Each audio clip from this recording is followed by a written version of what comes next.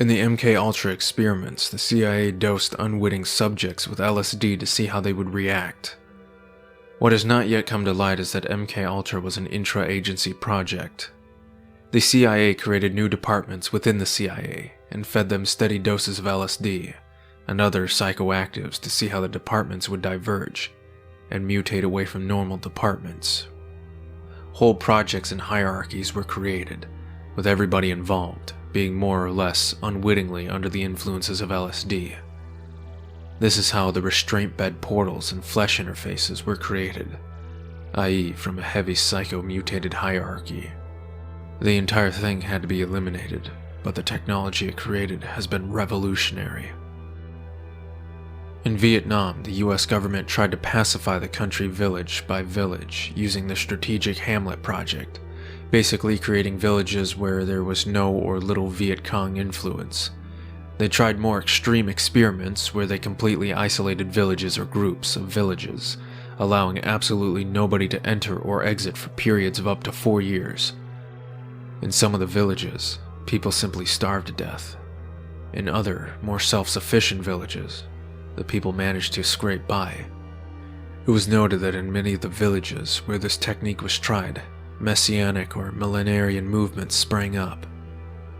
In 16 separate incidences, villages were able to independently invent flesh interfaces and non-electrical portals, and it was surmised that these villages were being collectively dosed with LSD for long periods of time, and their intellectual mutations allowed for these advances. The flesh interfaces were eventually destroyed by the North Vietnamese army at a terrible cost in life. I'm surprised they used nuclear subs in the Falklands, considering the battle's proximity to the undersea incident zone surrounding the so-called Artigas portal. As I understand it, the portal was opened because of experiments taking place in the CIA's Antarctic station in the early 80s, and Falklands quickly became a center for portal research. Being underwater, the portal had an enormous incident zone, and segmented whales and other undersea debris would regularly wash up on the island's shores. They found one whale that had been segmented cleanly in half by an incident zone disturbance, proving a perfect cross-section of the creature.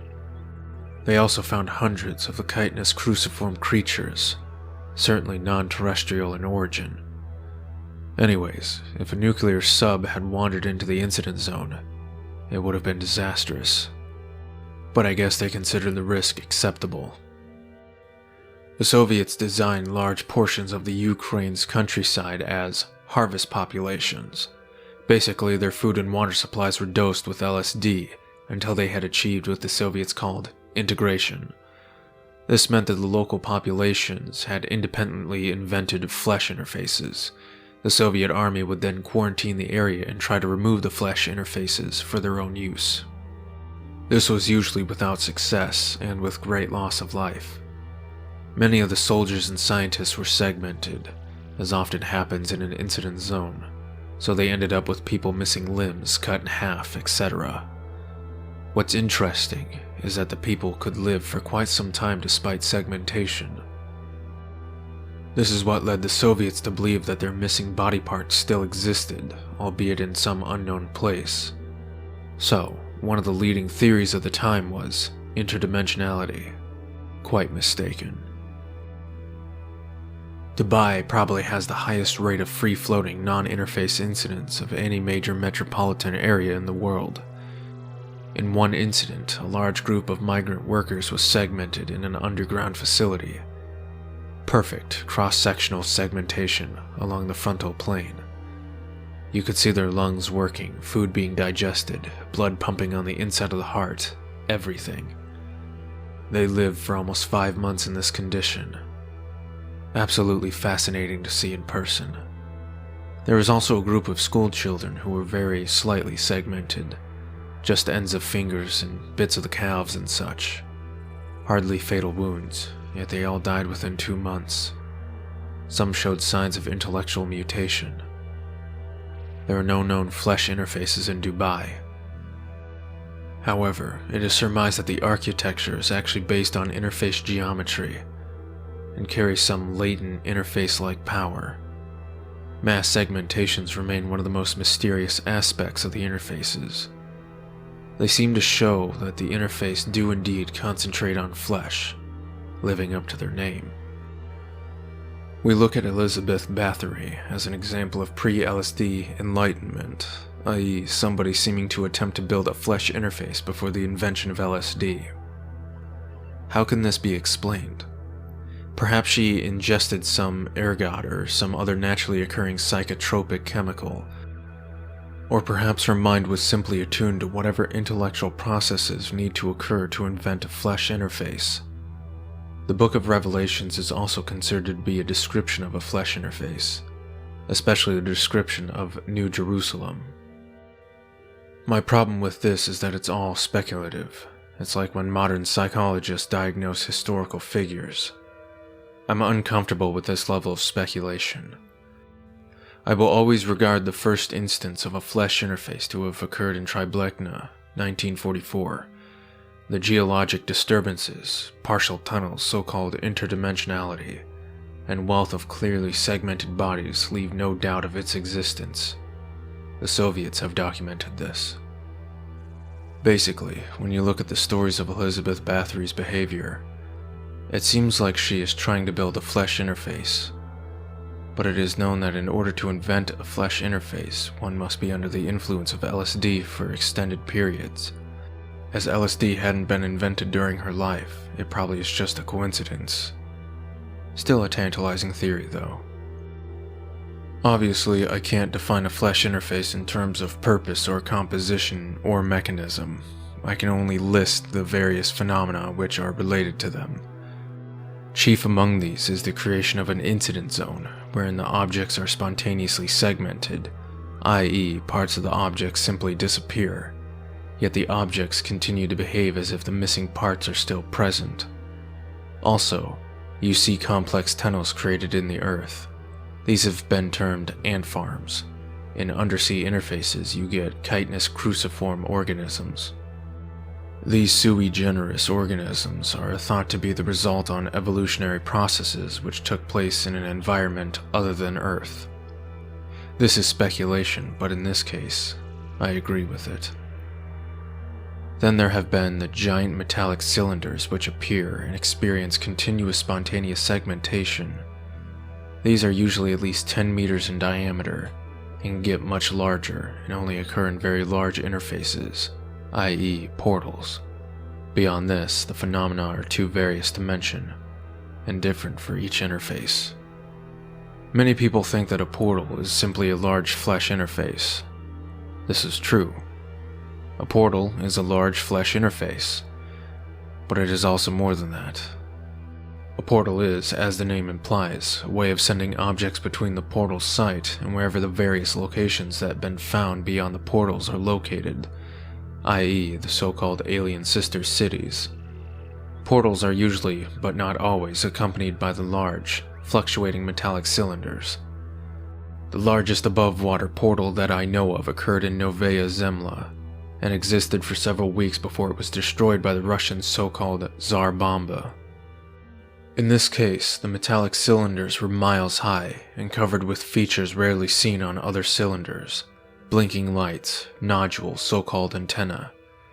They took on a very artificial appearance, i.e. they seemed to be constructed technology rather than naturally occurring phenomena. Are the cylinders themselves artifacts being sent through the portals, or are they phenomena created by the flesh interfaces in the way a mushroom cloud is created by a nuclear explosion? This is unclear. I wish I could show you guys the pictures of the Novaya Zemlya cylinders. They truly were beautiful, rising miles into the clear Arctic sky, like great alien towers, tinged blue by the vastness of the distance involved. Though it was certainly necessary to destroy them, and we owe the Soviets a great debt for their tireless efforts to collapse the interface. I sometimes wish they were still there. At least then, there'd be something. Some evidence. In response to what the CIA had accomplished with their Antarctic station in Artigas, the Soviets built a larger station in Novaya Zemlya in the Arctic. 30,000 prisoners and an exceptionally pure gas concentration created a flesh interface, which went through all 7 stages in less than 13 minutes and became a full-fledged portal. Within a day, the typical fluctuating metallic cylinders were visible, and within 3 days, they were extending miles into the sky. The Soviets quickly realized that the portal was growing out of control. In previous instances, they had simply bombed the site from the air. But in this case, the enormous cylinders and attendant incident zone, extending into the edge of space, prevented this as well as missile strikes. There was also an exceptionally large lateral incident zone around the portal, with segmentation occurring miles out from the site. Alarmed by the zone's uncontrolled growth and the growing underground tunnels, aka ant farms, the Soviets worked feverishly to construct a hydrogen bomb of unprecedented power, which could be detonated from outside the incident zone and still collapse the portal. The steady rate of growth in the incident zone provided them with an exact deadline, which they managed to meet with only 2 hours to spare. Any later, and the bomb could not have been placed so as to collapse the interface. In short, the world came within 2 hours being subjected to an uncontrolled flesh interface, and perhaps the end of civilization as we know it. Before the portal was collapsed, however, the Soviets gained first-hand knowledge of one of the so-called sister cities.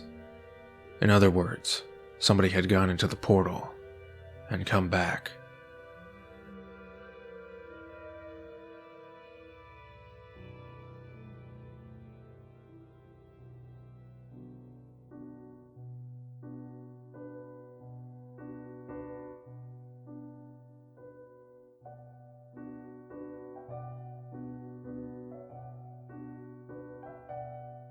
I've always found Lisa's dreams to be a good starting place when trying to understand the psychological effects of travel. Lisa was a 9-year-old girl sent through the Groom Lake interface in 1975. The Groom Lake interface connects to the so-called sister city, technically persistent locus, known as the Hanging Temples. She stayed there for 5 days of normal time, but only 48 seconds of beyond time. A marked discrepancy. Upon returning, she did not recall anything beyond becoming drowsy for a moment. She slept well that night, and in the morning she recounted a dream to the doctors, before dying later in the day. A direct transcript of the audio from her interview. It was spring, and it had been raining all day, but the rain stopped just before it was going to be sunset, so all the clouds were purpley and the sky was really orange, and the grass was all wet with rain, and there were fireflies all around, like all in the sky, way up in the sky, big ones. And me and my grandma went out to these hills way out past the edge of town, and under the hills, there were people sleeping, not in caves, they were buried under the hills. The people were asleep, but they were hugging each other. Families, like moms and dads and little kids. It would be easy to say the Soviets discovered the secrets of survivable travel, because they were more ruthless, more willing to sacrifice innocent lives. But there was really no lack of ruthlessness on the part of the CIA. It's really just a matter of approach. The Soviets approached the mystery of the flesh interfaces the same way they approached their space program. The first humans in space, the so-called lost cosmonauts who were never officially acknowledged, were just ordinary people, culled from the gulags, with no more control over their mission than Laika the dog. The Americans, on the other hand, started with professional men, usually from the military. Likewise, when it was discovered that objects and even animals which entered the flesh interfaces occasionally returned unharmed, the Americans began training men to enter the interfaces. Because they culled their men from certain military ranks, they were all of similar ages. The Soviets, however, used prisoners who had a much wider age range, and so they were able to discover the essential correlation. The younger the person was, the more likely they were to survive travel, the longer they would survive after travel. They discovered that 20-somethings were much more likely to survive, albeit in a horribly altered state, than older people. They discovered that people in their early 20s fared better than those in their late 20s. Teenagers fared even better. So, despite all moral compunction, it was really all a matter of time before they sent a child. And it was only after the first round of children went through that they gained any idea of what was on the other side. Until we found the village, we had suspected that the detectors were just props, just toys given to us by the CIA guys to reassure us. Nobody trusted the spooks.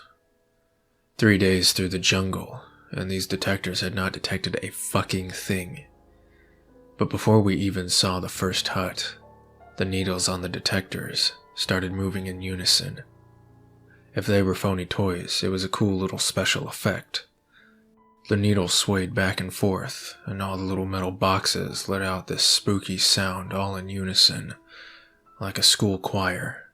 Very weird. We turned them off. As instructed, we treated every Vietnamese as combatants, and killed them all. There wasn't any resistance, though. A few had weapons, but most were unarmed. None fought back. They didn't even run. They were just sitting around, lazing in the sun. And we shot them where we found them. Grim work, and very weird. That probably spooked us out more than the detectors. It was like they were waiting to die. After clearing the village, we didn't know what to do, so we turned on one of the detectors and wandered around to see what was up. The detector started going nuts all around one of the bigger huts in the middle of the village. We had already cleared it, but we went in again. There was a big altar inside, with candles and Buddhas and gold signs with dink writing and shit. We figured that maybe one of the Buddha statues was setting the detectors off. But no. The hut was very hot and muggy, even by the incredibly humid standards of Vietnam. It was incredibly humid in there. Even the Buddha statues were sweating. Their faces were literally coated with drops of moisture. Everybody noticed that there was something weird going with the air. There was something off about the pressure. So we just tossed everything. Picked all the shit up and tossed it out the hut. Sure enough, we picked up the big platform that held the altar. There was something under it. It was a pit made of flesh, maybe 5 feet across and going down about 20 feet before curving out of sight. When I say made of flesh, I mean it looked like the inside of somebody's throat.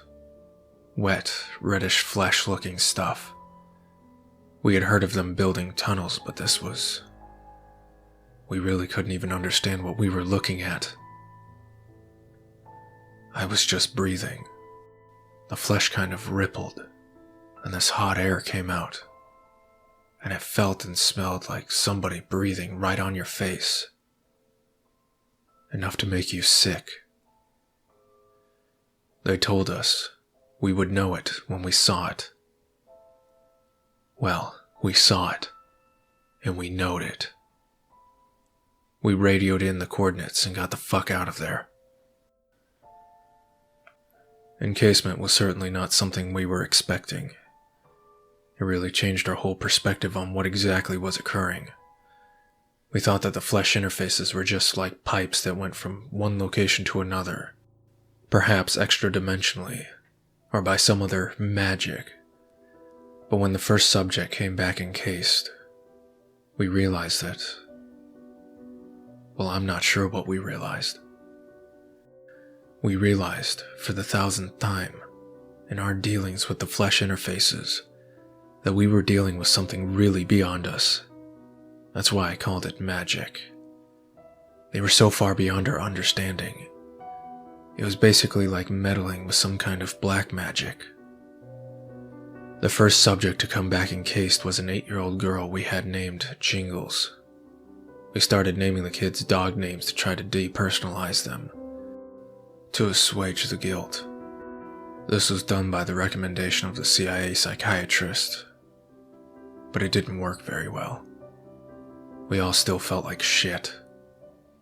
But what choice did we have? Could we just ignore the flesh interfaces and not study them? Perhaps. But you must realize that the Soviets were also studying them. That changed the whole equation. If they, well, the ethical issues have been debated to death. What's done is done.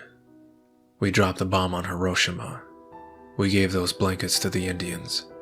We sent those kids through those portals. Now it's all just a part of history. Anyways, we sent Jingles into the flesh interface, and an object returned 2 minutes later, which is a pretty long time for an interface. It was a large, organic sac lined with veins, vaguely resembling a human lung, about 4 feet long. We x-rayed it and saw the skeleton inside and cut it open. Sure enough, Jingles was inside, naked and covered with blood, with no hair on her head. There was an umbilical cord attached to her belly button, which was attached to some sort of placenta. We had a problem with the surgeons trying to harm her. It was later realized that her blood, its blood, the blood from the sac, had high concentrations of an exotic LSD analog. It was getting absorbed through the skin. The placenta was like an LSD factory, pumping out millions of doses. This particular blend made people pretty violent, so we had to put on containment suits. Jingle's skin was flawless, like a newborn's. No wrinkles on the back of her neck, no wrinkles on her palms except the major ones. She had the form of an 8-year-old girl, but seemed a lot newer. We did MRIs on her bone plates and found that they were highly underdeveloped, as if she was a newborn. We wondered, is this really Jingles or some kind of clone? What sort of apparatus could have possibly produced this clone, and why? After a day of observation, she awoke. We weren't sure if her mind was still there. Perhaps she had been wiped clean. So we waited, asking her questions. At first, her behavior was like that of an infant, just smiling and gurgling and clasping her hands. It was pretty eerie seeing that kind of behavior from an 8-year-old girl.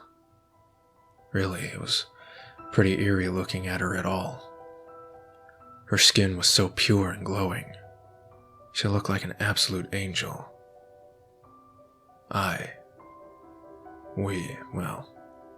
Anyways. After a while, she started babbling, saying little phrases in a matter of hours. She seemed to progress through the various stages of development. Her sentence structure and awareness becoming more and more sophisticated. As soon as she could understand sentences, we started questioning her again. Who was she? She said her name. She knew her past. This wasn't just a blank clone. This may or may not have been the original girl. But she seemed to have the same mind as the original. So then we asked her the question that we wanted to know. The question that had plagued us for years. The question that had led us, in the face of all humanity and morality, to send a child into a living apparatus of death. What did you see? What's on the other side? Her expression grew thoughtful. She was such a thoughtful, bright girl. We chose her for her intelligence. So young and bright, and we just threw her. Anyways, she thought about the question, and it seemed then that we would finally get an answer. A real answer. I remember the sense of anticipation in the room. It was like nothing I've ever felt before or since. Remember, I quit the program that day. I was never able to question another subject. Anyways, she said to us, inside the chamber, I started to feel drowsy. Then everything changed, and I knew what I saw. I had seen it before. I said to myself, this is like the room in Grammy's house. The quiet room. We asked her what she meant by this. She replied with these words. Her final words before she simply stopped living and sat there dead with her eyes still on us. She said, "Come unto these yellow sands." In explaining our cruelty, which I admit was quite beyond the scope of all humanity, I feel I must remind you of how we lost the war. We lost the war in the cruelest way imaginable. Island after island fell, and the enemy drew closer and closer. More and more bombs fell on our cities. Food grew more and more scarce, people starved. House burned, people burned, children burned. We were punished by our own sense of dignity, by our own inability to admit inevitable and total defeat. It was like watching a sword slowly being sunk into your chest, millimeter by millimeter. But you refused to cry out, refused to whimper or beg for mercy. And there is nothing you can do but watch the metal disappear into your weeping flesh. By the end of 1944, it was clear that both Japan and Germany were doomed, barring some divine intervention. Yet the stories we knew from childhood told us that we had been saved by divine intervention before, when the fleets of Kublai Khan were at our shores, moving from island to island, conquering and raping, until a miraculous typhoon sent their ships to the bottom of the ocean. Though we were modern men and trained in Western science, we still believed that there was some sacred destiny in store for the Japanese people, and we kept an eye out for something, anything, which hinted of the divine. Two intriguing pieces of news had come to us via Germany, develops which suggested that perhaps the tide of war could turn suddenly. However, both were ominous. One was that America was developing a superweapon, a bomb which could level entire cities, which used the latent power of the atom, unleashing the very forces which held existence together.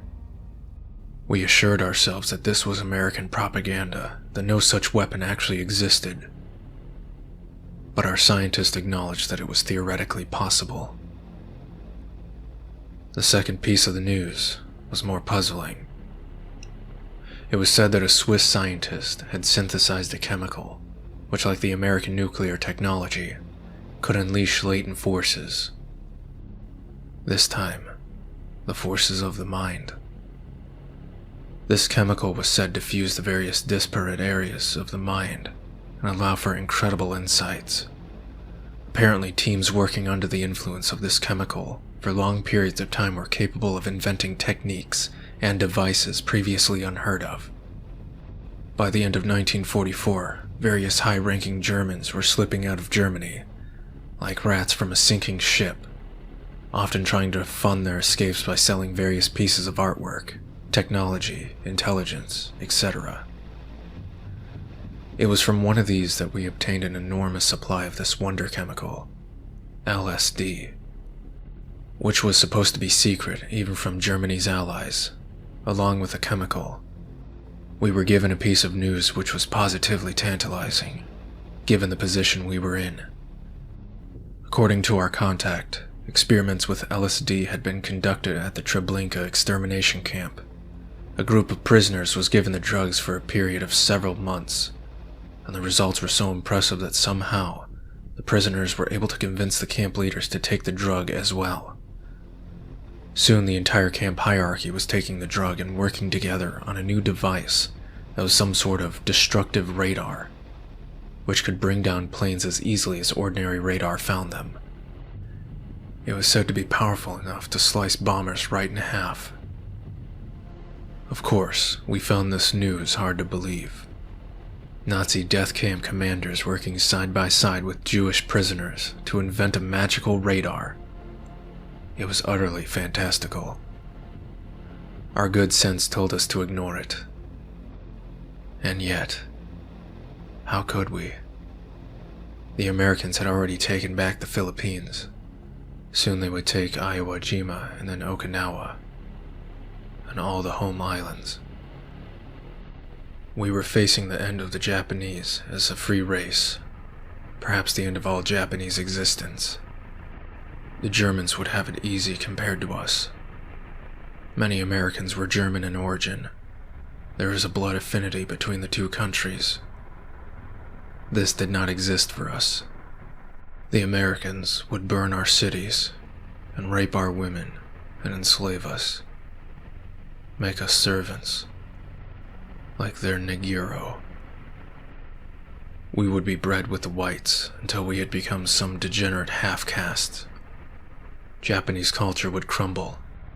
The stories of our childhoods would be forgotten. We were watching a sword disappear into our hearts, and we were desperate for some kind of divine intervention. So, in late 1944, a glass jar of LSD crystals, enough for several million doses, was taken aboard a submarine and slipped under the cover of the sea, back to the home islands. We were looking for divine grace. What we found was a hell beyond our darkest dreams of destruction. When you're hanging out with the tribe of Nazi acid heads, magical space pussy doesn't even register on the weirdo meter. I mean, they talk about so much weird shit, and so much of it was total bullshit that I didn't pay any fucking attention to it. It was the 60s. Talking about magical space pussies was like asking somebody how their day went. It was just conversation to me. But to them, it wasn't. That was a strange time in my life. I'd spent the last 6 months going from commune to commune, just checking them out. They were all bullshit.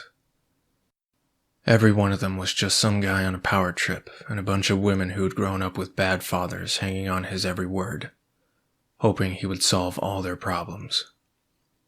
That's the only way the commune system worked. The guy got control of the women, and the women attracted a few guys to the manual labor. But in the end, it was basically just a new system of pimping. I mean, I'm from Brooklyn. I've seen pimping. These chicks had tried to escape society, and just gotten themselves pimped out. It was tragic. But not too tragic for me to give a shit about it. So I went out to Death Valley. Why did I go there? Why does anybody? Because it has a cool name. If it was called some scorpions and a bunch of fucking rocks, which is what it actually is, nobody would go. I had decided I was done with counterculture. I was done with the regular culture. I was done with it all. I would go where no one would bother me, and just try to figure myself out. Get a little peace and quiet. A month later, the Mason family moved in next door. For a while, it was just a nice little guy named Paul and some girls living a few miles from my little shack. Seemed harmless. Then the whole family came in. Charlie, too. They had already committed the murders at this point. It was big news, but nobody knew who did it. I surely didn't connect it to the band of weirdos next door. They seemed too stupid to pull off anything newsworthy. Just another bullshit commune. Once Charlie got there, the family seemed to spend most of their time driving their dune buggies around, pretending to be the fucking Afrika Korps. I mean, Charlie would put a helmet on with a swastika and lead them in maneuvers. I had never met a racist Nazi hippie before. There was a first time for everything. Some of them even talked about Uncle Adolf and how he knew the score, how he should have won the war. I was a mechanic in the army, so I helped them out with the buggies and got to know them a little. Slowly, their little philosophy trickled down onto me. They thought America was on the verge of an apocalyptic race war, Blacks on white, helter-skelter, the Watts riot in every city. That part actually seemed pretty plausible. I mean, you have to understand, in 1969 the country had been getting weirder and weirder, more and more violent every year. Nobody was quite sure when it would end. Nobody knew that in the 70s, the counterculture would just kinda peter into a bunch of fucking James Taylor albums. They said that they had come to the desert to find a hideout so they would be safe while the helter-skelter race war was going on. They said that somewhere out in the desert there was a bottomless pit full of wonders and treasures. In the Bible, Revelation speaks of the tree of life, which bears 12 kinds of fruit, one for every month. They said this tree was growing inside the bottomless pit and would give them all the food they wanted while they waited out the war. When it was over, they said, they would emerge and Charlie would rule the world as the new Christ. So that part was a little less plausible. And then I started hearing about the magical space vagina. I had become friends with Paul, who was actually a nice guy who just wanted to fuck the girls and get stoned, and didn't really get into the whole Nazi thing. He said that they were searching for the entrance to the bottomless pit. He said that entrance would be made of flesh, growing out of the rocks. Like a giant pussy, so big you could stroll right in. I told him he thought about pussy way too much. But he was serious. He said that the technology to turn rocks into flesh was from outer space, and its secrets had been taught to Charlie by Uncle Adolf. Until then, I thought that Uncle Adolf was their name for Hitler. Slowly, I learned more. I started to realize that they were talking about somebody who was still alive. Somebody they actually knew. They told me he was coming soon. This kind of psychological mirroring was exploited in the design of the flesh interfaces. When a human body is embedded in an interface, the independent, i.e. non-human, interface glands produce massive amounts of LSD, which cause intellectual mutations, i.e. time fracturing along several dozen axes. Meanwhile, independent hormone regulators produce an emotional oscillation between two states, euphoria and terror. Thus we have the typical sound of an interface, altering waves of giggling and screaming that move through the interface population, running along the length of the interface as the hormones travel along the independent conduits. These successive waves of giggling and screaming create a steady rhythm that washes over the traveler as they move through the interface. Neutral empathetic responses, mirroring, prepare the traveler's body for the process of embrace. When I was little, they took Mommy away, put me with new Mommy in a smelly dark house. They said she was a real person, but I knew she wasn't. They had made her. Her face was made from pieces of animal. Pig cheeks, hairy goat jaw, old horse eyes. They sewed her together badly, and the seams were crusty. I hated her. Real Mommy called me from underground. I opened the attic window at sundown and let the spring breeze flow in. I heard her song floating on the cool air. Soft singing from the grave.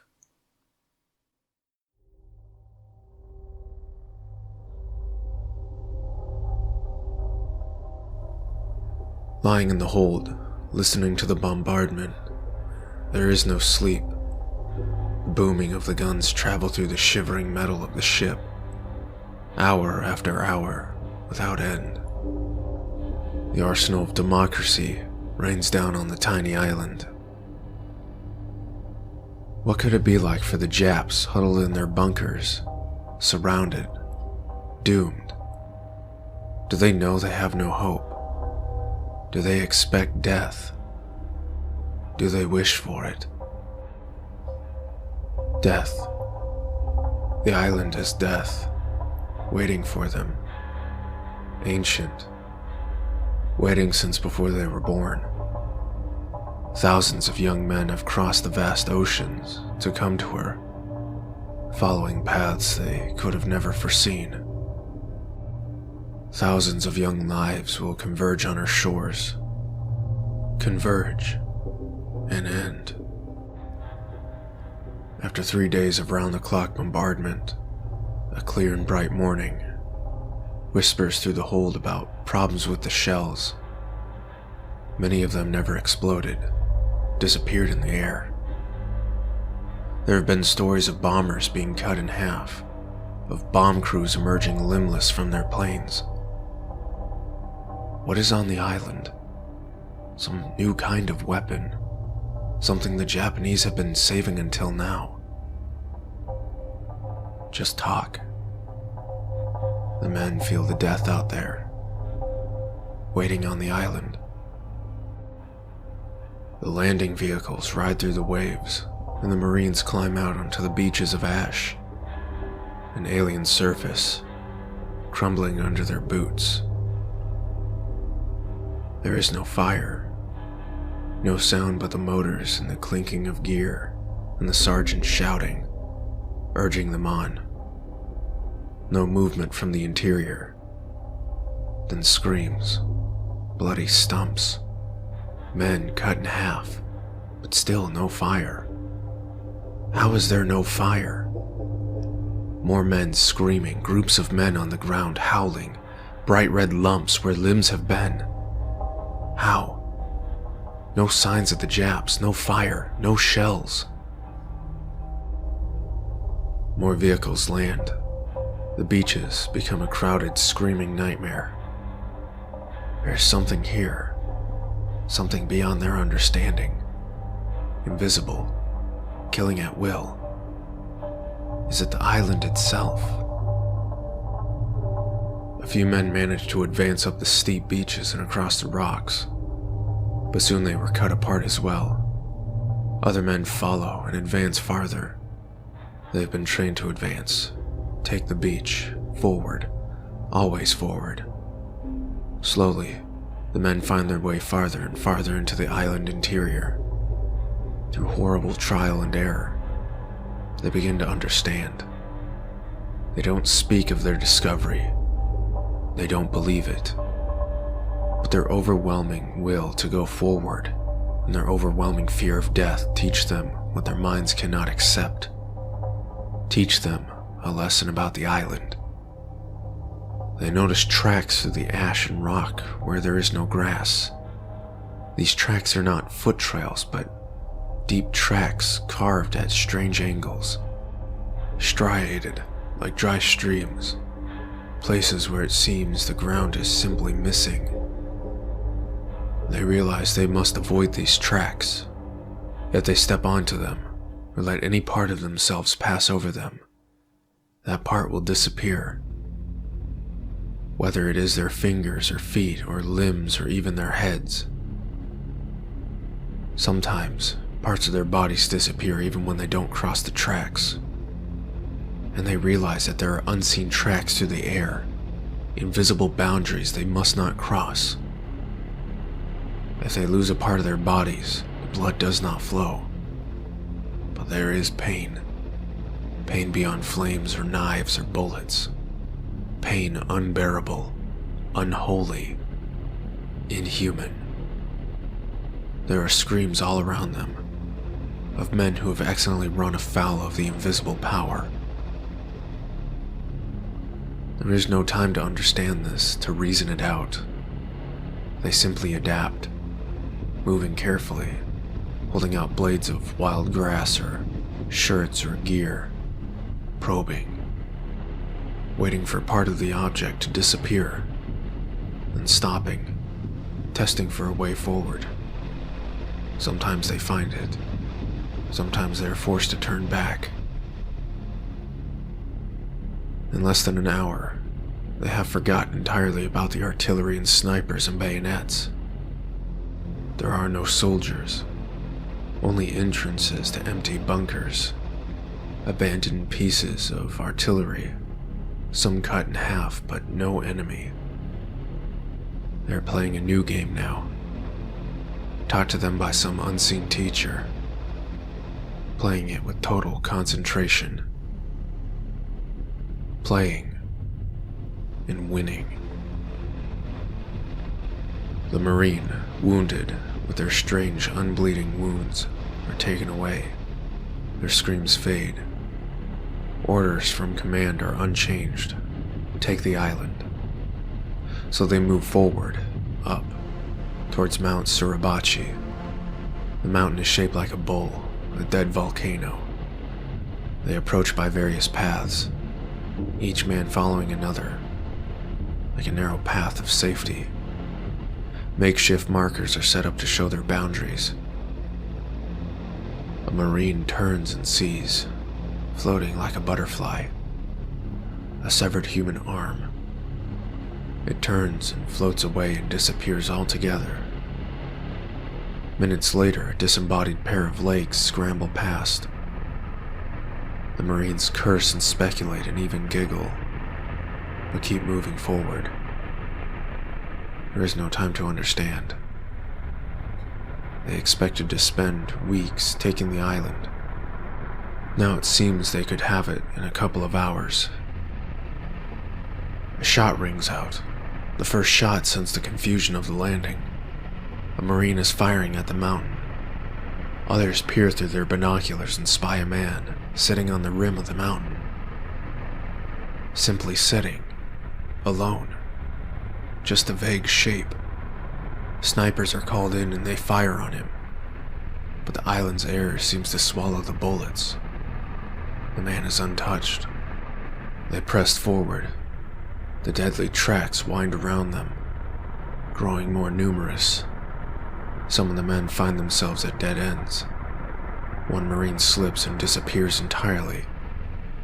Not so much as a shout. They come to the foot of the mountain. It is small but rugged and steep, and the lone man sits over them, looking down on them. They hear the sounds now, coming from the other side of the ridge, coming from within the giant bowl of the mountain. Human voices, many of them, thousands. The sounds of laughter, giggling, cackling, and howling laughter. Like a wonderful party where somebody is telling a hilarious story. The Marines listen to it dumbfounded. Slowly, laughter fades. There is a new sound. A strange rushing roar that quickly breaks apart into discrete sounds. Screams, shouts, gasps, weeping terror. The sound rises, and the Marines shudder. This too fades, and the laughter returns. And so these two sounds trade places over and over, fading in and out above the sounds of the waves. A Marine trains his binoculars on the mountain again. The man is still sitting there, Japanese, wearing a uniform. His head is floating several feet above his body. The body is in several pieces with lines of sunshine between them. His face, sweat dripping over the smooth eyelids, shows no emotion. Slowly, he raises his hand, as if to wave to them, and his fingers float away from his palm. They crawl up the mountain, bare hands on sharp volcanic rock. The sun beats down on them. It's a grueling test. The island has a secret that it doesn't want to reveal. They draw close to the man at the top of the mountain, keeping their guns trained on him. He has no weapons. His body is fragmented, like an image in a broken mirror, various pieces floating without connection. The brightness of the sky shining between them. The blood of his insides, bright red, his head is like a balloon floating several feet over the rest of him. Hello, America. The head calls, breaking into a sickly smile. The whites of the eyes are clustered with red hemorrhages. Sweat rolls down the face. The Marines don't know how to respond. They ask if he's armed. The question strikes one of them as funny and he giggles. A tide of giggling comes from the other side of the ridge, behind the fragmented man. The giggling turns to screaming. "What's going on here? You alone?" a Marine asks. The man doesn't seem to understand. One of the Marines tries his basic Japanese. The man makes a sour face. "No Nippon, Korea person," the man says, and a disembodied hand points to a nearby fragment of his chest. "I, Christian," the man says. He pulls a necklace out of his shirt. On the end of it is a small metal cross. A tiny suffering Jesus gleams in the sun. The Marine tries English again. "What's happening here?" "The devil came here." "What?" "The soldiers had built a gate. The child with the command." "I don't understand." A wide smile splits the Korea man's face, and he lets out a laugh, and the smile flees. And suddenly he is weeping. His emotions seem to follow the giggles and screams that come from inside the mountain. The Marines feel it too. The strange urge to laugh followed by a harrowing fear. The sound beyond the ridge rises, the screams becoming higher and louder. A wave of manic giggling joins the screaming, so that both sounds fill the air at once. An electric feeling touches the skin on the Marines' arms. They find their minds filling with strange, dark thoughts. Somewhere in a castle in Japan lies a mad god emperor who has sent his men across the ocean to defend his glorious empire with their blood.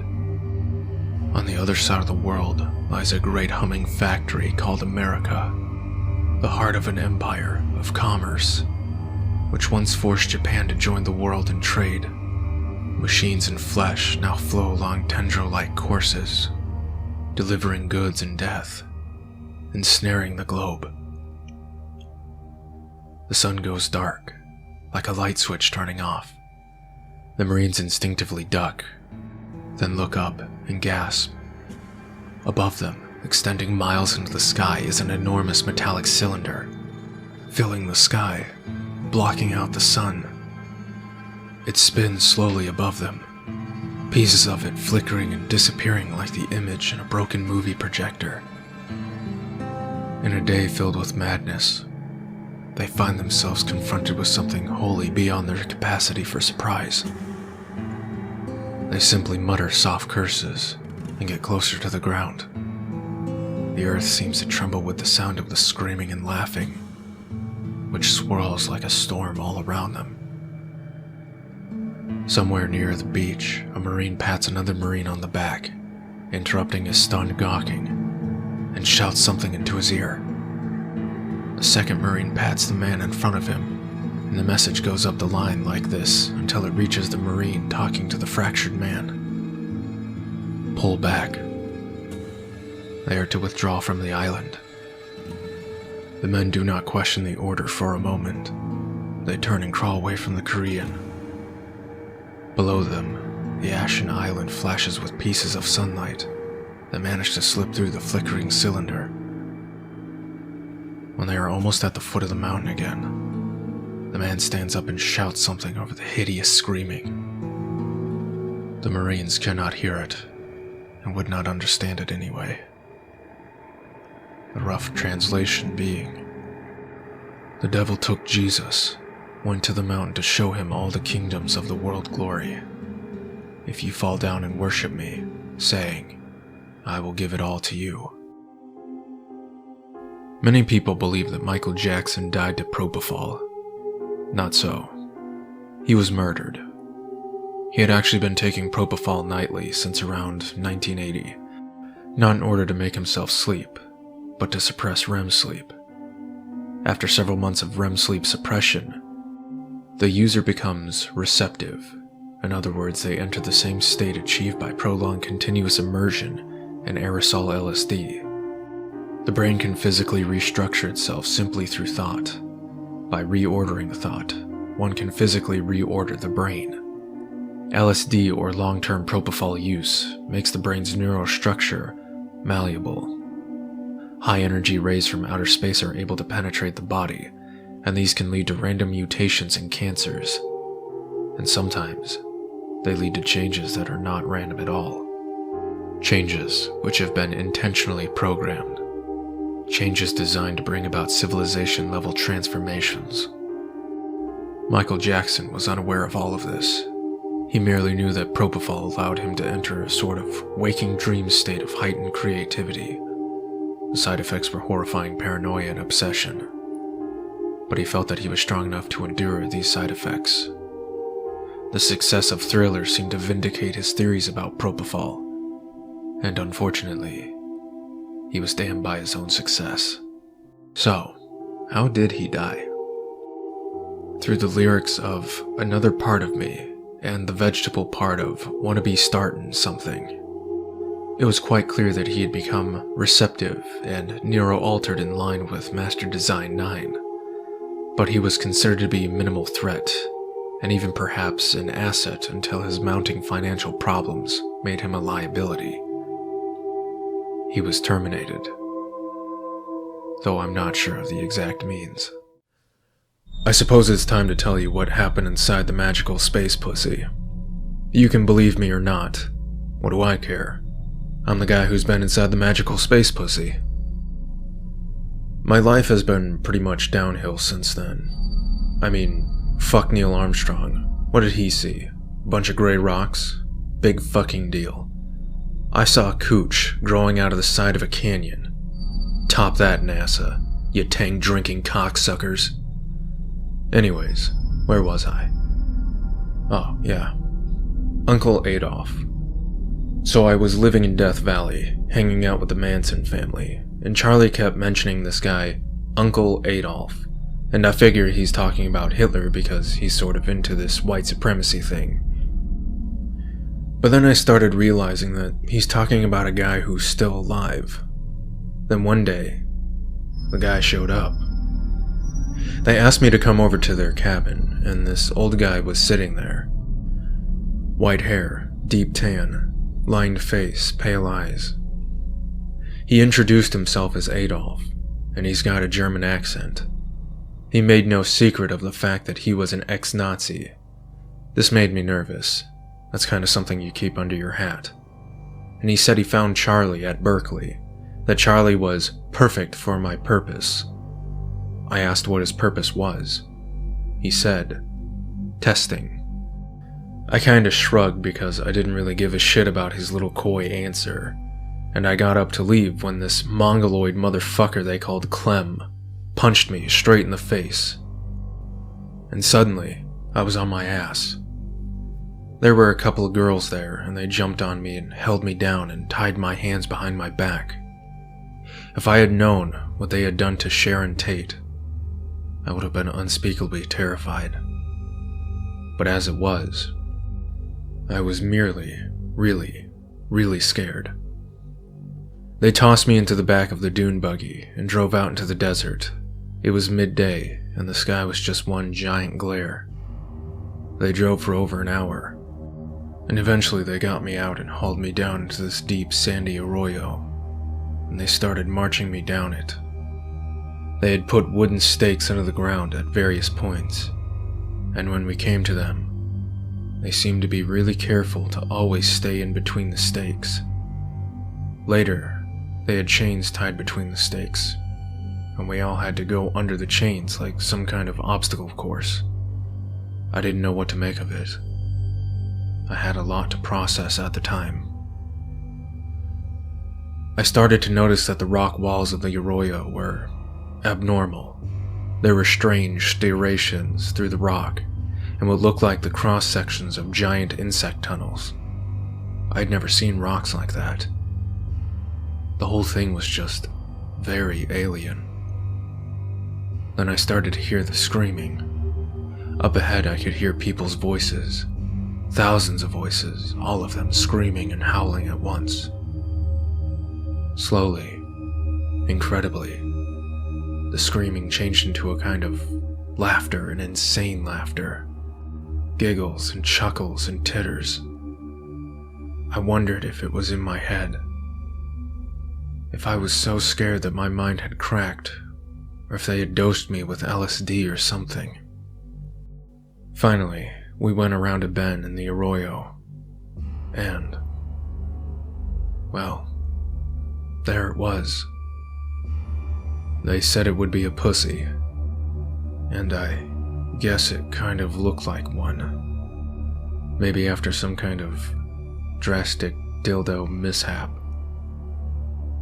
It was just flesh.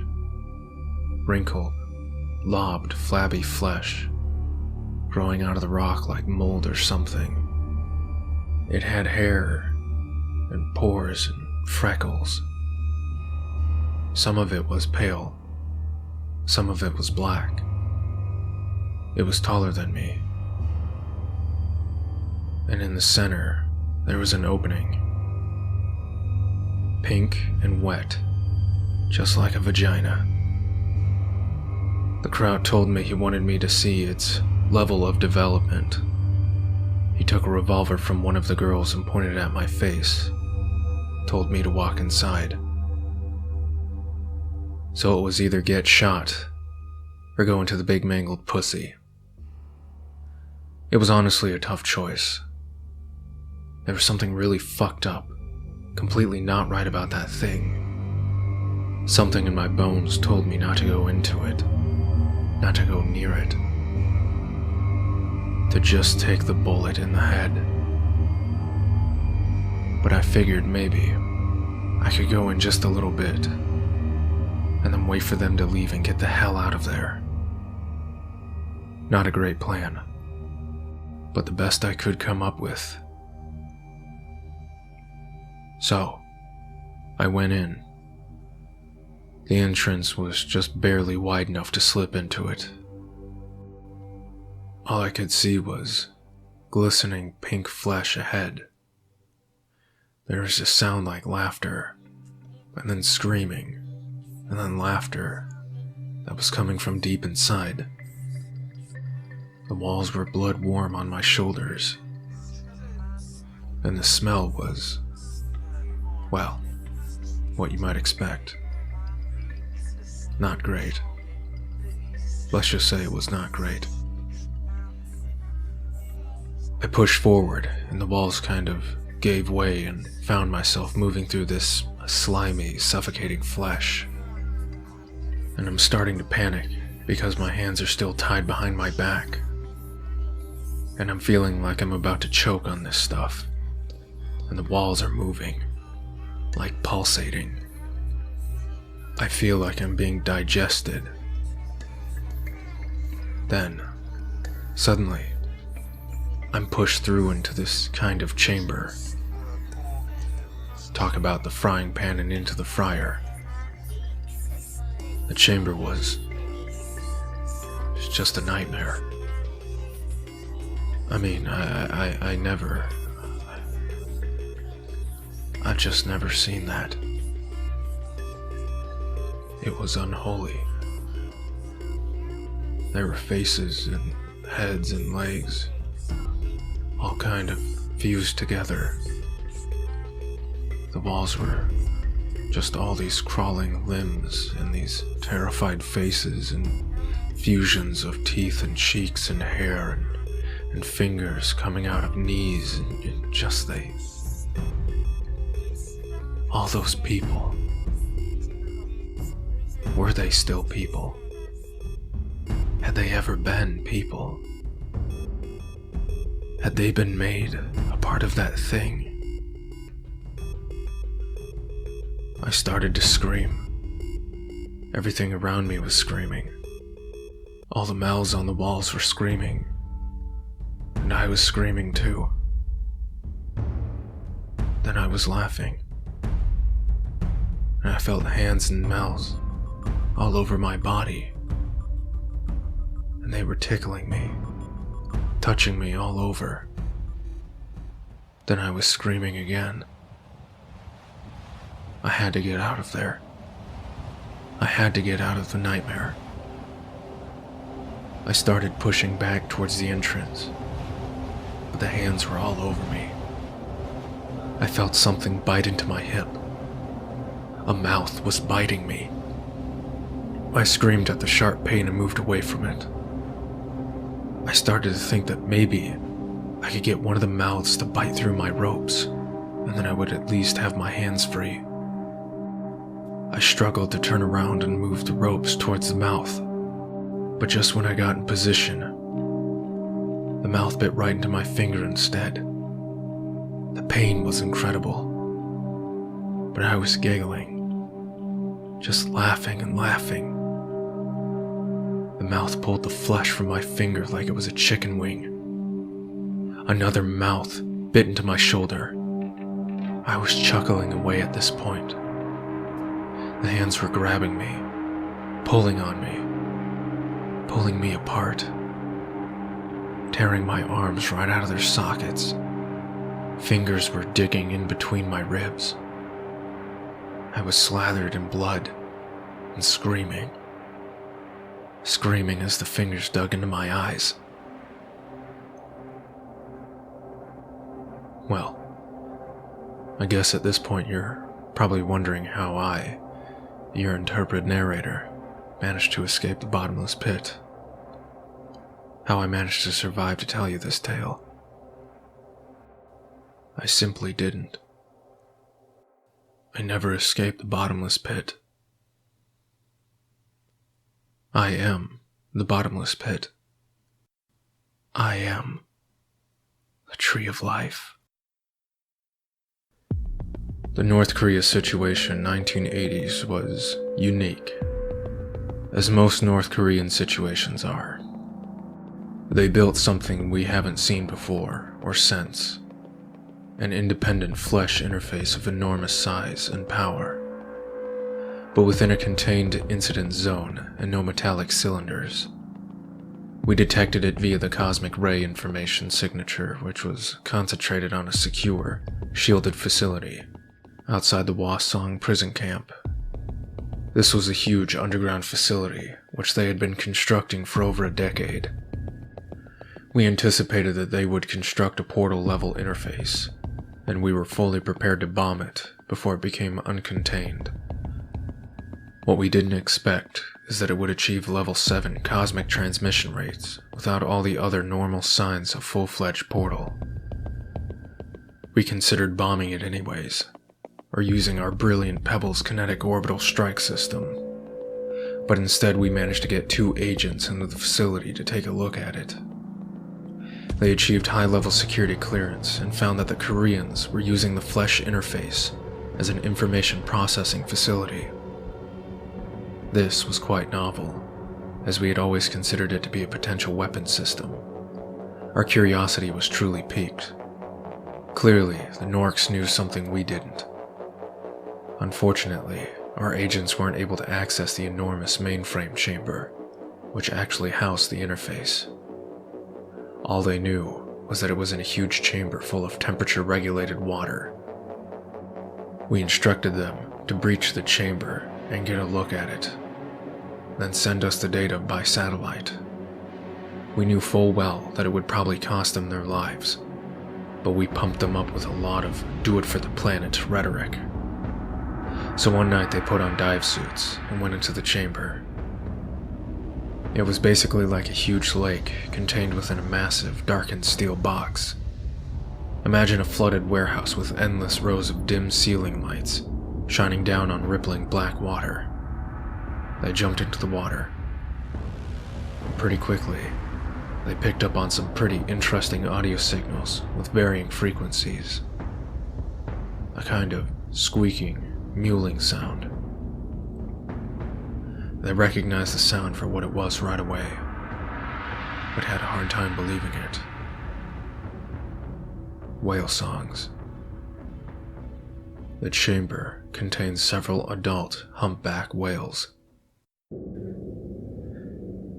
How do I explain Mother? What is she? The translation from Greek to English states, Great Babylon, the mother of prostitutes. and the abominations of the earth. I used to lie in my bed, the blinds pulled against the summer sunlight, listening to the sounds of other kids playing outside. I lay there for hours, not sleeping, wondering who had made Mother. She was made from all different sorts of animal parts. One of her feet was a big, heavy hoof. The other was a tiny little kitten paw. I could hear her clumping around downstairs. Her smell, the smell of cigarettes and disease. It was everywhere in the house, pooling in the darkness. Slowly, night would come, and I would imagine floating out of my window, floating up into the deep starry blue, looking down at all the houses, shrinking into tiny boxes. A clean breeze blowing on my face. How I would cry in my little bed. I was very young when Mother first came. I had another mom before her, a good one, who wore pearls and had a voice like music. Then one day, I got sick. A fever. I was crying all day. And it went on for weeks. I guess my first mom couldn't take it anymore. One night she left forever. When I came down for breakfast the next morning, this new thing was waiting for me in the kitchen. At least, I think that's what happened. Mother never talked. She just snorted and made horse sounds. Awful. Her parts were sewn together with yarn, and there were patches of wet burlap. I didn't see her eyes until she had been there for almost a year. Have you ever seen a horse's eyes close up? They're like goat's eyes. They have a sideways pupil. I would come home after school, and there would be kids sitting at the breakfast table. She gave them medicine so they did whatever she wanted them to. It made them just sit there, staring and shaking. Then she would take them down in the basement and make them into things.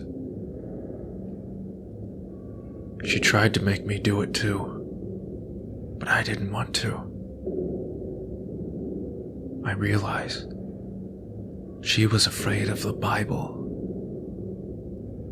I realized it had power, blood power. When I read it to her, her different pieces would shudder and pull apart, and she would howl like a wolf, and blood would run from her segments. The Bible brought transmissions from the cross that floated in the red summer sky. Everything in time is arranged around the epicenter, wherein the nail drove into Christ's hand. Lines of possibilities radiate outward from it. Kingdoms rise and fall. Men grow and die like flowers in a field. Revelations 17:8. The beast that you saw was and is not, and is about to come up out of the abyss and go to destruction. So, 2 of our agents had breached the underwater chamber containing the North Korean flesh interface, and found nothing but several humpback whales. Now this was a head-scratcher. We knew it was a flesh interface because it was receiving information-rich rays coming from outer space. Yet how could it be taking the form of humpback whales? All previous interfaces had taken on a decidedly less conventional form. Well, our agents decided to get a closer look. There were 3 whales, 2 adults and a calf. They appeared normal in every aspect, though it was difficult to get a close look at them. They seemed to be in quite a bit of distress, though the agents were not biologists and had a limited understanding of what whale distress looks like. The agents noticed some very loud, low-frequency percussive sounds coming from the bottom of the chamber, which was entirely hidden in darkness, so they headed down towards the bottom, a distance of several stories. There, they shined their lights around and made a fairly alarming discovery. Bones. Enormous, curving rib bones and jaw bones and vertebrae. They were apparently whale bones. They also noticed a large, circular gate on the floor of the chamber, which was closed at the time. At this point, one of the agents began to panic. He had come to the conclusion that the whales were not the interface itself, but merely food for the interface, which was perhaps being held in another chamber below this one. There were some problems with his theory. Why use whales, a fairly rare and very difficult animal to corral, when they could just use a large amount of smaller fish? Well, it's all just speculation. The agents quickly swam out of the chamber and never found out what was behind the gate, if anything. Later, they gave us some very valuable information on the facility's information processing capabilities, which were staggering and quite appalling to imagine in the hands of such a regime, such as the DPRK. Since there was no incident zone and segmentation wasn't an issue, we were able to solve the problem quite neatly by releasing a nerve agent into the water chamber. The cosmic ray download stopped shortly thereafter, indicating success, though it did result in the loss of both agents and a major loss of life at the facility overall. Anyways, that was our first encounter with an MBIS, Massive Biological Information System, and a near encounter with what we would later come to call a skin ship. Its destruction has allowed for the continued validity of prime number-based encryption systems, though some of the secrets uncovered by the DPRK during that time have forced us into the unpleasant position of supporting the regime. Blackmail, basically. What do you do when a child who bleeds and sweats and pees LSD suddenly goes missing? Well, conduct a massive search. As massive as we could manage. Almost every mentally elevated CIA department was involved. We didn't trust anybody else. We never trusted anybody else. Shit, we didn't even trust ourselves, considering that it was one of our own who had taken the child. We searched for about 2 months, but never really turned up any leads, since every other returned child had died within a few days of being freed from their anemotic sac. We scaled the search down pretty quickly. It's one thing to search for somebody like Bin Laden, when everybody knows you're looking for him. It's another thing to search for somebody you would just work quite hard to erase from official existence, so you would be free to perform tests on her. We felt that the search itself was more of a security risk than the missing child, since she was almost certainly dead. There was also a feeling that maybe it was for the best. Maybe she would survive. Maybe she would have a happy life. Maybe it was best not to know her fate. But then, about 7 years later, we learned what happened. If you'll allow me to wax philosophical for a moment, I'd like to quote a poem from Aeschylus that I've actually never read. Even in our sleep, pain which cannot forget falls drop by drop upon the heart, until, in our own despair, against our will, comes wisdom through the awful grace of God. While I'm no literary scholar, I believe this means learning can hurt sometimes. So, she had survived. Her genes came up in our program to collect a global genetic snapshot. A total boondoggle, by the way. So where was she? Being worshipped as a god by some doomsday cult like Johnny 2? Floating through space in a bubble to Jupiter and beyond? Estonia. She was found in Estonia, in a Swedish-speaking village on the island of Hiiumaa. She was living a normal life. Apparently, the issue with the bio-LSD had resolved itself after detachment from the placenta. Otherwise, anybody who got a kiss from her would have found themselves going on a very strange journey. She was about 13 years old at this point, and had survived travel far longer than any other child. This meant she was an asset we absolutely had to obtain. She contained the secret to survivable travel, something that had eluded us for years. It would have been convenient if she was living a life of abuse and drudgery in some orphanage somewhere. We could have simply considered her a victim of fortune. But she was actually living in some quaint little village on the edge of a forest with an old couple who had been given some phony story by our former agent. It was a nice life. Quiet. Maybe a little boring. But a nice one. We took her in the middle of the night back to our facility in Colorado. In the end, she wasn't a victim of fortune. She was a victim of us. That's interesting. When I was working for the CIA, we found that animals could often survive travel through the flesh interfaces much better than humans could. We regularly had success sending dogs and cats through. Somebody hit upon the idea of sending some hill minya, a type of bird, through the interface, because they are adept at imitating sounds. This was the next best thing to sending a tape recorder. The interfaces did not accept non-living objects. We worked on grafting a tape recorder to a turtle, but this was unsuccessful on several levels. We sent the birds through, and they returned unencased but covered with the typical fluids. Those of us who subscribed to the alien theory had high hopes that they would record alien speech. Instead, or indeed, they came back imitating a strange flute-like speech music. The music was quite interesting, though having all the birds sing at once created distinctly unpleasant effects. Somebody in the department ended up killing all the birds, though we never found out who.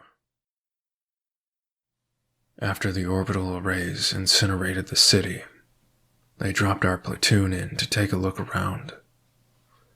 We had seen it before. An endless graveyard. Everything. Ashes. Ash buildings. Ash people. For 6 days we trudged through the dead city before finding the first sign of life. On the edge of the blast zone, before frozen winter fields, a small flowering bush. Perhaps the heat of the bombardment had tricked it into blooming early.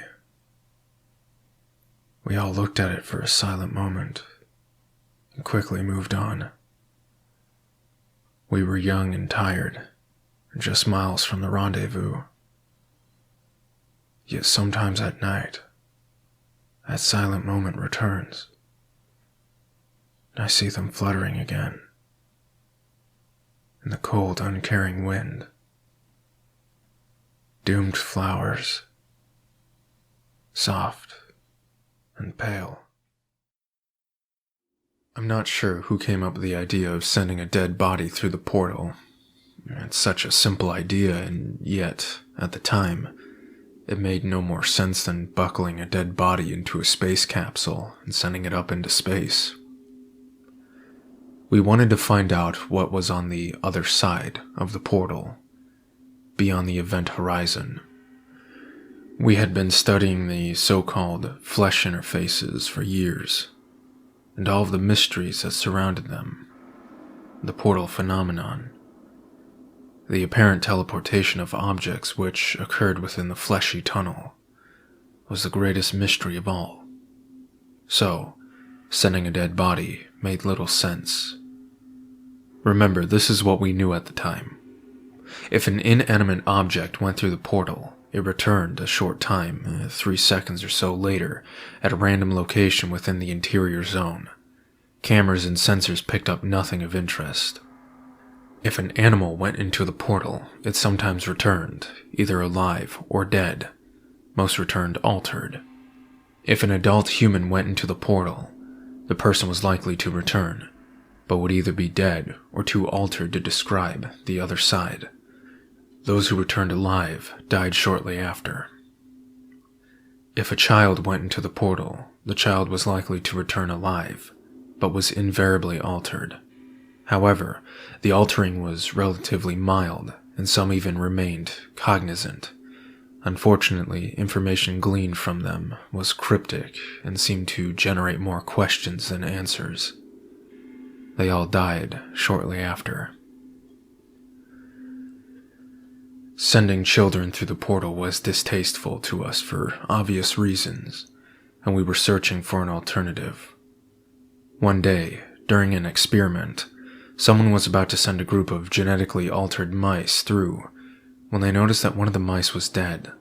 Perhaps out of curiosity, they sent it with the other ones anyway. All the mice came back alive. This was obviously of great interest. Now we were not only dealing with teleportation, but with resurrection. Of course, we immediately started sending all manner of dead animals through the portal. We joked that if the portal was actually some kind of alien office mailing tube, they'd probably be pretty pissed about all the dead rodents. Most of the animals were rejected in the manner of inanimate objects, but occasionally, if they were quite freshly dead, they would come back alive. Not only that, but none of the returned animals seemed altered at all. This was exciting. Naturally, we progressed to people. We wanted very fresh, very intact corpses. So, we had to face the question of how to kill a person with the least harm, as the official recommendations absurdly phrased it. We settled on a method of stopping the heart with electricity. Very neat. The first 16 subjects were rejected by the portal. We felt pretty low. In our attempts at resurrection, we were racking up quite a body count. Finally, the 17th subject came back to us. Not only that, but he was cognizant and seemed entirely unaltered. Now, finally, after decades, we were about to find out the secret of the other side. In 63 BC, the Roman general Gnaeus Pompeius Magnus marched his soldiers across the kingdom of Judea and laid siege to Jerusalem, its heavily fortified capital city. Known to history as Pompey the Great, he was 43 years old at the time and one of the most powerful men in the world, an ascendant general tasked with expanding the mightiest empire on earth. In his dealings with the occupants of the obscure kingdom of Judea, he surely had become aware of their peculiar devotion to a mysterious god which they worshipped to the exclusion of all others. A strange notion for a cosmopolitan Roman, accustomed to a bustling marketplace of competing gods and cults. He also knew that at the heart of Jerusalem there stood a great temple, even more well fortified than the rest of the city, where his curious god resided amongst angelic statues of gold and other symbols of occult majesty. This temple was the holiest site in a holy kingdom, and contained within its walls a small sanctuary chamber, known as the Kodesh HaKodashim, or Holy of Holies, where the very presence of this god was said to dwell in darkness. Nobody in the kingdom was allowed in the Kodesh HaKodashim except the high priest, and then only once a year on the Day of Atonement to sprinkle animal blood on the ground as an offering.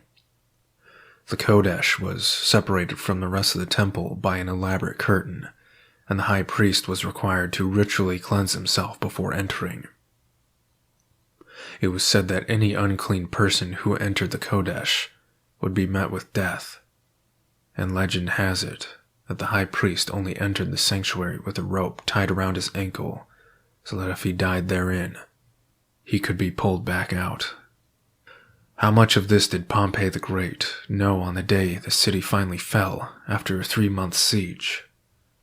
On that day, he and his soldiers slaughtered 12,000 Jews who were defending the sanctuary, and he strode through the entrance of the imposing temple as a conquering hero to the Romans and a murdering intruder to the Jews. Inside the temple, he saw the glittering wealth acquired from faithful Jews throughout the region. But rather than wealth, it seemed that he was more interested in finally laying eyes on the reclusive God he had heard so much about. Ancient historians record that he did not relieve the temple of its treasure, but instead went to the Kodesh. Maybe he wanted to see what sort of magical creature could maintain such a peculiar hold over its faithful that they would not abandon the temple even after it was hopelessly overrun, that they would stay and die by the thousands, sacrificing their own blood on its grounds. Perhaps he was unaware of the tales of death that surrounded the Kodesh HaKodashim. Perhaps he didn't know that this was a god which had leveled the world with a flood, which had rained fire on cities, which had delivered the Jews from the yoke of the mighty Egyptian Empire, which had destroyed armies and kingdoms. Or perhaps he had heard these stories and simply didn't believe them.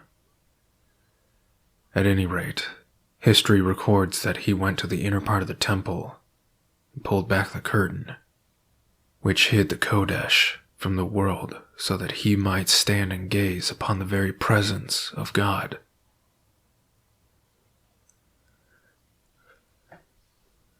The man was an illegal immigrant from Honduras. Illegal immigration had always been a great help to us. Why bother to erase people when they can do it themselves? Anyways, he was under the impression that he had been in the custody of immigration enforcement for the last few months, while we ran the standard battery of test. He was 24 years old, 171 centimeters tall, above average intelligence. We stopped his heart with electrodes and put him inside the flesh interface. He came back quite jittery and minimally responsive. Posing as doctors and nurses, our technicians took him to a medical room for testing and interviews. We assumed he had been altered, but we tested his blood for the presence of the exotic LSD analogs that accompanied alteration, and there were none. Slowly, over a period of several hours, he began to calm down.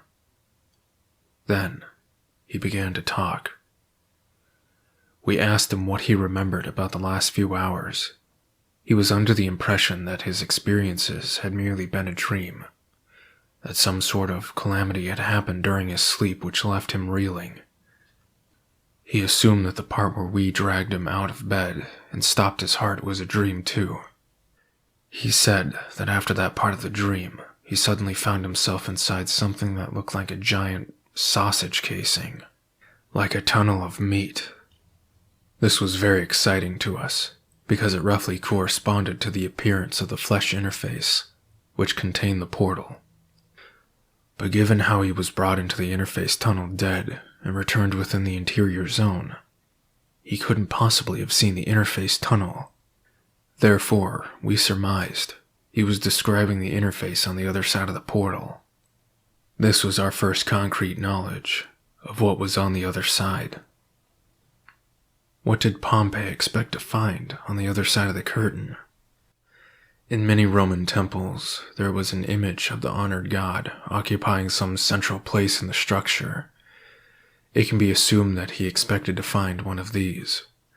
But did he expect to find the actual presence of God? Could he have possibly expected this? For if he had believed in the Jewish lore, wouldn't he have also expected death? Wouldn't he expect to be punished for defiling the temple? Would he have been so cavalier about pulling back the curtain? Perhaps in his polytheistic mindset, he assumed that his gods, which had seen fit to give him yet another glorious victory, were more powerful than this backwater Jewish god. What did we expect to be on the other side of the portal? Some kind of intelligence which could explain the bizarre living conditions of the flesh interfaces. If the interfaces were the product of an intelligence, was it really something we wanted to make contact with? Did we expect this intelligence to be kind and benevolent? If so, what would a benevolent intelligence possibly make of our ruthlessness, a rapacious quest for understanding? According to Tacitus, the ancient historian, when Pompey pulled back the curtain and gazed upon the Kodesh HaKodashim, it contained no representation of the deity. The sanctuary was empty, and the Holy of Holies untenanted. He found nothing, an empty room, nor was he met with death. Instead, he strode out of the temple, alive and healthy, destined to go on to the greater and greater political glory, until 15 years later when he was finally stabbed to death on the shores of the Nile Delta after his defeat to Julius Caesar in the Roman Civil War. As the man spoke of walking through the unearthly, living tunnel of the flesh interface, he said he saw a bluish light ahead and heard what seemed to be music, almost like flutes but much, much deeper. As he told his story, sitting on the edge of a hospital bed, wearing a loose gown, his hand wandered to his chest, and he touched the skin above his heart. There, he found 2 slightly singed patches of skin, where we had attached the electrodes that ended his life. I still get chills whenever Carlyle's face changed, when he realized that it had not been a dream at all. It was a pitiful, almost childish look of terrible, unwanted understanding. Tears quickly flooded his eyes. This man, who had been brought back from death itself by an unimaginable technology, by forces beyond all our understanding, slowly went limp and died for a second time. And so we were left with disappointment once again. More mystery, more frustration. We had already heard from our child subjects about the strange flute music, but always in cryptic, disjointed terms. We had hoped that this man would give us something more concrete, but the answer had eluded us once again. So, we went back to our experiments, selecting a new round of subjects to send through the portal. We had already sacrificed so many lives in our quest, and there was no reason to stop then.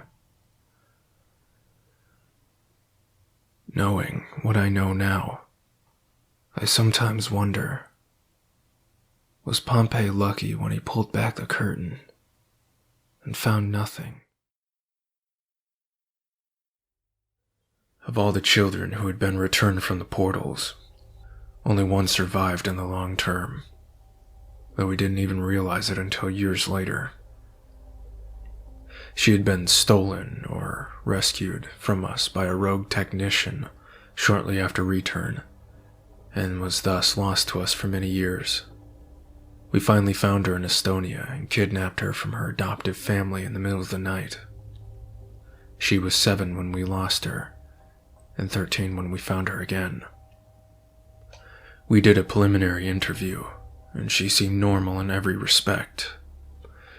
Mind you, this was a girl who entered a massive, possibly alien, biological device called a flesh interface, disappeared from existence for several minutes, then returned, encased in an amniotic sac, attached to a placenta via umbilical cord, with enough LSD in her bloodstream to turn all of Utah into one massive orgy.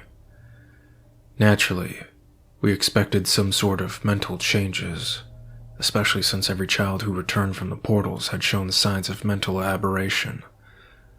Then again, every other child had died shortly after return, so she was clearly something special. But no, she was normal. Frustratingly normal. So, we started prying into her past. She was reticent, but young and fairly trusting, and it wasn't hard to get information out of her. She said she was born in Brazil, which was correct.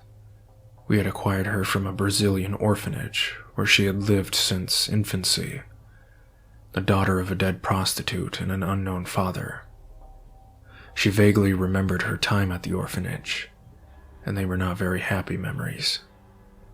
She then began telling us about the first day she met her adoptive parents, but we wanted to know about the time in between, when she was in our possession, when she went into the portal and came back. We asked what happened before she met her adoptive parents. She said she remembered a long, boring boat trip to come over to the Estonian islands. We asked her where she lived before then. At this question, she grew distinctly uncomfortable. She said she didn't really remember. We pressed her. Her face began to twitch and shudder. This was the first time she had showed any sign of abnormality. We kept pressing her on the question. "There was one summer," she said, quietly, "after I moved out of the orphanage, but before I came to Estonia, when I lived with a woman who said she was my mother." This was news to us. Our files had it that she had lived continuously at the orphanage. We asked her about the exact time, but all she knew was that it was for one summer. This was curious, because she had been in our possession one summer 7 years ago. The timelines matched well, but the events were entirely different. We asked her to elaborate. She said that one day a woman had come back to the orphanage, saying that she was her mother, and the Americans who ran the place had made her go with the woman. They had gone to a crummy old house, and she lived there for a summer. As she said this, she began to sob. She said that she had forgotten all about this, that she hardly remembered it at all, that she didn't want to talk about it. She wasn't my mother, I knew. Her face wasn't right. It wasn't a real face.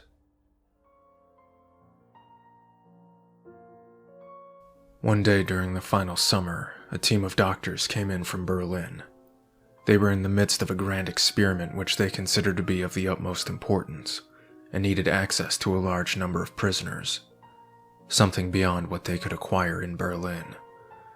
We protested that we were not equipped for any sort of medical experiments, that our camp was designed for a single purpose, but they insisted, and we were forced to accommodate them. I was immediately irritated by their senior doctor, a haughty man in his late 40s named Engel, who always wore a crisp white coat and fine leather shoes. He arrived with his team of doctors, and, I could scarcely believe it, a Jew. This was perhaps the ugliest Jew to have ever personally offended my eyes. He was a very tall man, a full head taller than average, with a furry black beard, a gnarled, claw-like nose, and very prominent eyes. These eyes were something of a source of fascination to me, though, as they were not the rat-like black color of the normal Jew, but a much lighter shade of brown, almost like bronze. He wore a shabby suit and followed Engel around quite closely, almost as if they were associates. And always his strange, flashing eyes were roaming about in a suspicious way.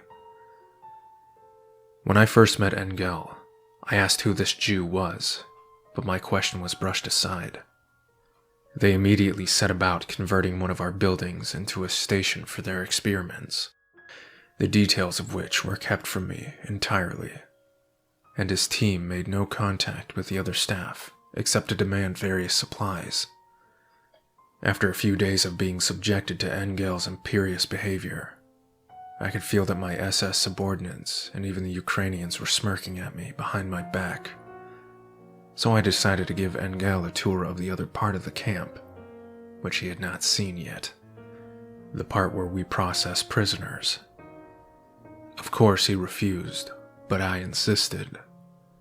Fortunately, a trainload of prisoners was arriving at that moment, and we went out to the platform. The odious Jew with glittering eyes followed us, which pleased me all the more.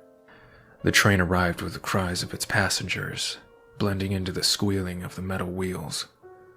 The blue units worked themselves into their usual frenzy, pulling the passengers out, shouting and clubbing and herding them towards the main gate. Amidst the crush of passengers, the limp bodies of children occasionally came spilling out onto the platform, and the blue units tossed them into a pile. Engel watched all of this impassively. A woman came out of the train, clutching a child of perhaps 3 years. She looked about, frantically, screaming for a doctor. I gave her a sympathetic look and held out my arms. She approached me. The handsome, stolid-looking authority figure that I am. I took the child from her and tenderly examined it. It was still alive. I placed it gently on the ground and used my boot to reshape its skull. The woman I shot. After a week at the camp, Dr. Engel put in a rather perverse request. He wanted to move his laboratory to the old gas chamber. I had no problem with this. We had installed a new, more efficient gas chamber with the help of an expert on the matter. And although they had a capacity of over 20,000 a day, we were seldom ever able to process more than 15,000 in a single day, due to the unreliability of the trains, which were often slow enough to preemptively process many of their passengers for us.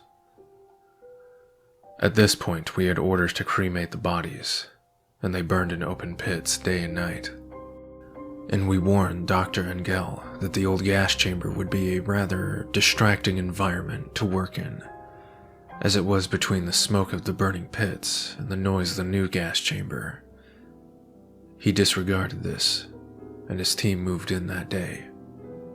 After that, I rarely saw him, as that part of the camp was somewhat hidden from the rest, and my headaches, which were growing more severe, had always made me reluctant to visit. Soon, my men began to tell me strange tales from the new laboratory. Nobody except Engel and his men was allowed inside, but we surmised that he had removed or reduced the chamber's interior walls and sealed up all doors except one. He requested his own SS detail, and 2 guards were posted at the door at all times. A steady flow of prisoners went into the laboratory, whom Engel selected with the help of his odious Jew assistant, often to the great irritation of my units, as their fussy selectivity often slowed down our processing activities.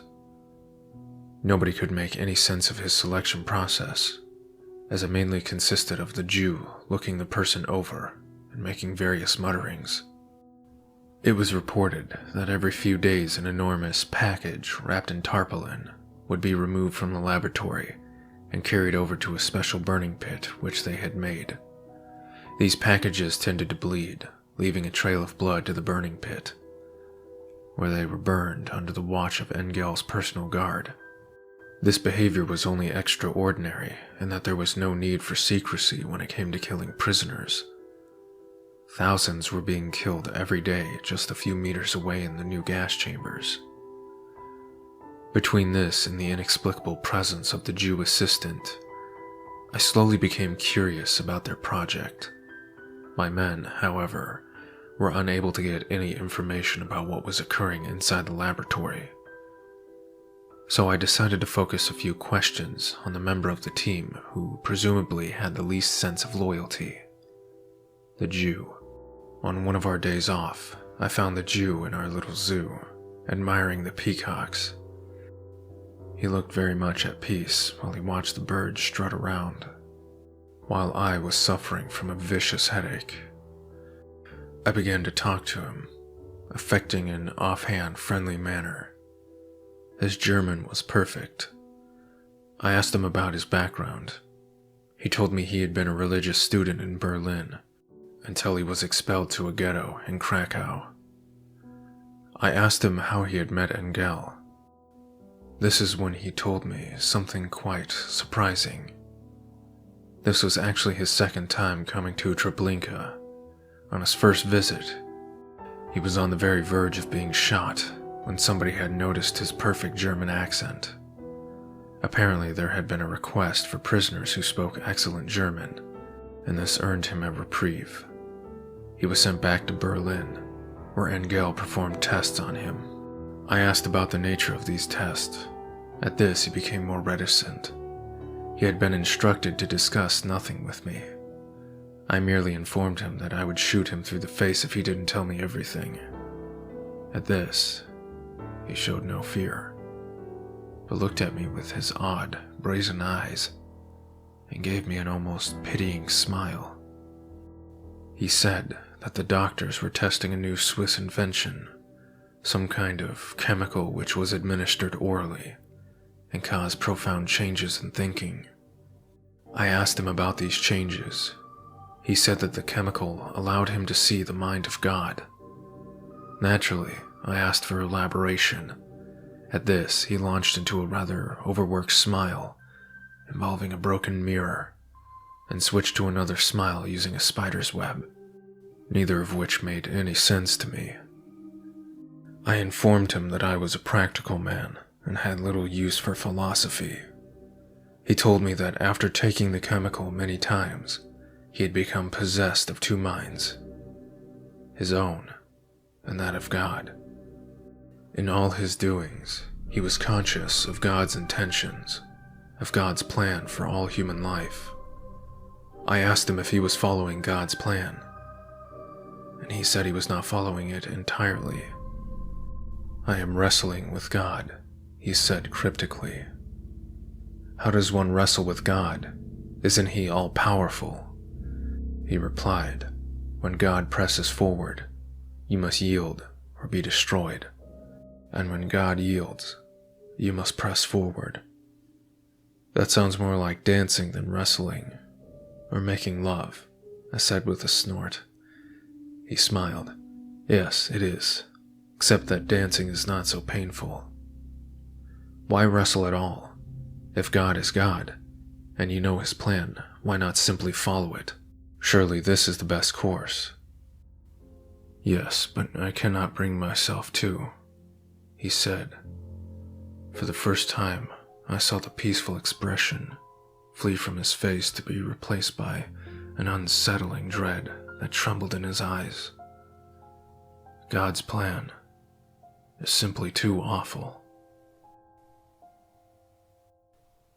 Imagine Mother Babylon, Mother Rome, Mother America. The world enslaved, flesh networks spanning the globe. The blood of humanity moving through veins thousands of miles long. Cavernous, curving tubes as big as superhighways. Biological superstructures. Bones the size of the Golden Gate Bridge. Living engineering.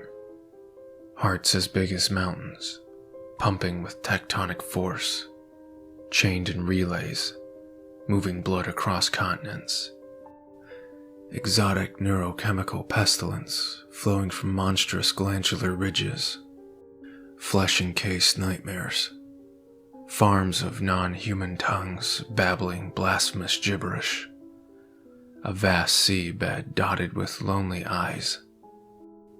This is the great queendom of Babylon, a great blood-drunk whore, wearing the crown of the atom, as all around her fleshy carapace float orbital platforms of nuclear death.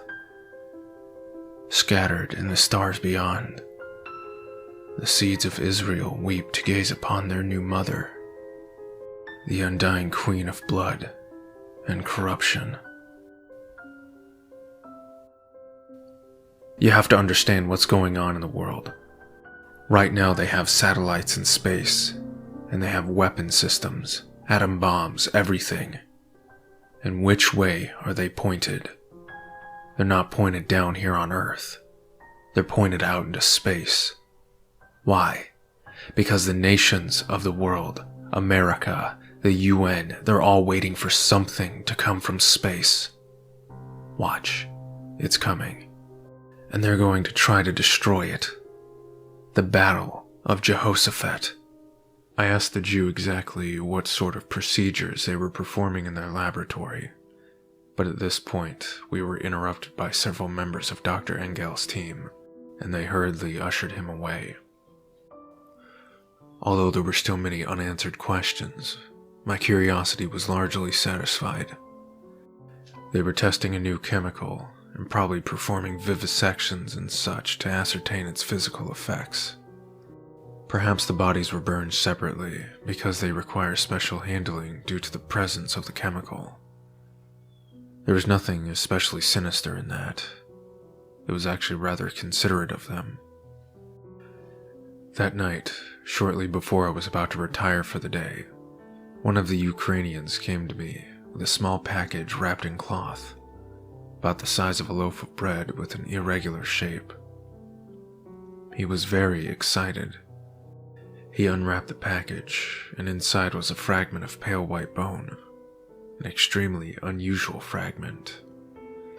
It was a sort of rounded carapace, like a part of a giant skull, but with 5 round holes in it, much like eye sockets, but obviously too numerous to be so.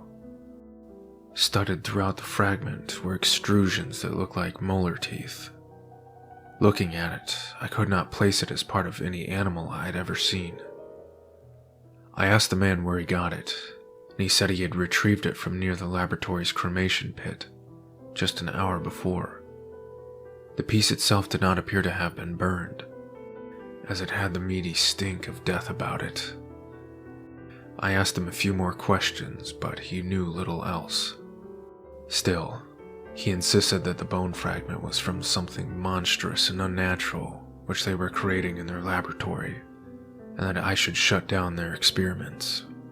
One of my SS subordinates immediately set to thrashing the Ukrainian with a baton for presuming to advise me on my duties.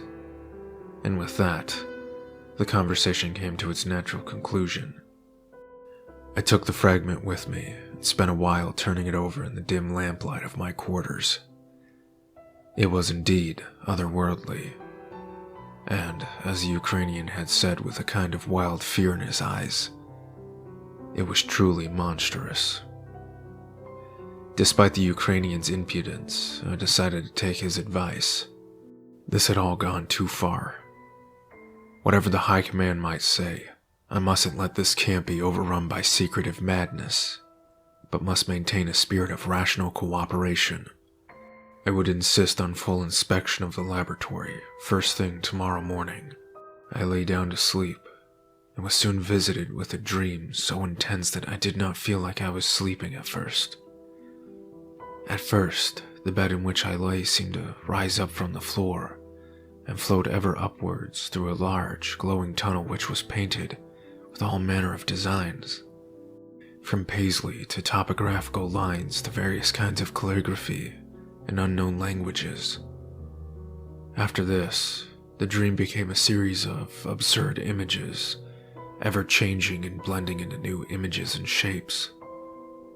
Many of these shifts struck me as clever or absurd, and I found myself laughing maniacally at it all. Finally, all these desperate images appeared at once before me and began to rotate around each other as part of a fantastic wheel. And slowly, I began to suspect that by combining them all, some sort of grand secret would be revealed. Just as this notion occurred to me, all the images began to coalesce into one final image of stunning clarity. It was the image of a woman, or something which was mainly a woman, but also different creatures, who was vastly large and seemed to tower over me, miles in the sky, who looked down on me and fill me inhuman eyes. Her skin was inhumanly pale, but she wore a crown of exquisite thorned flowers, and blood ran in shimmering red streams down her skin. She was pregnant, vastly pregnant, with a stomach so swollen it was like she sat upon a huge mountain of distended flesh. I could sense within her belly there was a hive of activity, of something or many things pulsing and squirming feverishly. Soon, the belly burst open like a ripe fruit, and rivers of blood poured out, and a revolting mass of fleshy tubes came spilling out, unraveling and tearing open to set free hundreds and thousands of monstrous infants, who were both human and not human, who had the same filmy eyes as their mother, who were slathered and dripping with blood. I sit in my room, watching bright specks of dust float through the sunlight from the window. The summer heat is pressed against the glass. Somewhere down the street a lawnmower whines. The air is stale. The corners of the room are filled with damp shadows. My toys lie on the floor, scattered. I hear the fractured music down the hall. A sound like wind chimes. A shudder goes through the old house and I find myself rising. I am walking down the hallway, called to the other end. I smell her as I get closer. Foul meat, gray hair, stomach acid. I walk in her room, and her bloody pieces are lying all over the floor. The strange flute music slowly coalesces into a melody, and the pieces rise and float like flies. The music charms them into formation, and they come together to make Mother. The eyes are missing, still fleshy cavities. They come in from the hallway, floating over my head, settling into her face with a squishing sound. Streams of blood falling like tears. Child, fetch me my bag. I need flesh. I shake my head. I hate her. She leaps to me, grabs a handful of my hair and slaps me across the face with her ragged dog's paw. Again and again. I scream and cry. She lets me go. Sobbing, I go to the closet and get her big bag. We wait until night. I call it coming back online. That moment when you first come out of a drunken blackout. It's always frightening. Where am I? What is this neighborhood? What happened to my face? Where's my wallet? Some people, when they drink enough to disable their short-term memory, immediately collapse into an immobile heap. This is nature's failsafe. This is nature's failsafe. But I lack this feature. I can walk and talk and carry a tune, yet have no idea of what's going on. I have never come back online to find myself up to any good. I have never emerged from a blackout to find that I have built a convenient spice rack or delivered a morning speech about women's rights. It's always been some fucking calamity. The last time I came back online, I was standing in my front yard having a conversation with my parents. Even in my tottering state, I knew this couldn't be a good thing. I had no idea what we were talking about. Why were we talking about it on the front lawn? At night? What time was it? Hoping for a clue, I waited for something to come out of my mouth. And here it was. Didn't you notice I never left my room? I've been living with you for 6 months. I think I've seen each of you twice. This was bad. I knew I shouldn't be saying something like this. It sounded terribly confessional. Ever since I had gotten fired and moved back in with my parents, I had been holed up in my childhood bedroom, secretly drinking and basking in an unremittent sense of personal shame. But this was all supposed to be a secret. As far as my parents knew, I was freelancing and getting back on my feet. This mad scene was not a part of that narrative. We were giving you your privacy. We didn't know you were getting drunk up there, my mother said. This conversation was out of control. I should just tell them I'm going to bed. I should calmly bid them a good night. So I said. Of course I was getting drunk. Fuck, I've been drinking every goddamn day for the last 10 years. What the fuck else should I be doing? This was a poor choice of words. This was not how one calmly bids another a good night. The look on my poor mother's face. That look stayed with me. That look, the fallen face of a tired old woman, stayed with me as I laid in bed that night. It stayed with me as the alcohol wore off, as the night turned into queasy morning, as the hands began to shake, the brain tingle set in, as the hell whispers began, as I waited for them to go to work so I could sneak a bit of relief from the liquor cabinet, as the awful day wore on, as we talked that night, as I packed my stuff up as I went off to rehab the next day. My mother is almost 70. She's a small and stooped and old woman. When did she get so old? I just thought I would be something by now. 33 years old. I thought I would have something to show her, something to give back, something to make her proud. I thought I'd be a man, not just a drunken failure. All those little soccer practices she took me to, all the swim lessons and therapy and errands and effort and love. What was it for? So I could be a drunken sack of shit? Why was I so fucked up? Why did I require shore leave levels of liquor to operate properly? As I lay in bed in the rehab that first night, listening to the occasional moans of the other patients, I asked myself these questions and others. Soon, I found myself returning to the question I had been asking my entire life, the one I always retreated to in moments of self-pity, the one that seemed to hold some key to my dysfunction, the one I had always been afraid to ask my mom. What about that one summer when you were dead? The next day, I felt under the weather. The vivid dreams of the previous night had left my mind feeling dull and exhausted. As soon as I left my quarters, I was greeted with the news that one of our Ukrainians had gone mad during the night and attempted to attack Dr. Engel's team in their quarters.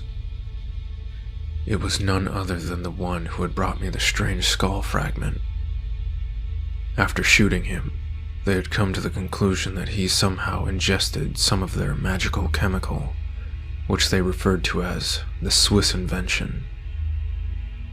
Engels insisted that I make an announcement to the camp. Everyone found ingesting this chemical under any circumstance, whether by intention or accident, will be summarily shot, regardless of whether they are prisoner or Hiwi or even SS. This was by order of the High Command. At this, I was forced to admit to myself what was already obvious. I had somehow been dosed with the chemical in handling the bone fragment. My dreams had been a reaction to the poisoning. Looking into Engel's cold blue eyes, I tried to deduce the consequences of confessing this to him. Despite his disagreeable haughtiness, He seemed like a rational, efficient man with an appropriate love of duty and country. I had no doubt that he would murder me without hesitation. I decided to keep my little nocturnal epiphany to myself. Naturally, my curiosity in Engel's project had been aroused again. He apparently was working with a chemical which could induce temporary madness. The value of such a chemical was obvious. But what of the bizarre bone fragment? What had it come from? I couldn't help but feel that this creature, whatever it was somehow connected to the visions of the monstrous bloody mother. Again and again her blood face appeared in my mind, her filmy eyes gazing down at me, inhuman and imperious. I attempted to contact the Jew again, but after our conversation, Dr. Engel's team guarded him jealously. He was never left alone. As the hot summer days went by, my curiosity about the matter grew to obsessive proportions. The monstrous mother visited me several more times in my dreams, of the normal variety this time, but no less vivid and disturbing. I began surreptitiously observing Engel's laboratory, which was guarded day and night, and I asked some of my men to do the same. To our knowledge, the bloody packages had ceased to emerge from within, but something stranger began to happen. This new phenomenon was presumably occurring at all hours, but was imperceptible in the bustle of the day. When men were about and the gas chambers were operating, only at night, and only when the fires were burning quietly, could it be perceived. I first observed it shortly before dawn one muggy morning. As ridiculous as it might sound for me to be skulking about in my own camp, I did just that, slipping along the walls of the new gas chamber to come within a short distance of the laboratory. There, I witnessed what others had reported to me. At fixed intervals, a sound emerged from the laboratory. It was very quiet, but not just my imagination. A creaking sound. The sound that many old houses and structures make as their materials shrink and swell from temperature and moisture. But this came very regularly, every 4 or 5 seconds. Slowly, a realization crept upon me. The building was breathing, steadily, in and out. It was breathing. It was alive. This realization, which I'll admit was more of an unconfirmed intuition, filled me with a dread so strong that tears came to my eyes. There's something enormous and alive inside that building.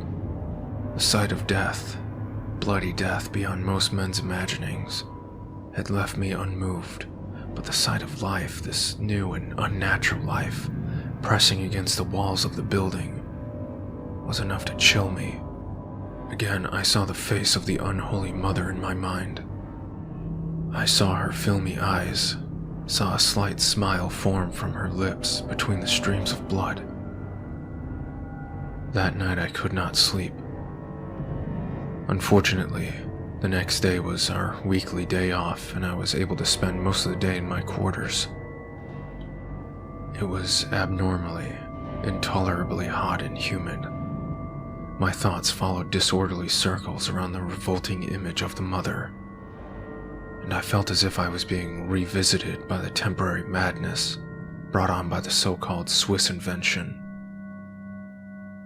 I had long loathed the life at the camp, but had accepted it as tolerable hardship. But now the constant smell of the burning sickened me, and I felt I could take no more. That afternoon, some of my men decided to go off to a nearby lake for a swim, and on a whim, I accompanied them. I needed a reprieve from the heat. At the lake, I eased myself into the cool water and floated idly, watching the clouds pass overhead. Here, there was nothing but the gentle twittering of nature. It had been here before our murderous camp had been built. and it would be here long after. Gentle and peaceful. I had been in the water for just a few minutes when I received the news. A group of prisoners had broken into the armory, smuggled weapons out, in a full-scale uprising occurring back at camp. The rest of the day was a whirlwind. We raced back to the camp and I found myself personally trading fire with the prisoners. As all about buildings burned and everything was chaos, we called for reinforcements, managed to subdue the camp, and set out into the woods to catch the escapees. A fair number were intercepted, but over 100 escaped. This was an unmitigated disaster. Coming back into the camp after the hunt, I had only to look around at the faces of my men to know that I was now in a position of total disgrace. As calamitous thoughts raced through my head, I found myself walking towards Engel's laboratory. Deep black soot stains around the front door showed me that the interior had been burned out. All around the entrance lay the bodies of Engel's team. Their white coats dyed in fresh red. They had been massacred. Engel himself had been shot or stabbed several times, and his throat had been slashed. And then there was the Jew. The Jew lay on the ground with one of my SS men standing over him, holding a rifle with a fixed bayonet. The Jew's abdomen had been bisected, and his bowels spilled out all over the ground. They were now caked with dust. A few feet from him lay a kitchen knife. Apparently he had stabbed Engel's whole team to death before being opened up by the bayonet. To kill half a dozen men like this was no mean feat. My officer stood with one of his boots atop a loop of the Jew's intestines, sneering at him. Remarkably, the Jew was still alive and aware. When I approached, he lifted his head, and I, for the last time, found myself caught in his strange gaze. We stood like this for a moment, staring at each other. Inexplicable emotions flooding my mind. The Jew opened his mouth and croaked something. A bloody foam spilled out over his lips. He tried again. "Water," he said. I quietly instructed my man to get some water. He scoffed and I clouted him about the head and screamed at him. He scurried off and returned a moment later with a large ladle of water. I took it and stooped down over the Jew and carefully tipped the ladle to his lips, letting him drink. He drank carefully. I wiped the bleeding foam from his lips. All the while I could not fathom why I was doing this, except by the commandment of this man's pleading eyes. His lips trembled, and he attempted to speak. I cradled his head and leaned close to hear his words. "I know this is not God. I've killed them.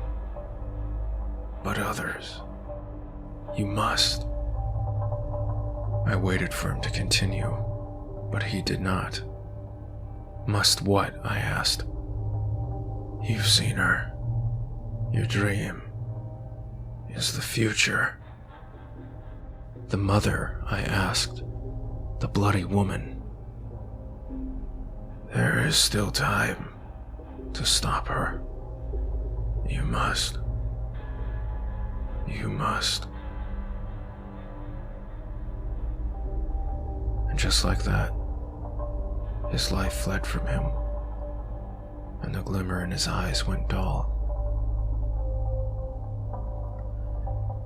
I set his head gently on the ground again and stood up. I looked to the burned-out entrance of the laboratory. It was now unguarded. I could walk right in. A chill went through me at that thought, but I knew that I must. I walked into the entrance. Just inside was a curtain made of tarpaulin, concealing the interior.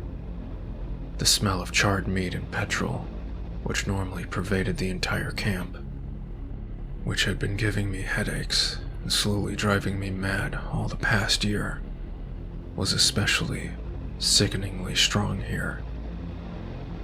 With a trembling hand,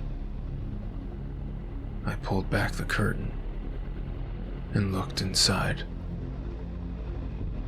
There, mostly hidden in the darkness, was a great, inexplicable monstrosity. Everything had been burned and blackened, but still I could see human shapes and forms. Arms, fingers, faces, jawbones, teeth, eye sockets, all burned and reduced to ash, clinging to bone. But this was no pile of burned bodies. I had seen piles of burned bodies. I had seen mountains of burned bodies. This was something different. Human parts were coming out of the walls and the floor and ceiling. Arms and legs hung like stalactites. Faces came out of the floor. They were fused together in ways that could not be possible. At seeing this, I was filled with the strongest possible urge to turn away, to back out of the awful laboratory and run for my life. But I heard again the Jew's final words. "You must," and knew this to be a command. I went inside. As the curtain closed behind me, I was enveloped in almost total darkness. Bones cracked beneath my boots. Near the back, I saw a shaft of light where one of the old doors had been sealed up, but had become partially open again. I walked toward it, stepping over unspeakable crunching shapes, brushing past nightmarish forms. I reached out to the crack of light, pulled back a board which was covering the door. Though I was not able to rip it free, I pulled it loose enough to let in a considerable amount of light. Enough to reveal what sat at the back of the laboratory. As a child, I once went to a zoo in Vienna, where I saw an elephant skull. Looking at the object now before me, I was reminded of this long ago moment, and of how I had spent maybe half an hour staring at the skull from every angle, how I was titillated by its enormousness, its impossible alienness, and its unsettling similarity to what was familiar and human. Before me was a large, obloid shape, almost as tall as me, stippled with hundreds of what looked like eye sockets. The lower portion consisted of a complicated structure that resembled several sets of jaws, each with hundreds or thousands of teeth, of all different kinds, including molars, incisors, canines, even animal teeth. Some of them of normal size, some of them as big as my fist. The center of the shape was split vertically, and inside was a set of curving bone tubes that seemed to fill the interior. I stood there in the charred darkness, staring at this thing, this blasphemous alien thing, while my mind filled with images of the awful Dream Mother and the final gasping words of the Jew. There was still time to stop her. His commandment became strangely clear to me. This thing that the scientists were attempting to create, whatever it was, it must not be allowed to exist. It was an abomination. Engel and his team were dead, but there were others working on the project. It was secretive enough that the essential personnel would be few in number. A lab in Switzerland, a few top scientists, perhaps that was the entirety of it. It would not be easy, but far from impossible to find them all. It was perhaps in my power to destroy the whole project, especially if we lost the war. which seemed increasingly likely after Stalingrad. And if this chemical that they were using was obscure enough, it might be possible to eliminate the entire world's supply. Thus, I could shut the door on whatever unholy creature these madmen were attempting to unleash. Yes, I could do this. At least I could attempt it. I felt now a distinct sense of the entire world's history resting on what I decided to do next. Surely moments like this did not come about often. Surely they must only come to men who are worthy of them. Surely. I'll say it. Hitler did the right thing. Do you know what he did? He came busting into people's houses, snatching them out of their houses, killing them. But that's because the so-called Jews in Germany were selling weapons to America to go to war against him. So he did what he had to do. He had to check them. The people in Europe who call themselves Jews are not Jews. They're the Rothschilds, the Khazars or Khazarians, or whatever they're called. They say they are Jews, and are not, but do lie. And there wasn't no Holocaust. They just said there was to get control of Israel. They sold arms to America so they could get the land of Israel. You want a real Holocaust? What about 100 million people killed in slavery?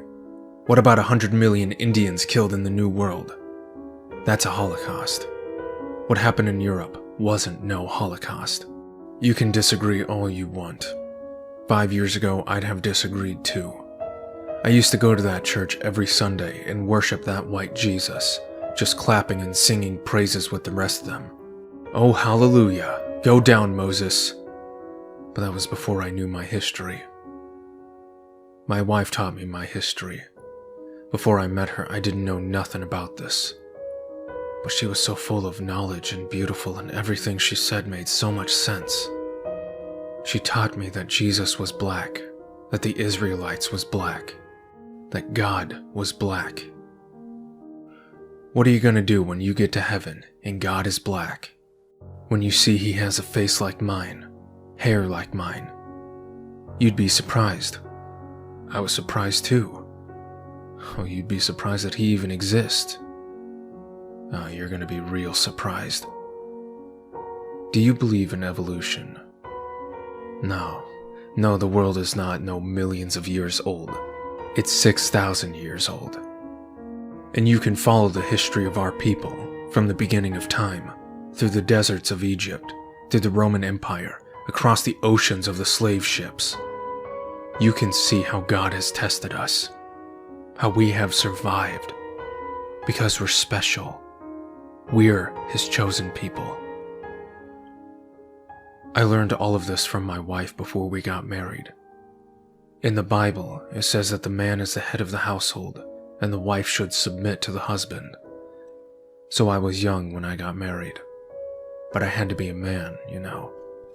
A man's wife is sent to him by the Lord. So I had to be a man for her.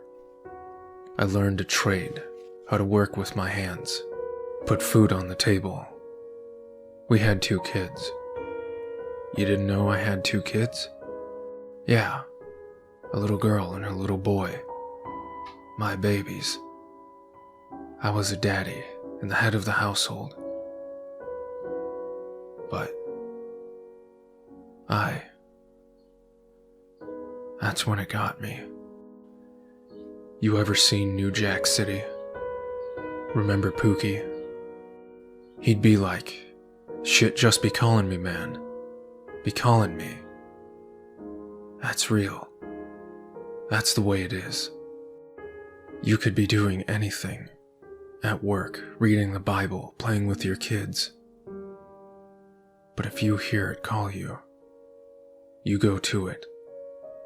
It don't matter. I can't explain how it just snatches you up. It makes you move. You could walk out your door one day, just get some fresh air, and you don't come back for a whole week. Everything gets into motion, into play. You'll sell anything. Phone, laptop, car, it's all gone. Just like that. Because you want it. You are on a mission. I used to see the streets in my mind, like a maze, like a grid. And I'd just walk the streets, turning those corners, just moving, looking for something. I'd see buildings behind buildings, alleyways, lights coming on in empty houses. I'd hear noises, the sounds of cars coming up behind me, whispers, people talking about me, shadows. I was looking for it. But it was looking for me, searching for me. Like Pookie said, it was calling me. I was supposed to be the head of the house. I was supposed to be a man. You know, one day came back to the house. I'd been out for a few days, and everything was gone. My wife, my babies. While I was out carrying on, they left. That was 4 years ago. I saw them on Skype once.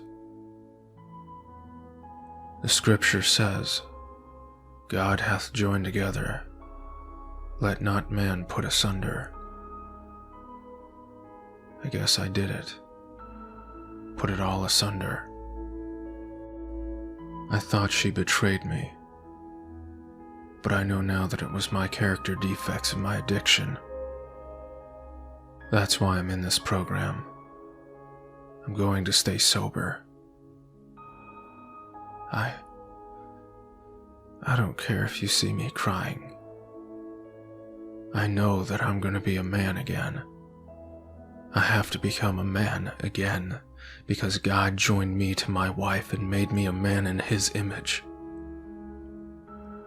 I'm not going to defile His temple anymore. After they left, it took more. It took more of me than ever. I lost the house and was staying in my car. Then I was at the shelter. Then I was just out on the streets. I was always moving, watching. Things happen out there that nobody knows about. They think nobody cares. You might see a van pull up and some guy gets out.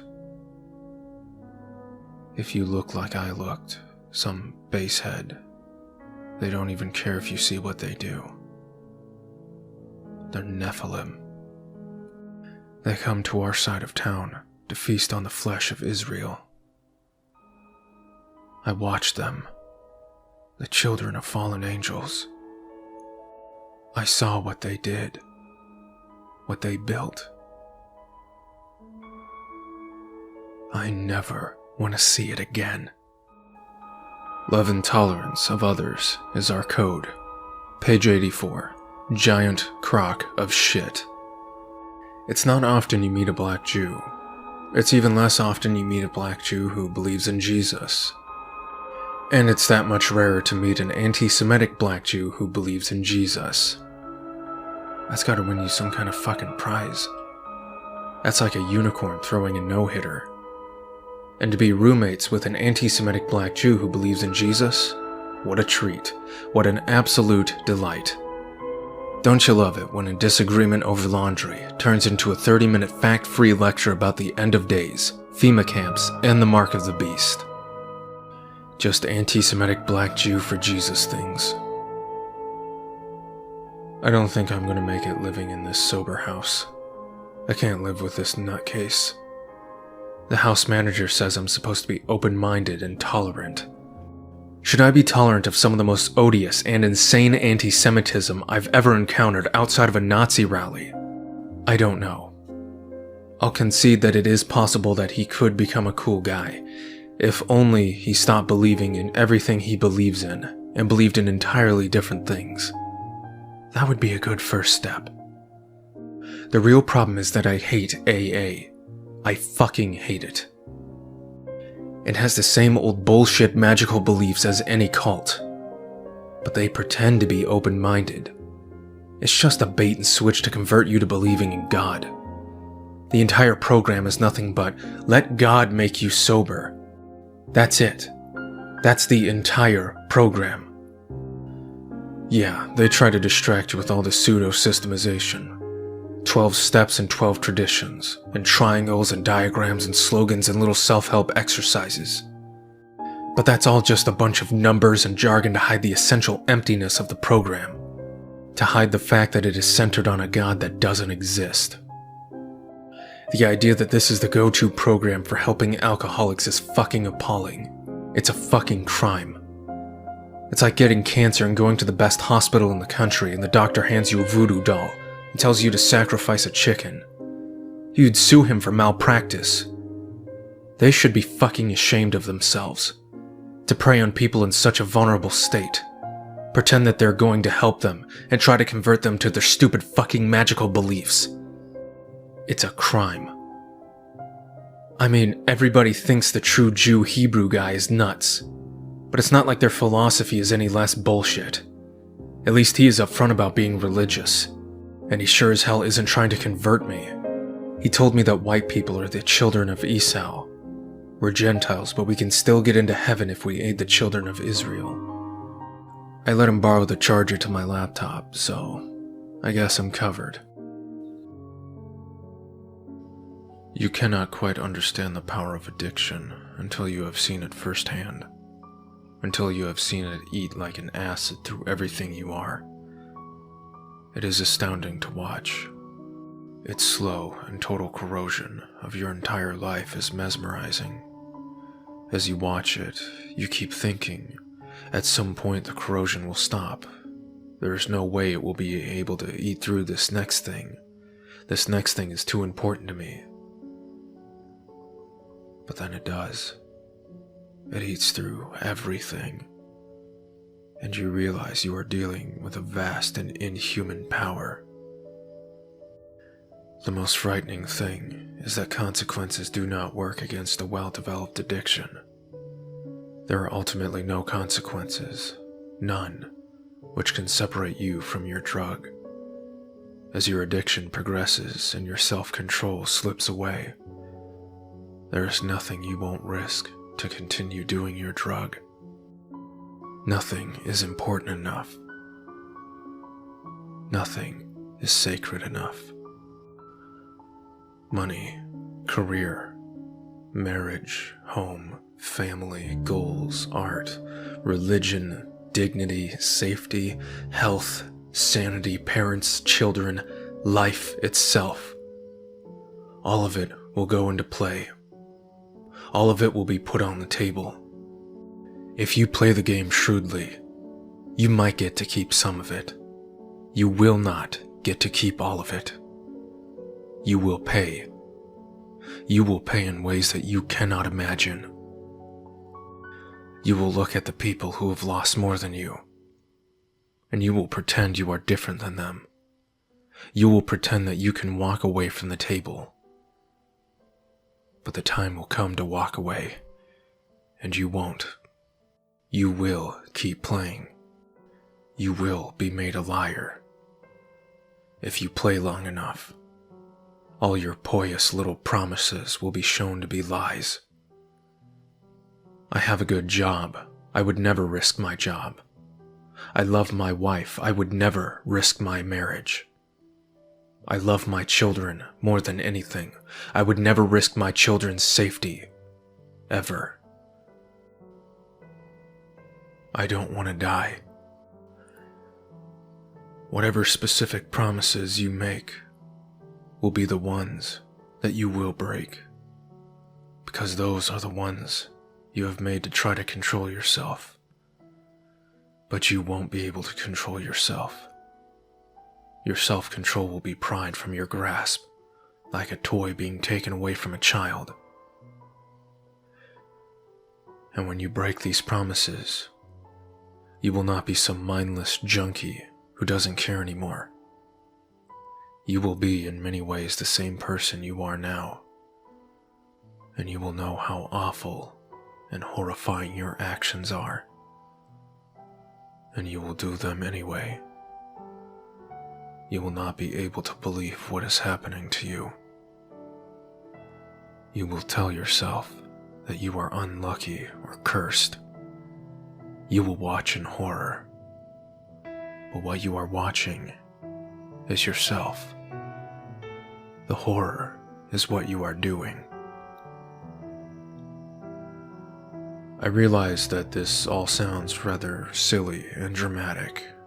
From the perspective of somebody dabbling with drugs, this all sounds laughably overwrought. But if you ever go where I have been, if you ever see what I have seen, this will still sound laughable. Not because it is overwrought, but because it is insufficient. Because it doesn't even begin to describe it. If you are horribly burned in a fire, you can take drugs to relieve the pain. If you shatter your spine, you can take drugs to relieve the pain. If you are addicted to drugs and your life has turned to utter and total shit, you can take drugs to relieve the pain. And that's how the trap works. Imagine if the only cure for burn pain was fire. Imagine if the cure for back pain was whacking yourself in the spine with a hammer. The drug addict is caught in an analogous situation. The only fast, reliable remedy for the psychological pain of drug addiction is drugs. There are other cures. A notable one is not doing drugs. But they are all slower and less reliable. Somehow, the lure of feeling better now overrides the hope of feeling better later. This is the basic mechanism of addiction. The behavior of an addict is perfectly logical in the short term and perfectly illogical in the long term. Because life exists in the long term, addiction is illogical overall. What is surprising is how easily addiction can ensnare people who are perfectly intelligent and self-disciplined. You can go to certain parts of any sizable city in America and watch drug addicts totter around, looking at their blighted faces, their filthy clothes, their total lack of self-regard. You would be forgiven for thinking they lack self-discipline. How could you think otherwise?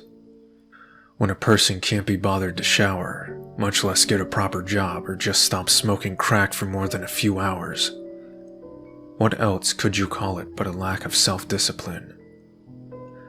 Imagine the Nazi troops at Stalingrad, encircled by the Soviet troops, fighting against total annihilation. Would you look at these troops, underslept, unshaven men, in stinking, unwashed clothes, and accuse them of lacking self-discipline? Would you say, these Nazis are an undisciplined lot? Of course not. You would understand that their shabby state is not from a lack of self-discipline, but rather because they are concerned with other things, dire things. While there are several notable differences between Nazi soldiers and crackheads, the same principle is in effect for both. For both, there has been a terrible reordering of priorities.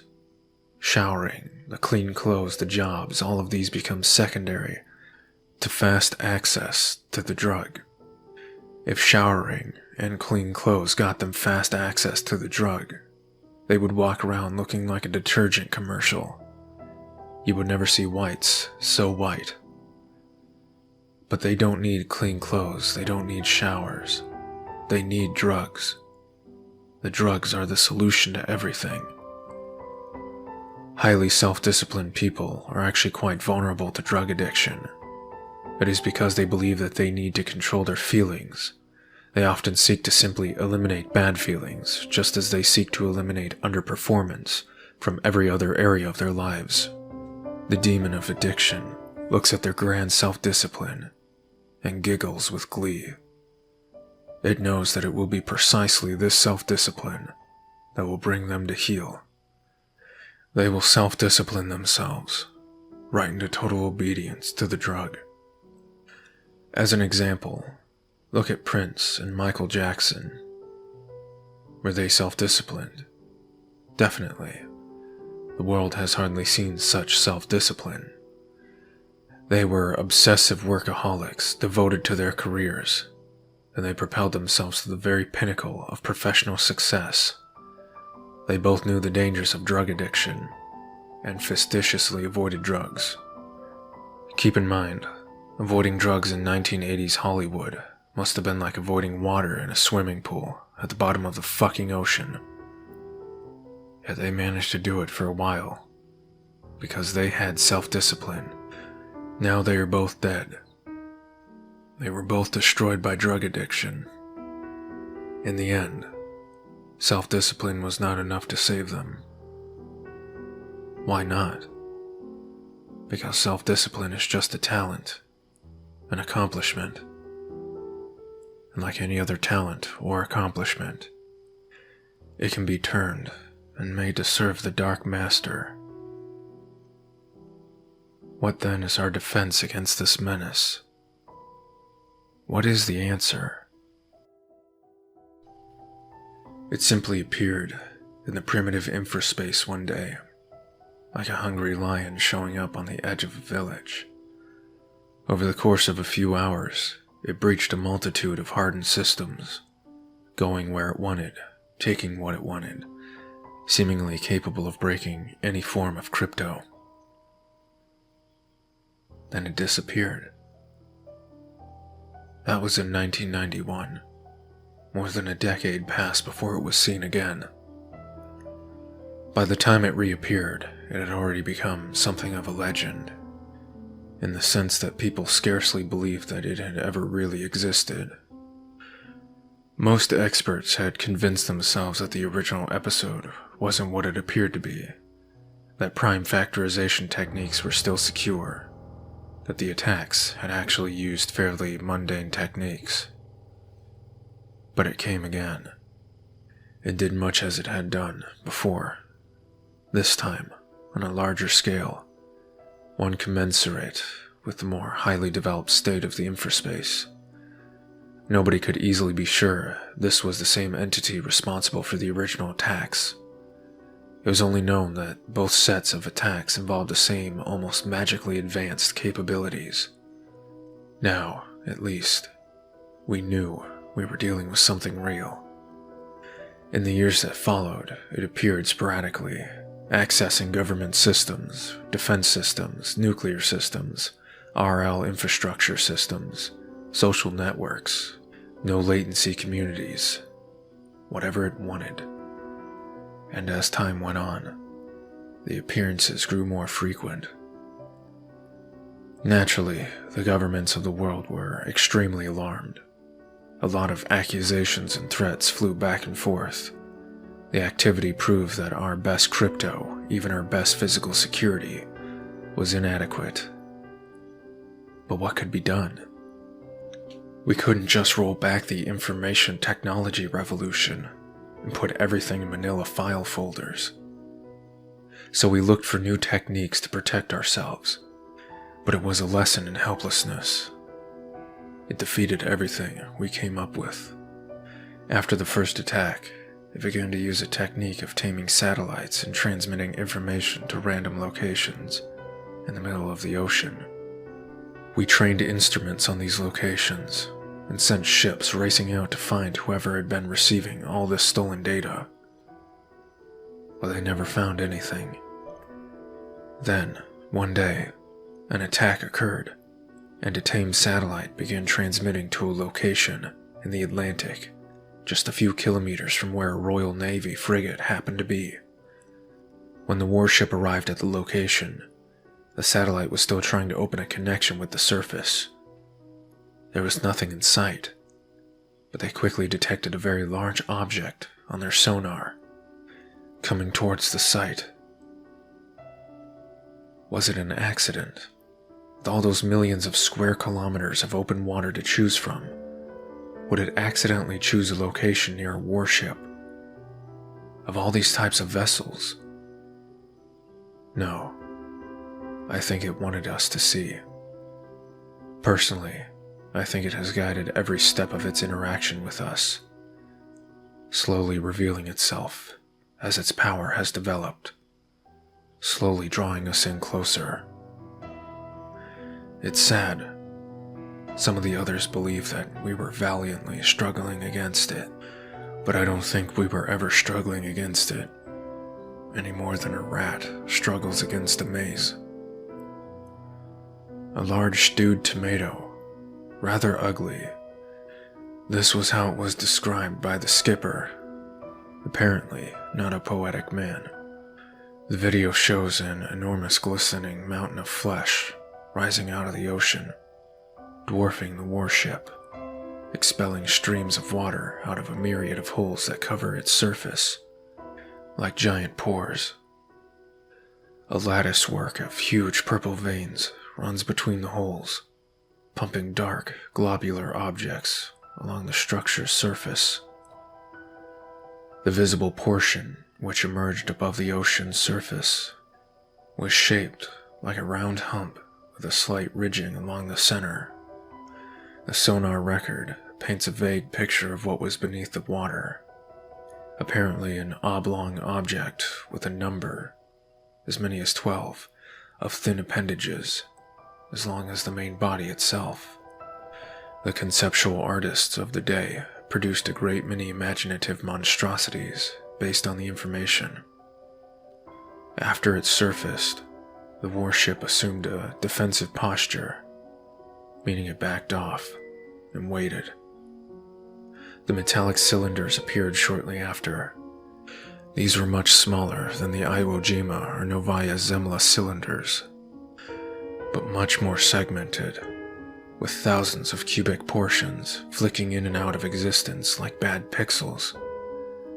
They lasted for 3 minutes and 13 seconds before vanishing as suddenly as they had appeared. A moment later, the fleshy mound expelled an enormous geyser of what was apparently air and seawater, like a whale blowing out of its blowhole, and dived beneath the surface. The warship attempted to give chase, but was unable to track the object on sonar. It seemed to fragment and disappear. Eventually, the warship returned to the site and took samples of the water. Mixed amongst all the random plankton and fish cells, there was a fair amount of human DNA. In fact, we were able to trace some of it to specific people, and this was how we proved, conclusively, that this creature, later to be called a skin ship, was related, in a literal sense, to the so-called Artigas portal, which was actually underwater several hundred kilometers away from Artigas, Antarctica. So, in the end, it turned out we had built it. We had built Q.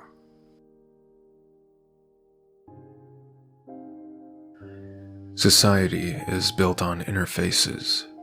You take a complex thing, put it inside a sturdy box, and put some simple buttons on the box so that people can use the thing inside.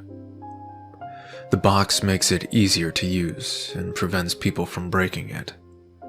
For example, you can take the machinery of a clock, put it in a box, and put 2 hands on the outside, along with a knob for winding it.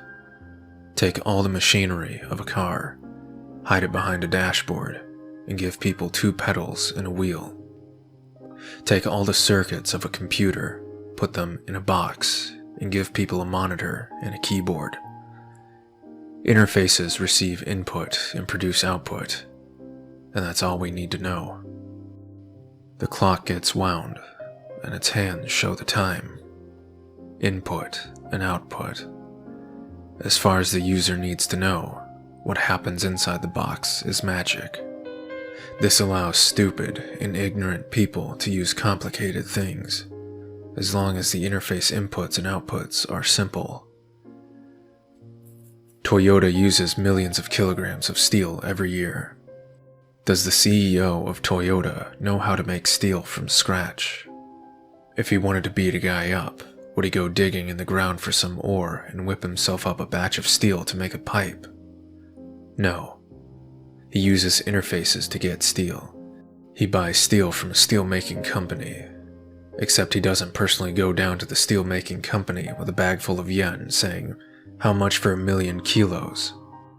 He uses a bank, except he doesn't even personally go to the bank. He has a subordinate who does it for him. All these people and institutions are interfaces he can use. He employs a system of layered interfaces, both metaphorical and literal, to control things he doesn't really understand. We all do. The point is this: don't go messing with the CEO of Toyota. I assure you, he could get his hands on a steel pipe if he wanted. The word interface refers to the input and the output, but it also refers to the box. We think of interfaces as existing in order to give us access to things, but they are also there to hide things from us. The idea is that some things are better off hidden. Everything will go along fine, so long as a certain input produces the expected output. But when this stops happening, we have to open up the box and see what's inside. Sometimes, we don't like what we find.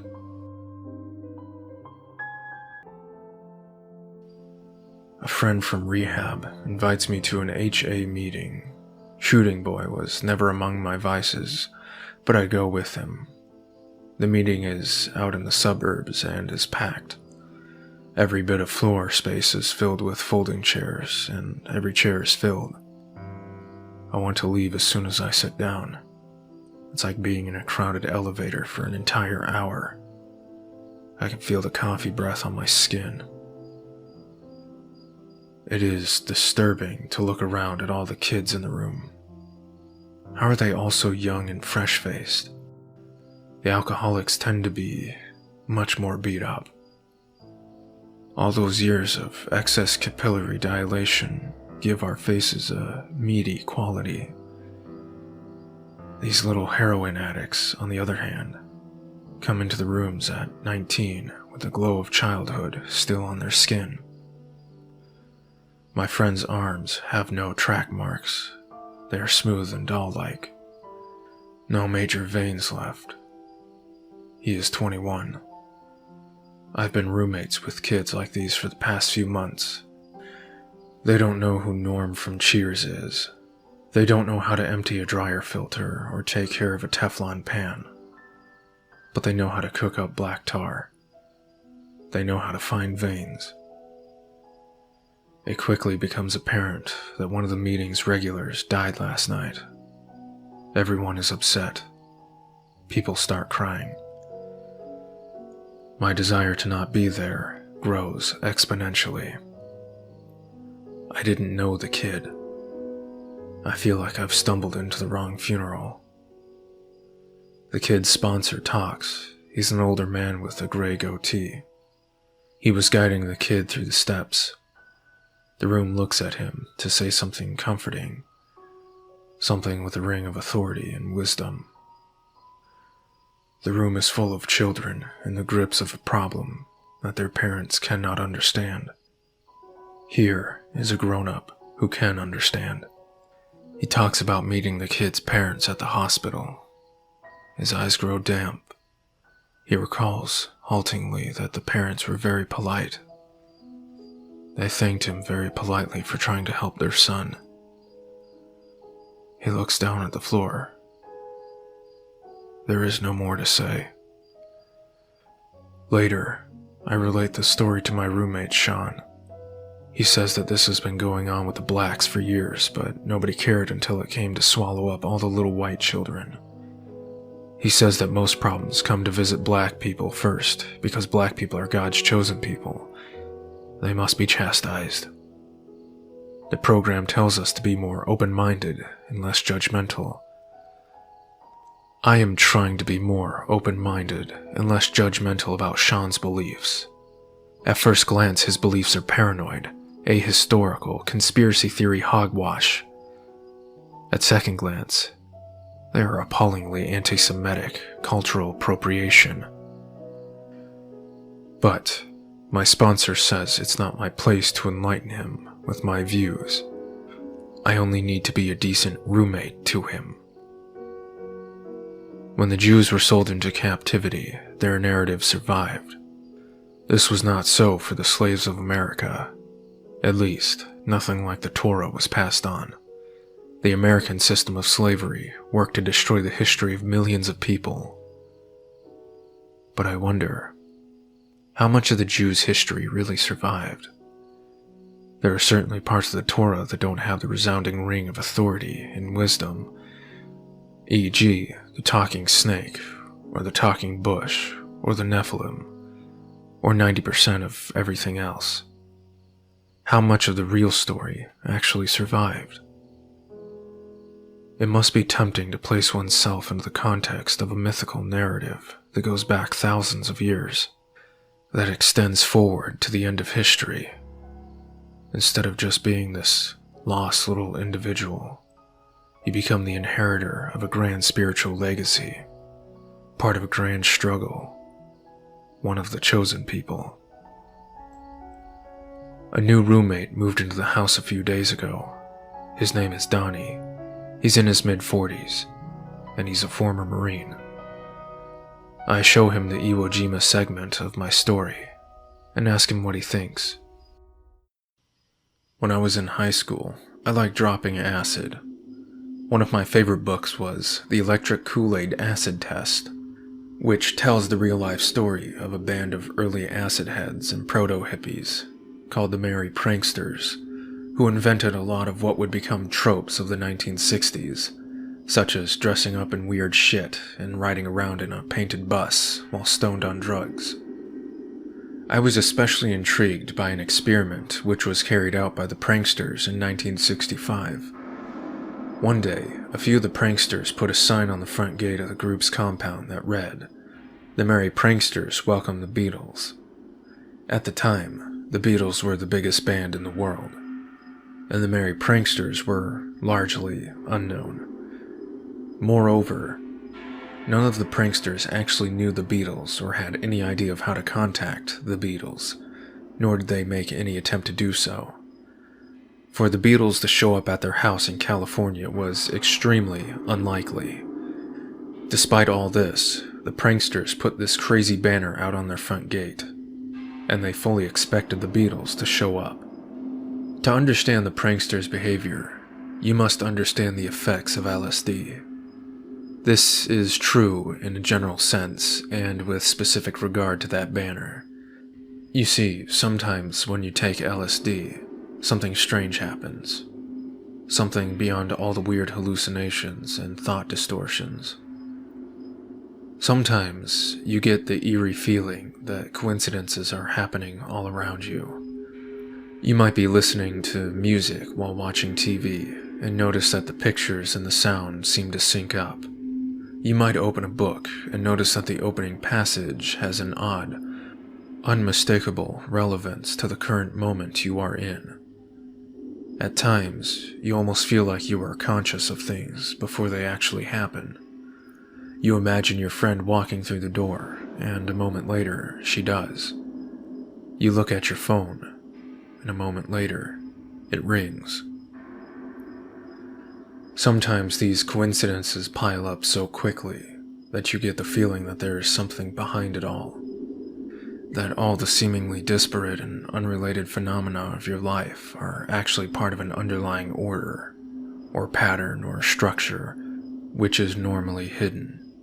This order seems to be a cosmic phenomenon that pervades and controls all of existence. Something which has always existed, but which you have been blind to until now. The existence of this fundamental order comes as a revelation because it is completely different from the ordinary mechanism of cause and effect that you are used to, that science uses to explain things.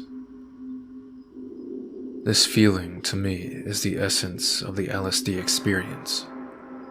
LSD leads to a sudden awareness of meaningful coincidences, which, in turn, gives rise to an awareness of an underlying cosmic order, which is acasual.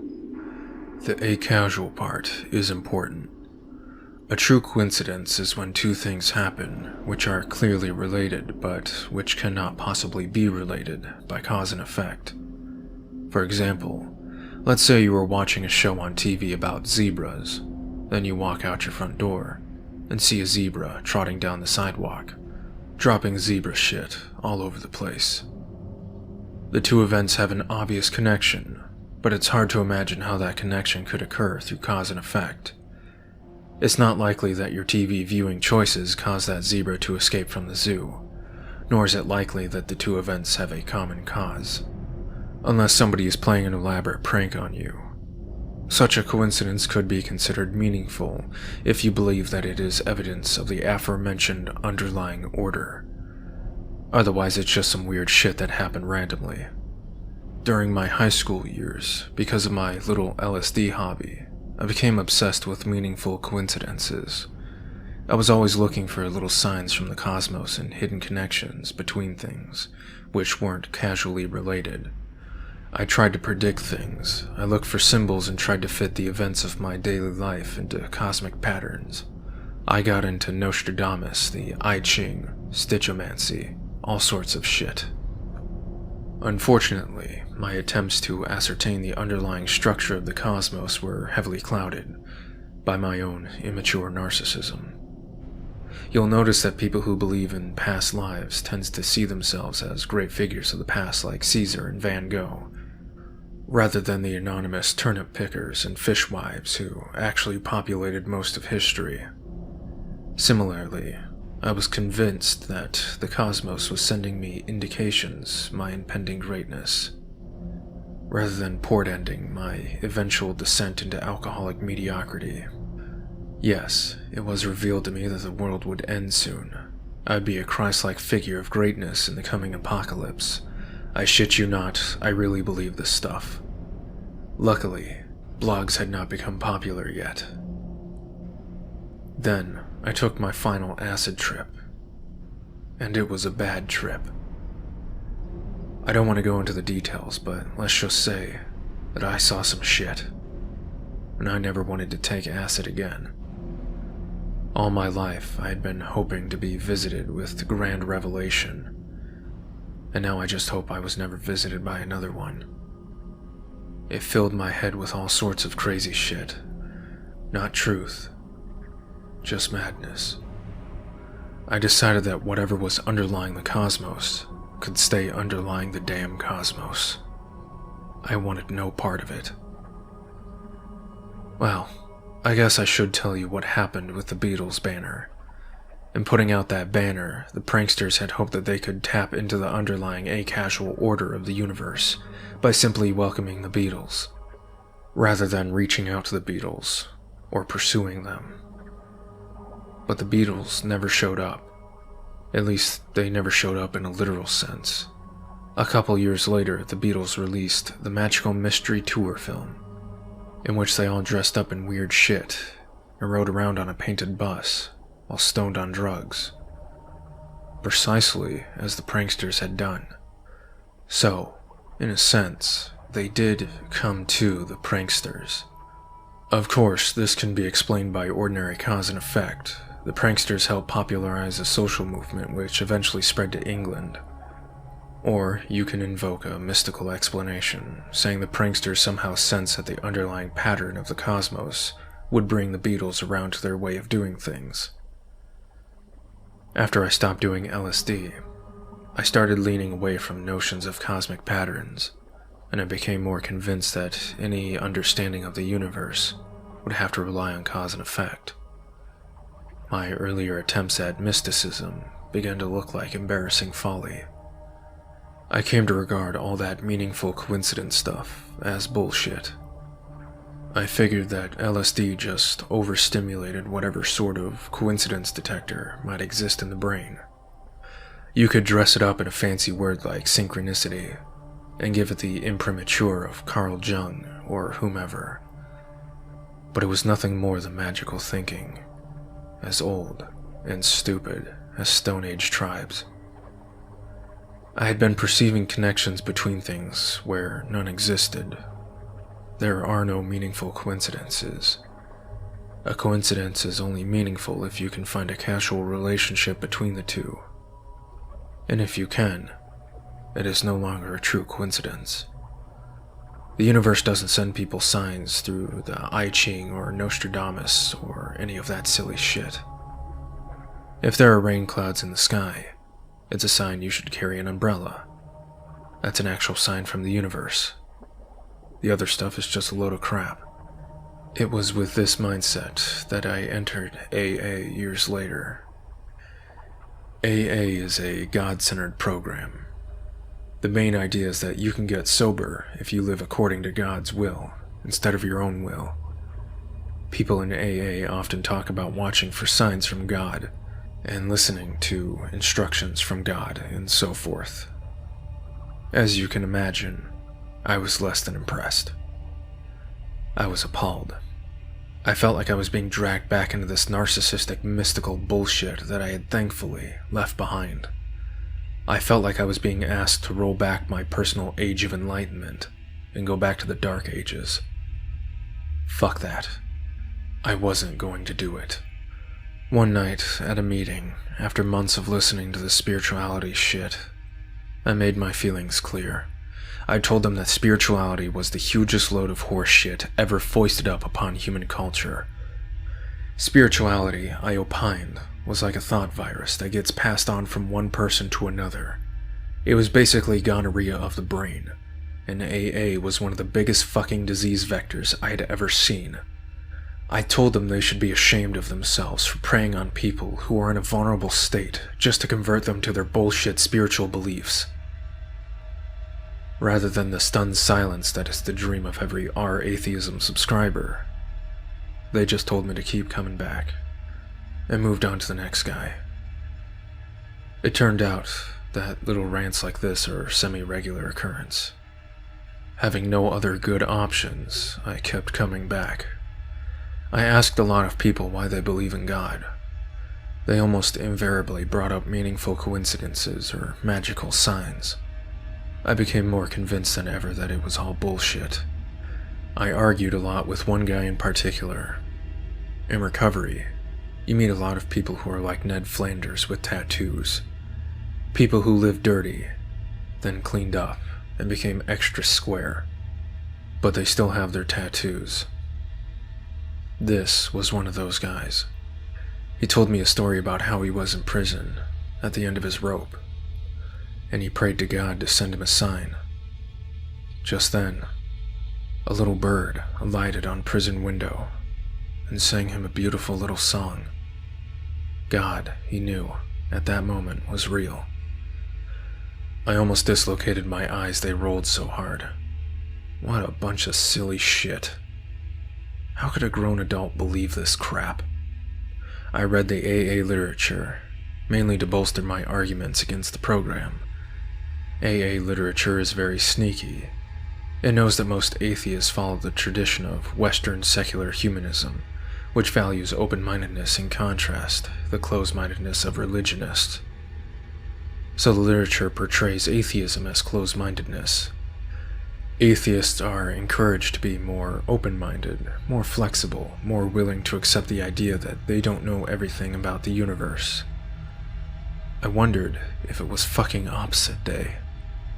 How are these spiritual nutcases going to portray spirituality as open-mindedness, and atheism as closed-mindedness? I was simply asserting that my entire life I had never seen any convincing evidence of God. That wasn't closed-minded. That wasn't presumptuous. It was the opposite. I was willing to accept the evidence presented to me by the world, unlike religionists who turn a blind eye to it. I told heavy metal Ned Flanders that if the skies ever opened up to show me the majestic glory of God, then I would be happy to fall to my knees, because either God existed, or I was in the presence of a technology advanced enough to be godlike. I told him that I was perfectly willing to believe in God, if I was ever presented with a shred of credible evidence for his existence. Soon after, I was presented precisely that. Who knows? Maybe it was a coincidence. I am 24, and it's a Friday night in early summer. The sun is settling down into a haze beyond the mountains, and the city's concrete is beginning to cool after a baking day. The signs for all the bars are turning on. The windows of stolid office buildings become a wild collage of reflected neon. Yes, everybody wants to party tonight. Even the Central Insurance Bank is looking festive. I've drunk 6 beers.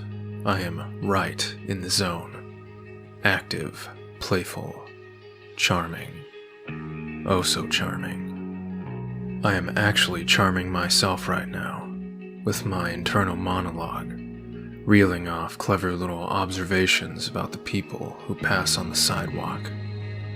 I can see a glowing doorway in my mind. All I have to do is walk through it. My phone buzzes in my pocket. Who's calling me now?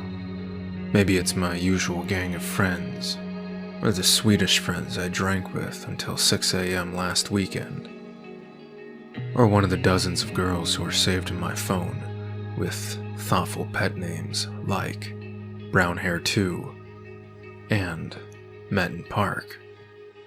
But I'm not going to answer my phone. I don't want to make any plans.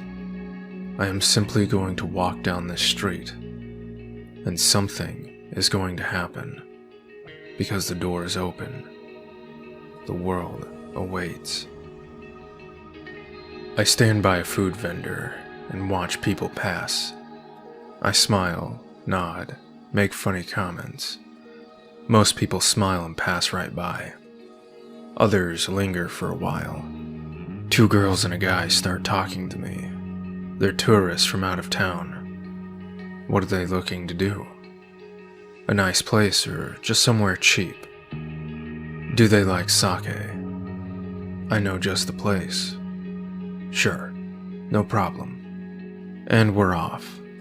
Soon we're sitting in a booth, and the sake is arriving at regular intervals, and I'm telling crazy stories and snapping off jokes, and I'm listening to them, and they're telling me about themselves. And one of the girls keeps glancing at me when she thinks I'm not looking. And I am 30, and I am in a darkened apartment, hunched over the glow of my laptop screen, jacking off. I finish and go to the bathroom to wash up. And there is that same moment, where I have to look at my blotchy face in the mirror and say, well, not my proudest moment. In my head, the same joke I make to myself every time. When I'm done, I stand in the doorway of my bathroom and look at the tiny studio apartment. A desk, a laptop, a futon, a small window with the curtains closed against the summer glare, a crowd of empty bottles on the floor by the door, the stink of old sweat and beer. I whimper. The door is closed. The door is closed forever. I am locked in this apartment, this little box, closed off to the world. Now that the jerking off is done, the jitteriness starts to creep back in. I want to drink, but it's only 3 p.m. I've only been awake for half an hour. I should wait until at least 8 before drinking. At least 6. But this is torment. I need some now or I will have some kind of fucking seizure. Just 2 shots, that's it. And then no drinking until I am 33. And I'm sitting in the 24-hour club, listening to a man talk about a mouse that changed his life. He had been living out of his car for a month, and it was so full of trash that a mouse started living there too. This was the problem that finally broke him, I finally showed him the absurdity of it all. I finally made him get sober. How do you set mouse traps in a car? It's a pretty good story, but I've heard it before. Stolid Haircut walks into the meeting, late again. I call him Stolid Haircut because I don't know his name. But he has a respectable Republican haircut. Silver and gray and sculpted into broad curves that recall the body of a pre-gas crisis American sedan. He wears the uniform of a retiree. Bright blue dad jeans with running shoes and white socks and a plaid shirt buttoned up to the next to top button. Stolid Haircut walks with the wide, clumsy steps of a hesitant toddler. Years of alcoholism have damaged his cerebellum, resulting in an abnormal gait. This and his red and venous nose make his weakness for alcohol plain for everyone to see. At a glance, you can know his most painful personal shame. His lips are permanently pursed into an embarrassed smile. I watched him ease into the chair and go back to listening about the mouse and find myself looking at him again. It's a tragic haircut. The haircut calls to me from some golden past. It is the haircut of a man who once was, in days gone by.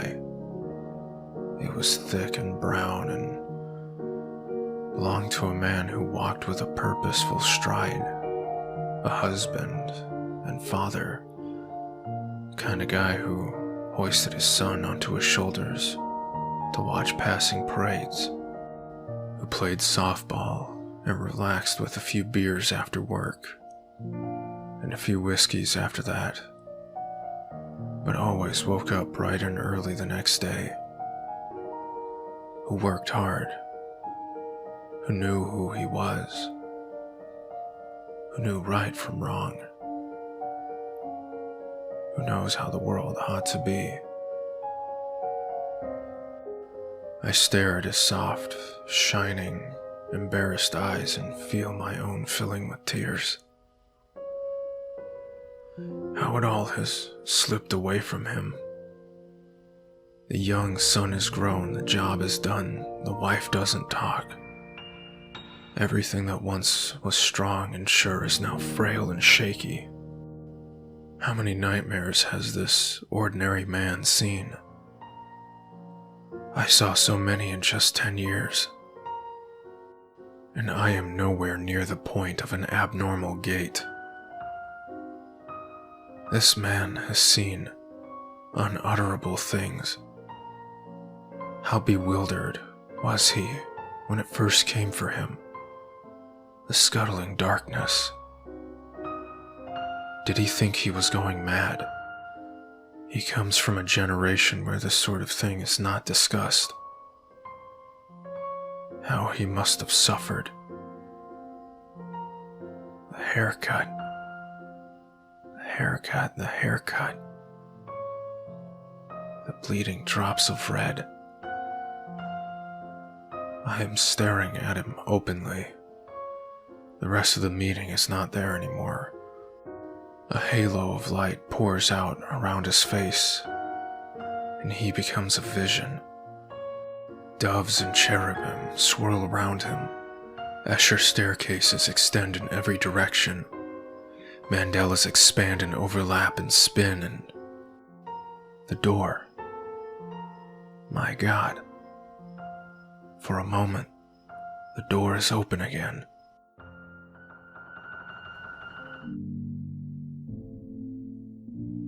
Before writing this series, I wrote a novel. I worked on it for 6 years, the worst years of my life. As I sank deeper into alcoholism and became a pathetic, trembling recluse, I held on to the novel as my one desperate hope. Maybe it would turn out well. Maybe it would get published. Maybe it would sell well. Maybe my life would change. Maybe I would escape my stinking little apartment. What dreams I had. What desperate little dreams. As my life got worse, I told myself I was on a journey of self-discovery, that I was an artist going through a period of struggle before my great breakthrough. Every famous artist has some story of living in a tiny apartment and working a mind-numbing job and eating crap food before their first big success. Surely this was just part of my story. How much richer would my success be after all this pathetic degradation? After a night of writing, I would get drunk and imagine myself being interviewed in front of an auditorium full of my fans, telling self-deprecating but touching anecdotes about my ragged days before I became a literary success. The audience, full of bookishly pretty young women, would titter and sigh as they related to my struggles and admire my unwavering determination. What fantasies I had. There were other times when I knew that I was just comforting myself with delusions of grandeur, that I was trying to romanticize my lazy failure of a life by pretending to be a struggling artist on the verge of success. Really, I was just a lazy drunk on the verge of fuck all. I wasn't even some proud rebel drunk like Charles Bukowski. I hated myself. I didn't write enough or read enough or know enough or work hard enough to be a real writer. I had never read Anna Karenina or 100 Years of Solitude or anything by Henry James. I was often bored when reading and bored when writing. Did I even like it? I had half-assed my way through school and work and relationships. I had half-assed everything I have ever done. And I was even half-assing something that was supposed to be important to me. I hadn't even finished one novel after 6 years. And then there was the most damning evidence of all. My writing sucked. Sometimes I felt like I was a fraud. Sometimes I felt like I was on the right path. Sometimes I felt like both of these things were true at once. Like I was on two different timelines. My view on the matter changed often. At night, I tended to regard myself as being on the very cusp of fame and fortune. The next morning, I tended to wake up feeling like an untalented dilettante. Meanwhile, this supposedly temporary period of struggle stretched on and on and on. I turned 30. Surely something would happen by 40. But what if it didn't? As I withdrew from friends and co-workers, it became more of a recluse. I rationalized it as concentrating on my writing. Except my busy schedule of drinking and hangovers didn't allow for much writing. The story of the struggling artist was showing itself to be a lie. Then I got fired from my job and sent to rehab. After I stopped drinking, I used my newfound energy and spare time to finish the novel. I finished it in a few months. You can get a lot done when you're not entering the void every night. For someone like me, the completion of a 6-year struggle is an occasion which simply begs to be accompanied by a drink. By many drinks. I had always planned to just go get drunk for an entire week after I finished my novel. Instead, I took a walk down to a nearby bar and stood outside of it for a while. I didn't go in. In my head, my life seemed to be developing into a new story, a heroic turnaround in which I got sober, and everything fell into place. Yes, surely this was how it would go. I sent letters to 30 literary agents with the hopes of getting the book published. None expressed any interest. It hurt to be rejected. I had stopped drinking, but I still hadn't found a fulfilling job. I was able to talk to people and look cashiers in the eye again. But I was still a recluse. I had still invested a lot of desperate hopes into getting the novel published. I felt so foolish for investing so much hope into something that is just so unlikely. But I couldn't help myself. The lure of feeling some sense of purpose and accomplishment was just too much. I wanted to be noticed. Honestly, I wanted to be rich and famous. Though they may have been disguised as achieving artistic success and finding my purpose. Perhaps my dreams were ultimately as crass and grasping as any Kardashians. I had given the literary agents 4 months to respond to me before accepting that they were not interested. Soon after that deadline passed, I started writing this web series. As you may know, a few websites wrote articles about the series, and some very lovely people created a very wonderful subreddit about it. And this drew the attention of people in the publishing industry. They contacted me, and just like that, my long-held dream was again revived. And now it seemed more in reach than ever. I had been struggling to contact agents, and now they were contacting me. What a heady feeling. Again, it felt like everything was falling into place, like my life was shaping into a story with a happy ending. What did I really know about Mother beyond a few vague memories? I had long puzzled over these memories. Back when I was drinking, I was convinced that something had happened to me one summer, something beyond my understanding, something monstrous. But after I got sober, I was encouraged to digest some hard truths about myself. And I decided that it was entirely possible that I had more or less made it all up. Not that I simply lied to myself, but more that I had latched onto some vague memory, perhaps a reoccurring nightmare, and built it up in my mind over the years.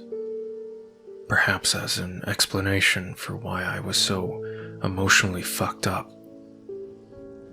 It was easier to face life as a victim of some unknown, half-remembered evil. It gave me an excuse to crawl into the bottle. I needed to provide a satisfying ending to the series and to my quest to get published. Being intertwined, both of these tasks rested on a hazy collection of sinister memories. Then again, couldn't I just make some shit up? Hadn't I been doing that all along? The solution presented itself to me one night when I was talking with my roommate Sean. He told me back when he smoked crack, he used to break into abandoned buildings to see if there was stuff to steal. He said that once he broke into a warehouse downtown and found a set of stairs that led to an underground room, which led to even more rooms that went deep underground. Over the course of a few weeks, he went deeper and deeper into the complex, taking various stuff, but always leaving quickly, because it was a spooky place. On the last night he snuck into the complex, he found a room where the walls were covered in human bone. So there I was on the front porch with Sean, both of us sitting in rickety old chairs, slapping away the mosquitoes, when he mentioned quietly that he had once seen a room where the walls were covered with human bone. Right away, my heart started thumping in my chest. He must have seen my Reddit post. This was something I had been worrying about, even dreading. My posts were none too flattering of him, and he was a very private person, very defensive of his boundaries.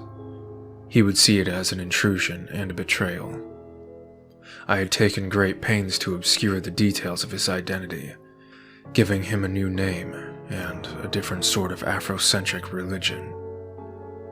Nobody would recognize him from my post, but some of the stuff in my writing had been taken verbatim from our conversations. If he saw them, he would surely recognize himself. Sean was not a guy I wanted to piss off. When he first came to the house, he told us that his main character defect was his temper. And he wasn't kidding. On more than one occasion, I had watched anger build up inside of him until he ended up chewing somebody out. It was a sort of scene that left me tiptoeing back into my bedroom, giddily thankful I wasn't taking the brunt of his outrage. All those years as a recluse had left me with no appetite for confrontation. Sean had been sincerely working on his temper. He was the only black dude in the house, and he was worried about being seen as the angry black guy. He often said to me, "You get up in somebody's face and they'll be like, 'Say fellas, let's work this thing out.' But if I cross the line, they'll be like, 'Call the police, this dude's gone crazy.'" I assured him that this was not the case, while not being entirely sure that this wasn't the case. As a result of his fears, he had become very indirect about how he expressed his anger. If he felt somebody was disrespecting him, he would give them the silent treatment for a while, then come down hard on them for something small, all the while being very careful not to raise his voice or make any threatening gestures, which somehow made him more intimidating. As much as he didn't want to play out the angry black guy stereotype, I didn't want to play out the meek, affronted white guy stereotype. But I was sometimes intimidated by him. So now when he told me about the walls covered with bone, I figured he must have been feeling me out, seeing if I would come clean about what I had written. But it was such a strange way to do it. I didn't know what to say. I looked him in the eye, trying to make my face completely natural. He gazed back at me, his face half in shadow, half colored by the yellow porch light, his expression dead serious. He went on, speaking softly. Skulls, teeth, arms and hands melted together on the walls, up on the ceiling. He had seen in real life what I had only seen in my mind. He was about to tell me that the flesh interfaces and Mother and all the other nightmares were true. I had, on some level, known this was coming. It was the culmination of the strange feelings I had all week. It started when I was sitting in that AA meeting, looking at the sad face of the old man with the stolid haircut. I had entered a strange and sudden reverie, carried away by the sheer damn poignancy of this man's haircut, and how it symbolized the sort of strong, upright man he had tried and failed to be. I saw him in a great shifting vision, different versions of him emerging and overlapping. Here he was a young boy learning how to use a comb. Here he was a young man, the wind ruffling his sturdy locks as he experienced that rush of confidence that comes with drink. Here he was, in front of the mirror, running the comb through his wet hair with a shaky hand, dropping it into the sink. Here he was with stitches just below the hairline, after another accidental fall.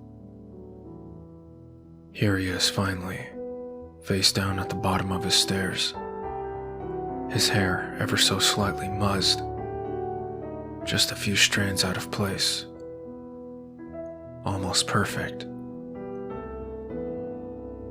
The next day, my roommate, Donnie, the ex-Marine, and I went out to the river to swim. It was a perfect sunny day, and there were a lot of people out swimming and floating along in inner tubes. As I lay back in the cool waters, feeling the warm forest of air alive on my wet skin, I saw for a moment that vanished primeval world, peopled by the forest children. These children lived along the river, not working or toiling, but simply taking what the river offered, living and dying by the good mother's generosity. Sure, they wouldn't know the benefits of writing or agriculture, and they would drop like flies to horrible diseases and predators. But in doing so, they would accept their humble place in the universe, rather than striving to overcome it through science or religion. They would know themselves to be fragile things which lived for a brief moment and died, like glimmers on the river's water. For the second time in as many days, I found myself with tears in my eyes over some trivial moment, and I was forced to turn away from Donnie as he related a story about Marine Buddy, who had been given a humorous nickname by the platoon due to his uncanny knack for finding and acquiring venereal diseases. In AA, they talk about not struggling or trying to manage everything, but rather letting God manage it. Not believing in an interventionist God, I had to interpret this as simply trying to accept the things I cannot change. I saw a vision of my life where I was able to accept life's vicissitudes with humility and grace, and where life opened itself to me as a result. With it came a wave of nostalgia. Last time I felt this, I had been in college and taking a lot of acid. How long had I shut myself away from life in that goddamn apartment with that goddamn bottle? I had been unable to accept any discomfort or unhappiness, so I had avoided everything except liquor.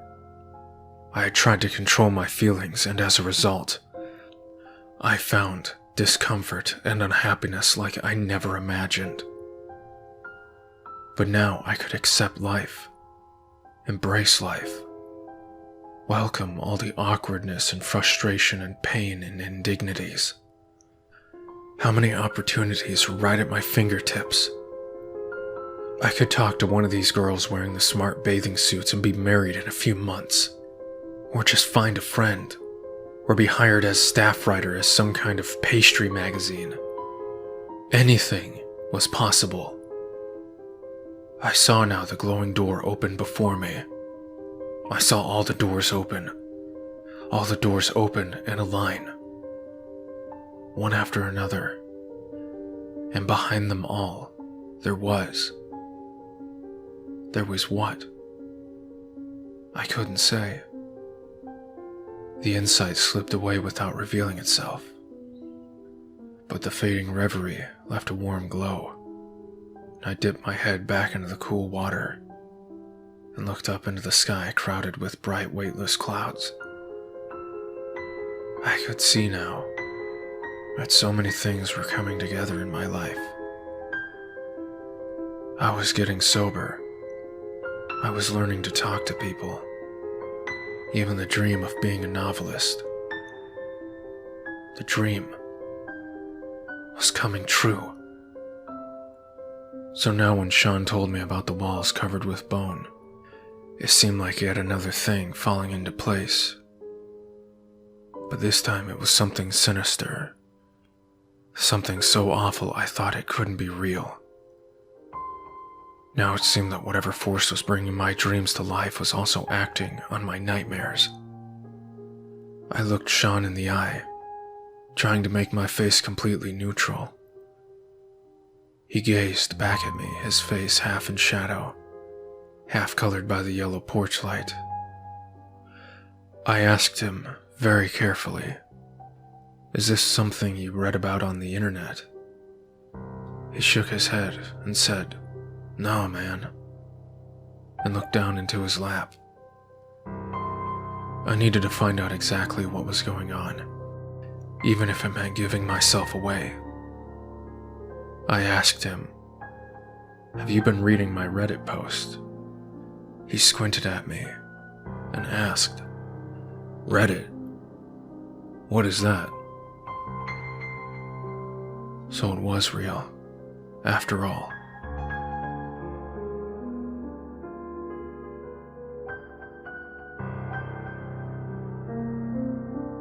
A full-scale interface portal below a highly populated urban center. In the early days of flesh interface technology, this would have been considered utter madness. The uncontrolled incident zone would have resulted in mass segmentation and total chaos. And looking back on the experiment, madness was in fact the result. But for a brief time, it seemed like an idea worth exploring. It all started one day when a mid-level analyst was navigating a 3D map of the Honduras Contained Interface 2 and felt the urge to go to the bathroom. Just as she was getting up from her desk, she was struck by an overwhelming realization. But before we get to that, you must understand some background information. First, building an interface below a populated city was now possible because we had learned how to control the size of the incident zone.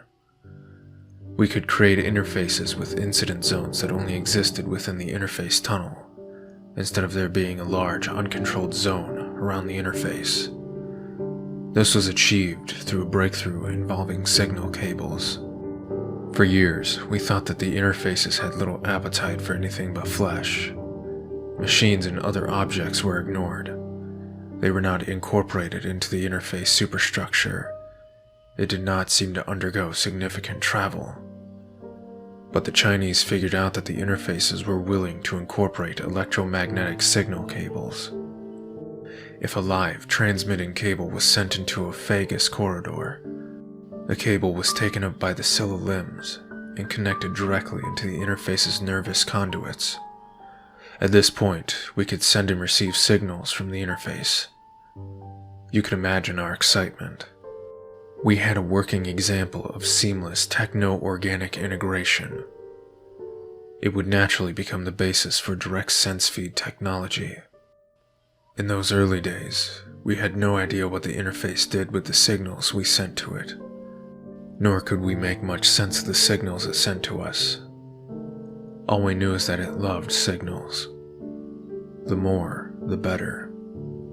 The more cables we hooked up, and the more information we sent and received, the smaller the segmentation zone would become. As computing and signal technology advanced, we were able to reduce the segmentation zone to an area within the interface tunnels. Finally, we had a relatively safe and stable flesh interface. Still, we had no reason to consider building an interface below a city until our mid-level analyst made her startling discovery. Before this discovery, we knew that the size of a flesh interface depended chiefly on one factor: how much flesh it was provided. But at a certain point, the interface would cease to grow, even if it was provided with ample building material. We wanted to know why. Why had the Novaya Zemlya and the Artigas portals grown so large, when other portals were offered more flesh but failed to grow? In addition, we wanted to know what factors shaped the configuration of the interface tunnels, the so-called ant farms. At that point, we knew only a few basic facts. The tunnel would form either underground or underwater, but not in the atmosphere. The underwater tunnels were much larger than the underground tunnels, generating more segmentation and requiring more signal transfer to quell the segmentation. While the interface tunnels avoided the surface, they had little regard for the composite of the rock, sand, or soil that they were tunneling through. They tunneled through everything at rate chiefly determined by how quickly we fed them flesh. It wasn't possible to observe the tunneling process, but it must have happened via segmentation because the dirt and rock which was removed simply disappeared.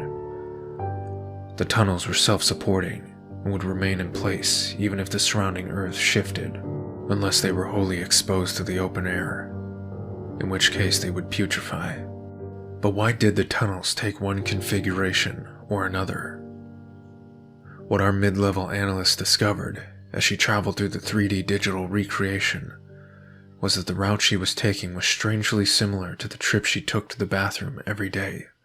It was an odd little route through a poorly designed research facility, which included a short flight of stairs and a switchback at the end of the hall. All of this was reflected in the ant tunnel.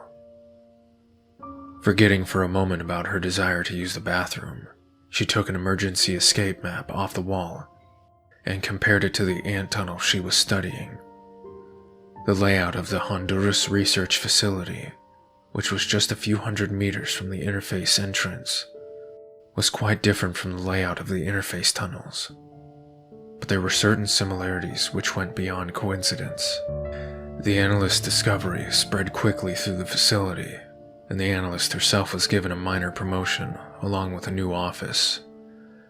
It was discovered that the interface tunnels did not copy the architecture of the research building, but rather the most frequently used paths and most frequently occupied rooms in the building. That is, it copied the layout of human activity within the building. But even this did it in a distorted, oblique way, repeatedly copying and multiplying certain sections of the layout, as if the building map was being viewed through a multifaceted lens. For the people working in the facility, the discovery was nothing less than eerie. Shortly after the newly promoted analyst moved into her new office, a new section of tunnel was created within the interface to reflect this. No longer were the analysts detached observers. It was clear that on some level, they were being observed and copied for some inscrutable purpose. A quick comparison of interfaces and nearby human-occupied research facilities revealed unmistakable parallels. Huge facilities such as Novaya tended to produce huge interfaces. This even held true for undersea interfaces such as Artigas, where the nearest facility might be many kilometers away. The correlation was stupefyingly obvious once we looked for it, and it set off a wave of crazed speculation. People started theorizing that the interfaces were affected by all sorts of things. The mood in the office, how much coffee we drank, the health of our potted plants. This period of wild speculation came to be known as the correlation game, as almost anything was proposed as a possible correlation. Most of this speculation came to nothing, but there was one idea that gained traction. What if we built an interface in a highly populated area and gave it unlimited flesh material? How big would it get? There was this abandoned warehouse that everybody knew about. I knew it had evil spirits when I first went into it, but the crack had me thinking nothing could touch me. Even the other crackheads didn't like to go in there, except the ones who had really fell off. Those ones you see standing around just staring through the wall. But I'm up in here like, I got God's protection, I don't fear anything. But really it's just a crack talking.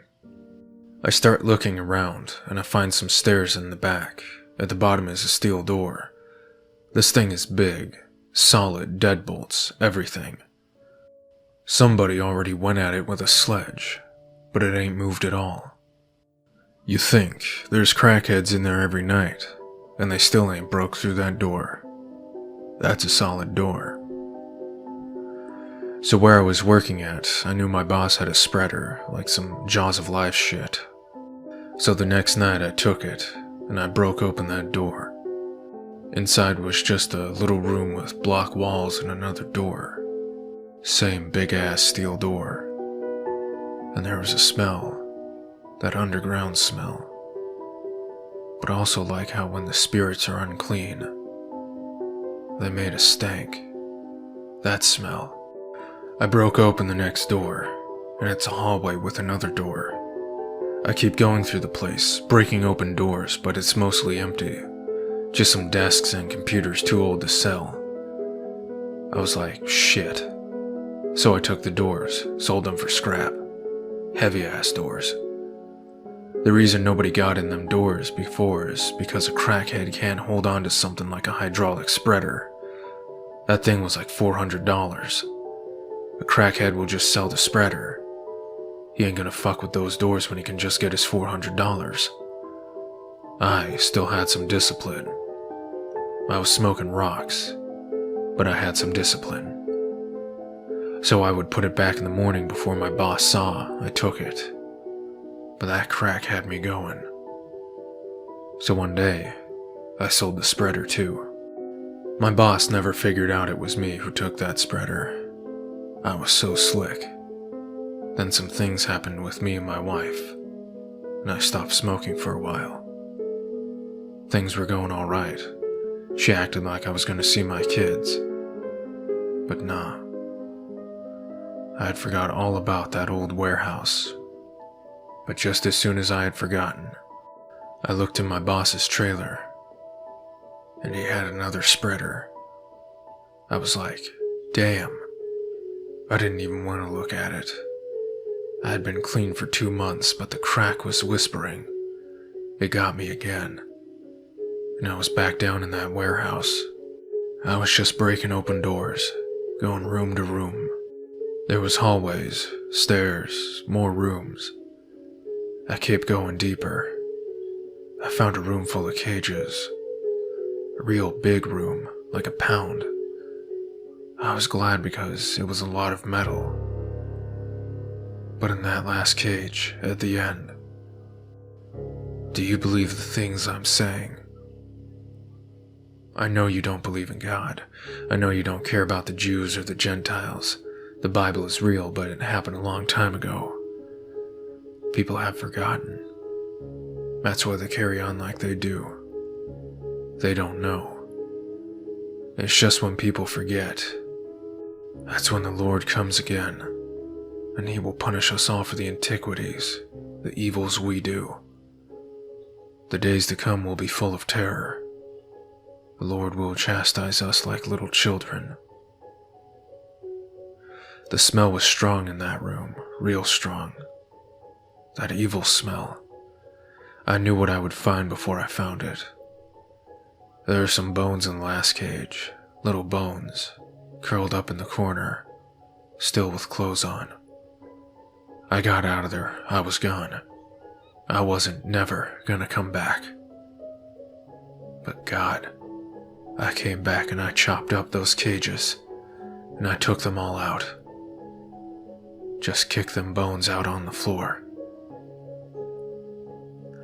I came back again the next day and broke into the next room, and there was more cages, all of them full. I was supposed to be back in my old house with my wife and kids, but I was down in that room with all those little skulls and hands. That's the insanity. It wasn't even worth that money, but I kept going back.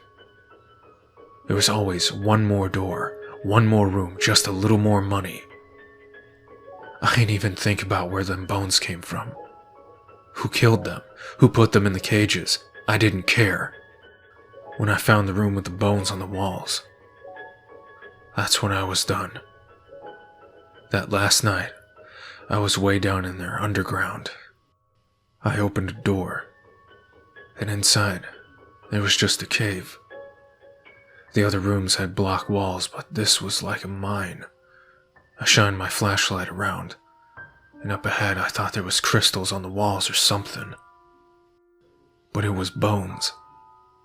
I mean people. Hands, skulls, ribs, all of it just put together. And it went on and on and on. I said, God, this is the valley of the shadow of death. I knew I wasn't scared of those spirits because they were already inside of me. Telling me, don't worry. Telling me to keep going back down in there. I prayed to the Lord to deliver me, and I got scared right there. The spirits came out of me, and I got scared. I won't lie. I was crying. Just shook up. I knew I wasn't alone in there. I could feel the evil one down in that tunnel. It was all power in the dark.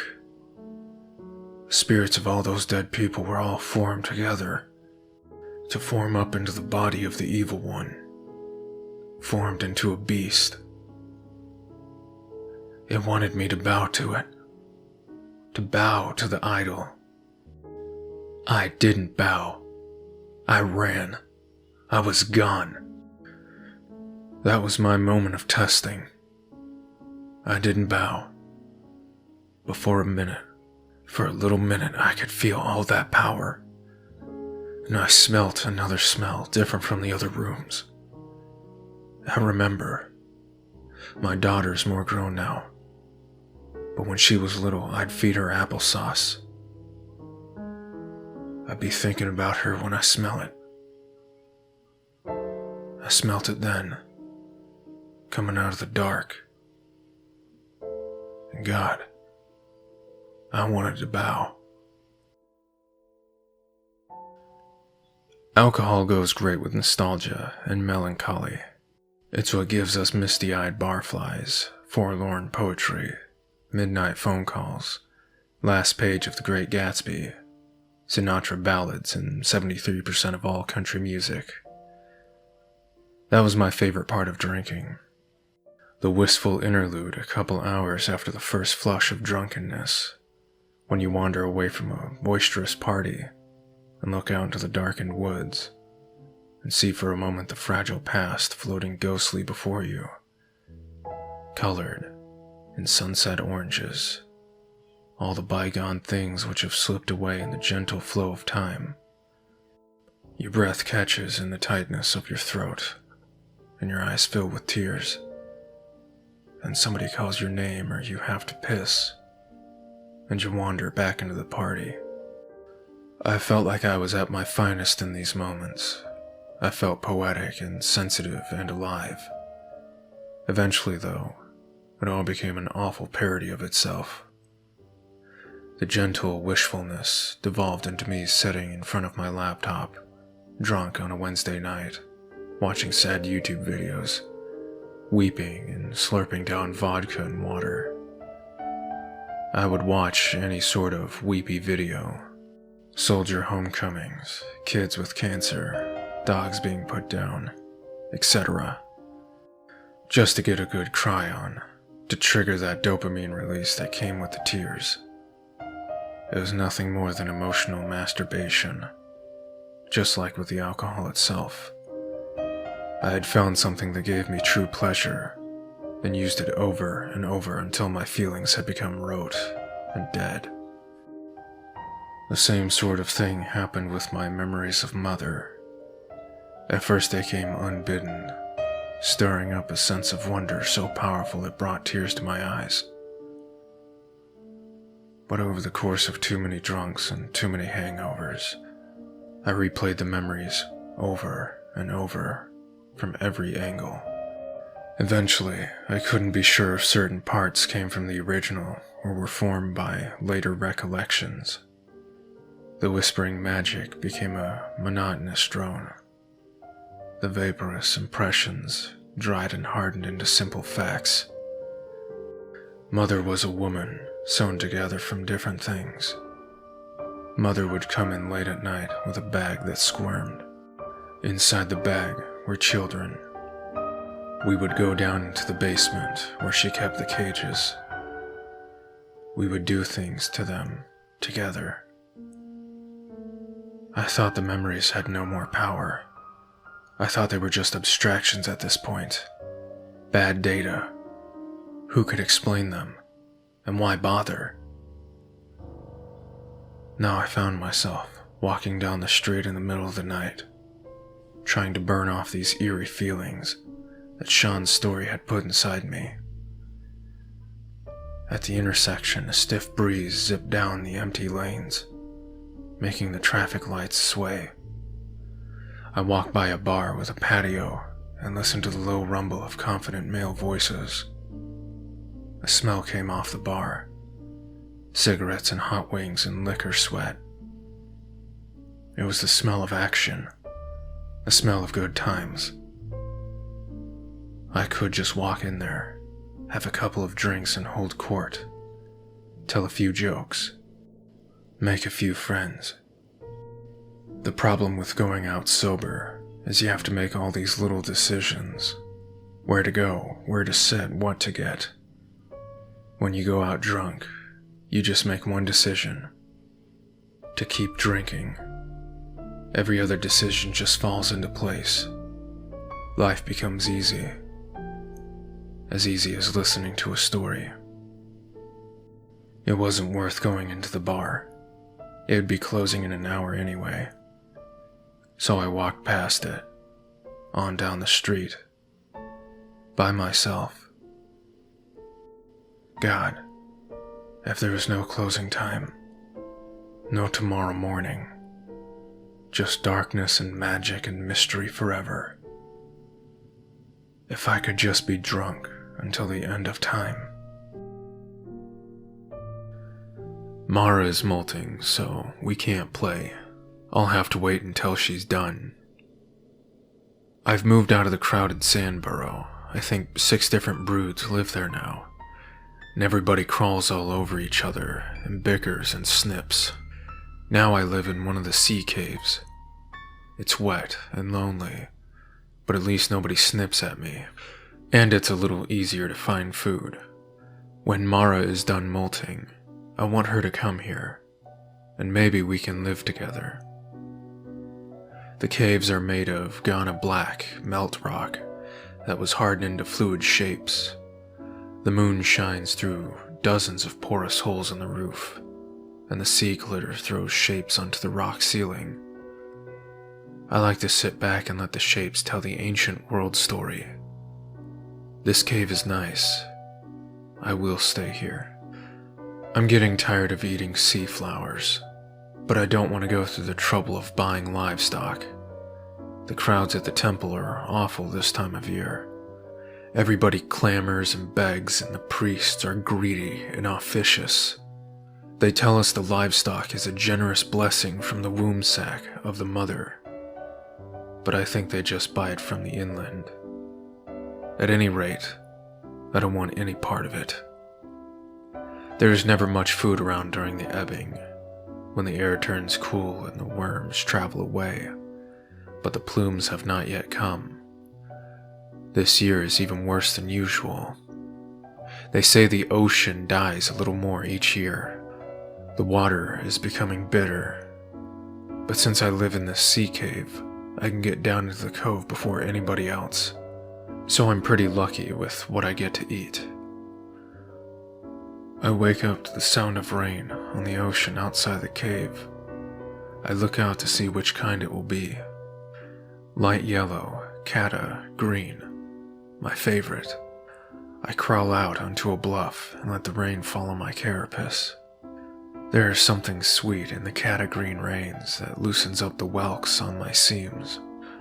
I comb through my carapace with my forelimbs, snipping them off, letting them fall onto the rocks until whole front is clear and smooth. After that, I do my joints and my underside. Nowadays, with food scarce, it has become common to eat the whelks, but they taste like ammonia. Just as I am done grooming and feeling very new and shiny, Mara comes climbing up the rock. Her shell is brand new and looks amazing. We dance and burrow, and make happy little snips. I have missed her even more than I realized. She moves the colors on her carapace to show me how she feels. They are very vivid on her new bone. She shows pictures of her looking everywhere for me, searching through all these sea caves. I show her myself as I sat in the cave, lonely and waiting for her. She snips at my front legs, and I dance around for her. Sweet, lovely Mara. I show Mara my cave, and she likes it. She loves the sea mist and the way we can see the teta purple moons pass through the sky, through the holes in the rock. I show us living there together and making it into a nice home. She shows me leaving the burrow, colored as a question. I show her that I was too crowded and I was getting sick of all the others. She flicks her antenna at me, making slow, comforting movements. But I notice she hasn't answered about living in the cave. I feel my little plan is being washed away. Mara doesn't stay with me in the cave, but she visits often. I make sure to always have some sea flowers for her when she comes over. Lately, they have been harder and harder to find.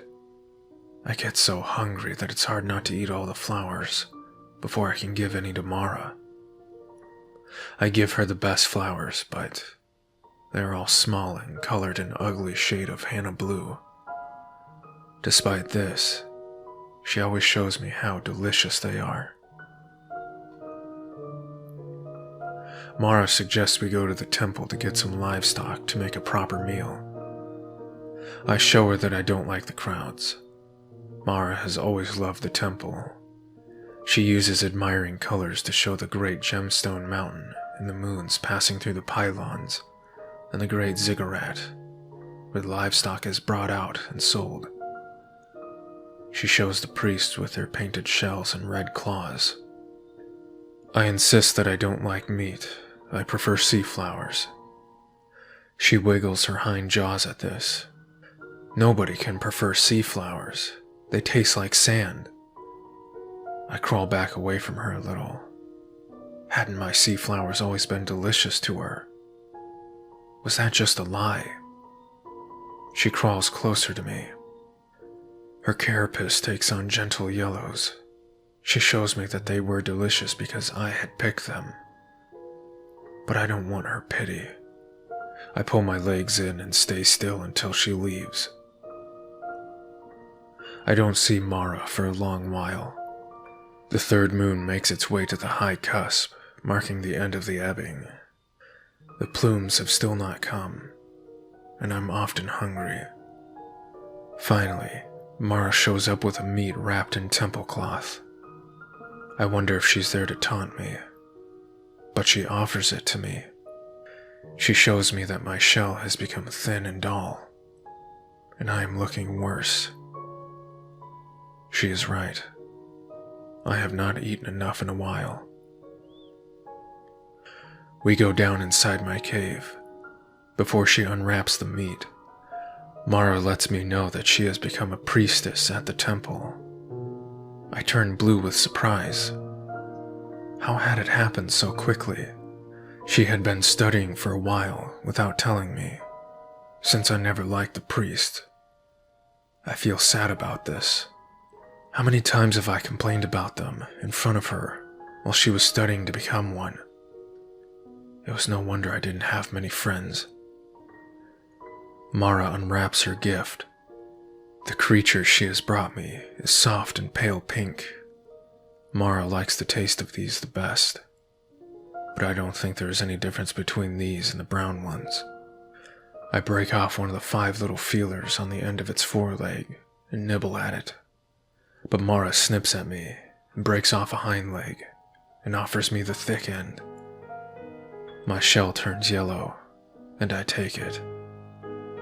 The pretty red juice runs all over my jaws as they pull the meat from the bone. We eat in blankness for a while. Then I ask Mara where the priests get the livestock from.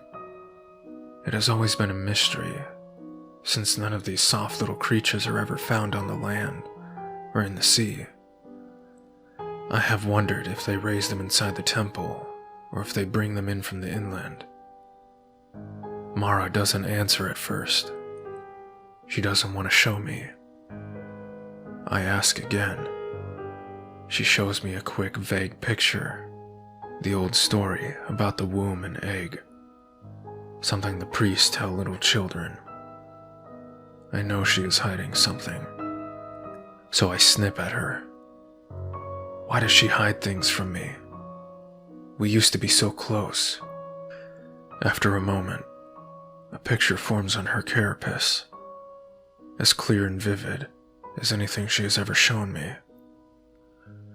I ask what I am seeing. It is the womb. It's where they come from. Dear Isolandria, I hope your name is Isolandria. I will name my daughter Tesolandria, and I will tell her to name you Isolandria. These names are prettier, more than my name. Anne. Too plain. I am your grandmother, and even though you are still not born, I am writing to you in all 100% original English.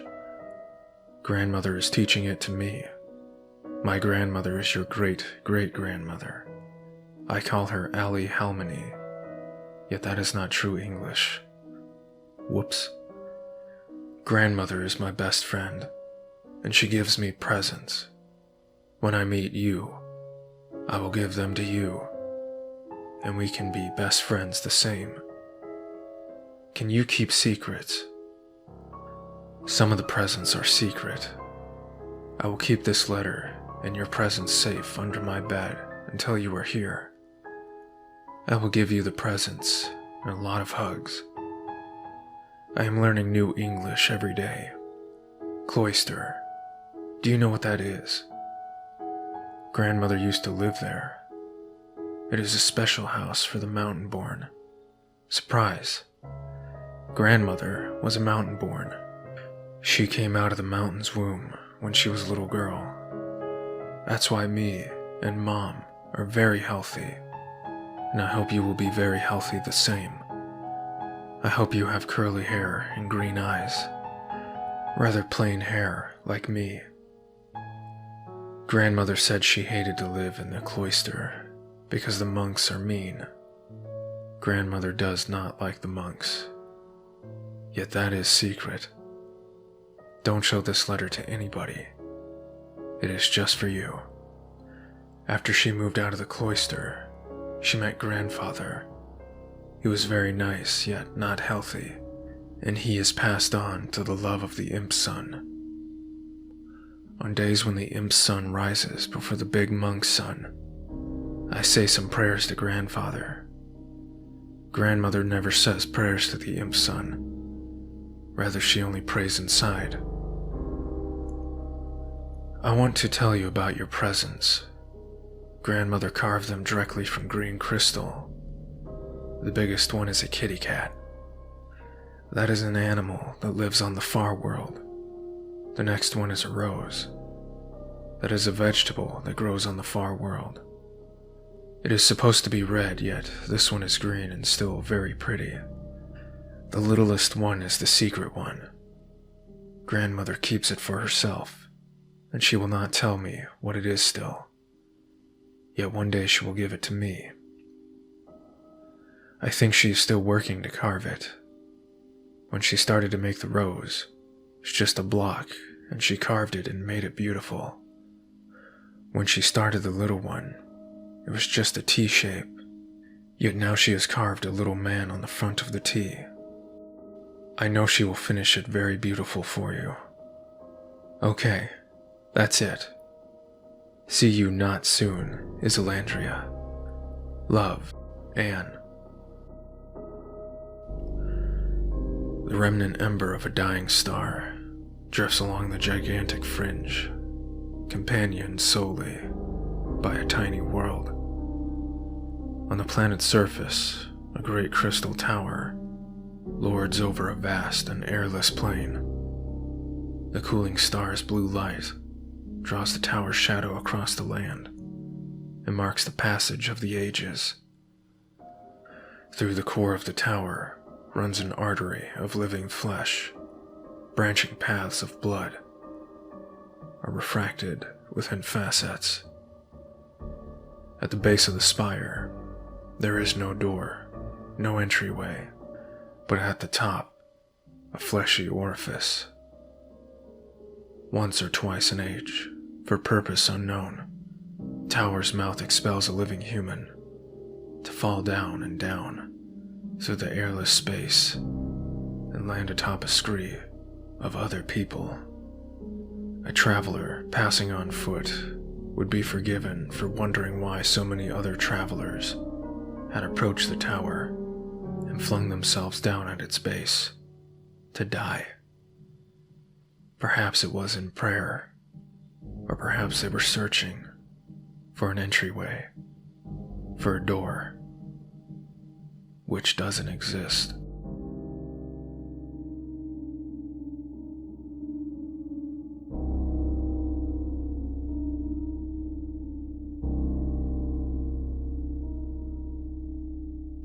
I have decided to move out of the sober house.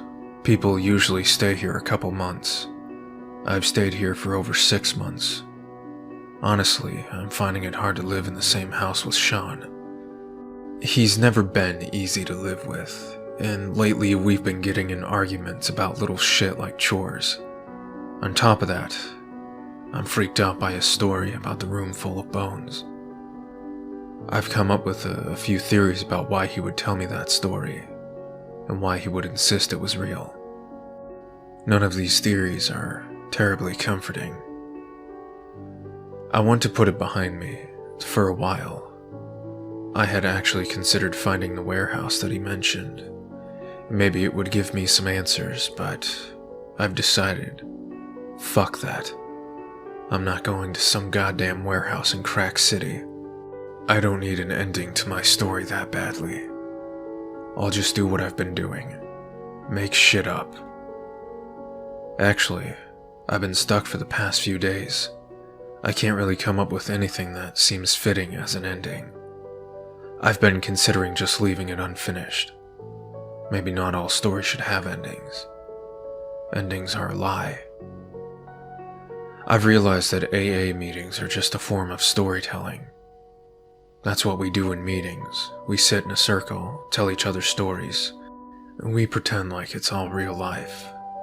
But every time somebody shares, they make an attempt to storify their life, to make it into some tidy little parable. Sometimes the parables are profound and touching, and sometimes they're just absurd or cliched, or just terrible. A guy in meeting might tell a story about how he got into an argument with his boss, and he might end it with something like, "And that's how I learned I need to stand up for myself." Except maybe arguing with his boss was a terrible idea. Maybe he's trying to portray stupidity as wisdom, or maybe it really was wisdom. Either way, he's packaging the truth up as a story with a lesson at the end. And this covers up one of the essential facts of life, that it just keeps going along, not giving a shit about our attempts to explain it. There are these moments in life when the goal is achieved and the story should end and the credits should roll. But instead, it just keeps going the fuck along. The guy gets the girl, and now they have to live with each other. She farts a lot and he hogs the shower. Or the underdog team wins the tournament, and now they have to get ready for the next season. 10 seasons later, they're all retired, sitting around and scratching their balls. That's the first big problem. The recovering alcoholic encounters.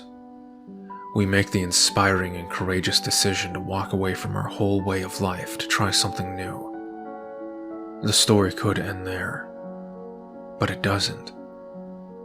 Instead, life stretches on, and we have to live day after day with the grinding boredom of sobriety. So maybe the Interface story should be like that. No tidy ending, just, here, take it or leave it. Except that's lame. That's a rip-off. I'll just wait. Some kind of ending will come to me. But I'm not going to that warehouse, though. Fuck no. I'm not asking Sean any more about it either. If I have to make up a shitty ending, that's fine. A lot of good books have shitty endings. At this point, I'm just a little burned out. After I'm done, I'm going to put aside writing and work on my social life for a while. I'm going to try to change my number of friends from 0 to a positive integer. I thought maybe I could find a group of friends in recovery, but it hasn't happened. I don't like recovery people. They're corny and boring. I've found a room to rent near downtown, in an arty neighborhood. I'm going to get in touch with some old friends, and I'm going to try to go out and meet people. I'll just try to get a small circle of friends started. I know I need to meet friends. I've always known how. It's easy. I'm going to drink again. One time, my mom took me to a clothes store. She was wearing a blue dress and I was following her around. But then I looked up and it wasn't her. It was some other lady wearing a blue dress I had followed by mistake. I was scared, so I ran away from the lady, but then I couldn't find Mom. A lady from the store found me crying and took me back to her. I was mad at her because I thought she switched into that lady on purpose to trick me. I was too little to know that that's not possible. Is it? I wake up by myself and go downstairs for toast and jam, but the kitchen is totally empty. I call, Mom, Mom, but she doesn't answer. I can't find anybody. In the TV room, there's a stranger sitting in the big chair. Uh-oh. I can only see the back of her head. Gray hair. I sneak away into my room. Upstairs, I check Mom and Dad's room and my sister's room, but they're all empty. Where did they all go? It's not fair that they all left without me. Anna and Brittany always go places and do things without me. But Mom wouldn't do that. She likes to take me everywhere. We are best friends, so what happened? Maybe they said they were going somewhere and I didn't listen. Mom always tells me to listen better. Why don't I? Wait a minute. Today is Sunday. Usually we go to church on Sunday. Mom and Dad go to the grown-up church and I go to Sunday school. They must be at church. Last week I told Mom that I never ever wanted to go to church again. Hey, maybe Mom decided to leave me at home just like I told her to. This is great. No stupid Sunday school. All the playtime I want. I run over to where my toys are piled up in the corner and get all the ones I want. I've been playing this great game with my trucks and cars called Police vs. Firemen. The policemen use their guns and the firemen use their hoses, and they even have hoses that shoot fire.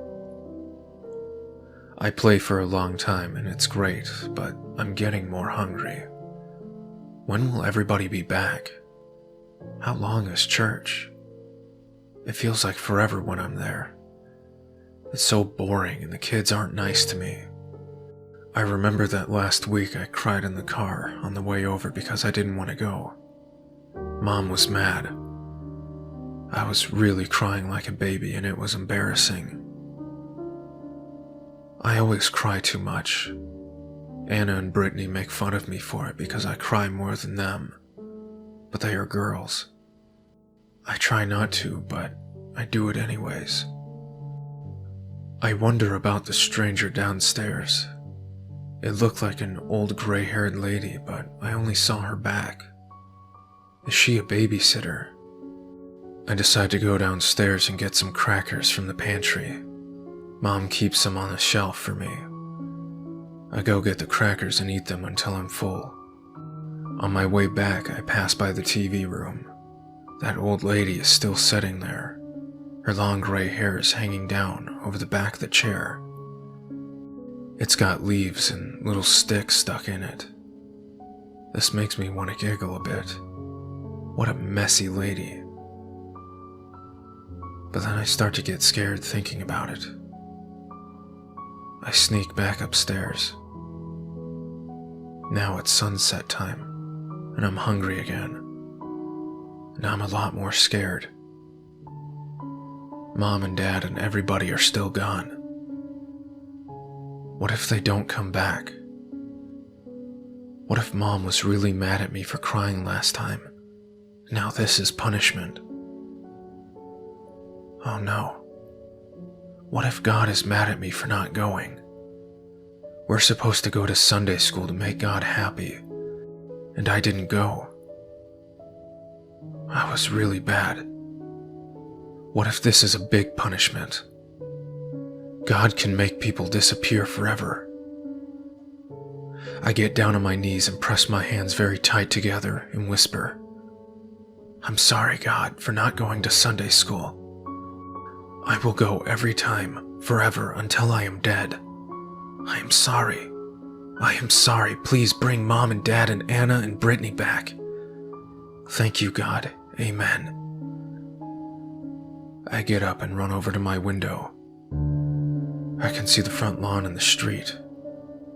It's all empty. I wait for Dad's car to come down the street. Now they'll all come back. But nobody comes. Downstairs, I hear noises. Like a dog growling, but so loud. And something banging on the ceiling. I go into my closet. I cry too much. I always cry too much. The person sitting in the big chair. New mother. A basement full of specimens. Glistening membranes. Blurred faces laughing. Tower witch monster, mountain, apocalyptic sky infested with winged things. The dream folds in on itself and spills out dozens of new creatures. Images intercourse. Panes of light behind everything. Ragged Muppet creatures tumbling out and chasing one another. Devouring, bloody crunching. Growing panes of light. Galapagos critters howling, infesting, affixing. Lamprey succubus, Voltron food chain formation. Panes of light. A persistent locus. The window pane's persistence triggers reality. Rational bootstrapping. Persistence rapidly infects everything else. The weird Galapagos creatures die off. Too weird to live. All the props of ordinary reality are rushed into place just before I open my eyes. A sunlit window in a bedroom. Where is this? My new place. I rented it online before moving out of the sober house. This is real. I try to remember what I did over the last few days. The memories are a dark, shifting mess, a clinging mud I'm afraid to touch. Face hurts. My tongue finds cuts on the inside of my bottom lip. Brown spots dot the white pillowcase. Picking my head up and looking around the room, I recall it from the 20 sober minutes I spent here, before going to the bar. Beside the bed, the nightstand has been tipped over and the lamp is a corded pile of shards. Shit. This isn't my stuff. It's just a bedroom in somebody's house. I slide out of bed. My stomach tingles. My brain tingles. My limbs are moving stroboscopically. Oh, wow. I am inside the nightmare. Mind crucifying. Reddish spots make a trail along the hardwood floor. Fuck. I can't handle this. I run to the little bathroom, and a red-faced creature lurches into the mirror's frame. Oh, Jesus. A distorted mass of bruises. I turn this way and that to see my new features. The horrible tingling in my brain feels like it's going to eat through my skull. I check my teeth and my heart sinks. The bonding of my front tooth has been knocked out. The other teeth seem okay, though. I look down at the sink. It seems to have been scrubbed with blood. Swirling trails of reddish brown cover the porcelain. It's on the floor. The toilets, the walls. Damn. It's a lot of blood. Have you ever noticed that whenever you swallow, your throat closes up for a moment and you can't breathe at all? Of course, it always opens back up. The process is quite automatic, and you don't need to think about it. But what if you do think about it? What if by thinking about it, you somehow confuse everything, and your throat just stays closed? What if all that gummy flesh just sticks together, and you suffocate to death? This is how I think after a bender. I call it the scary swallows. I swallow and my throat seems to catch for a moment, cutting off my windpipe. And panic blooms through my brain, threatening to take over everything. And then I manage to suck in a breath and the panic subsides until the next swallow. so I try not to swallow at all. But then I'm thinking about it, obsessing over it, and my throat starts to twitch. Shut up. Shut up. Irrelevant. Stupid. Do something. What do I do? Liquor. Look for liquor. My queasy stomach groans at the thought of it, but every other part of me shrieks with anticipation. Liquor will make everything else possible. Without it, the panic will rattle me apart. With it, I can do anything. I scan the blood-smeared bathroom for bottles. Nothing. Out in the bedroom, there's an empty half-gallon of vodka and empty cans everywhere. Drunk to the last drop. God damn it. Nothing in here. Where's the owner? I remember that I checked into the place without meeting him, using a door code. Have I met him since? No idea. That area of memory is corrupt. What will he think when he sees the broken lamp, the blood, my face? He'll kick me out for sure. What if something even worse is waiting outside the bedroom door? What if I've killed him and his body is lying face down on the floor and my entire life is over? And I was so close, so fucking close to getting out of this misery. Of doing something, of accomplishing something, something Mom and Dad could be proud of, and now it's all over, all destroyed. Calm yourself. Calmness. This is all imagination. Just your fanciful imagination. What a delight it is. Just go out into the living room and look. Just go. Just go. I crack the bedroom door and peek out. It's the ordinary living room and kitchen of a pretty nice apartment. I don't see anybody lying face down in a pool of blood. Nothing is broken. Liquor, now. I go to the kitchen. There's nothing on the counters. I open the refrigerator. Please, please, please. There is nothing. Oh, you titillating cunt. Did I go to room with one of the sober motherfuckers in this whole fucked up drinking-ass city? I open the freezer. A frosty bottle lies on its side. I pull it out. It's a fifth of Absolute. Full. Unopened. Emitting a ghostly cold mist like an angel. I stare at it in my shaking hands. Tears coming to my eyes. I feel flowing through my entire existence the begrudging mercy of a disapproving God. I scratch at the stupid, slippery plastic around the cap. My trembling hands are almost useless. I imagine myself having a seizure before I can get the bottle open, dying right here on the kitchen floor, like a man in a desert dying of thirst just feet away from an oasis. But finally I manage to tear the cracking plastic off. The front door of the apartment swings open, letting in a blast of horrible sunlight. A figure stands at the door. I shove the bottle back into the freezer and slam it shut and turn my back to the person. I want to run and hide, to evaporate. But all I can do is just stand there. Fuck. Fuck. Oh, hey man, a friendly voice says. Nick, right? Yeah, good. I mumble. I'm still standing with my back to the person. This is not a valid human behavior. Fuck. Fuck. Why did he have to come home now? I force myself to turn around. A youngish dude standing in the doorway, with a bag slung over his shoulder. Apparently the owner.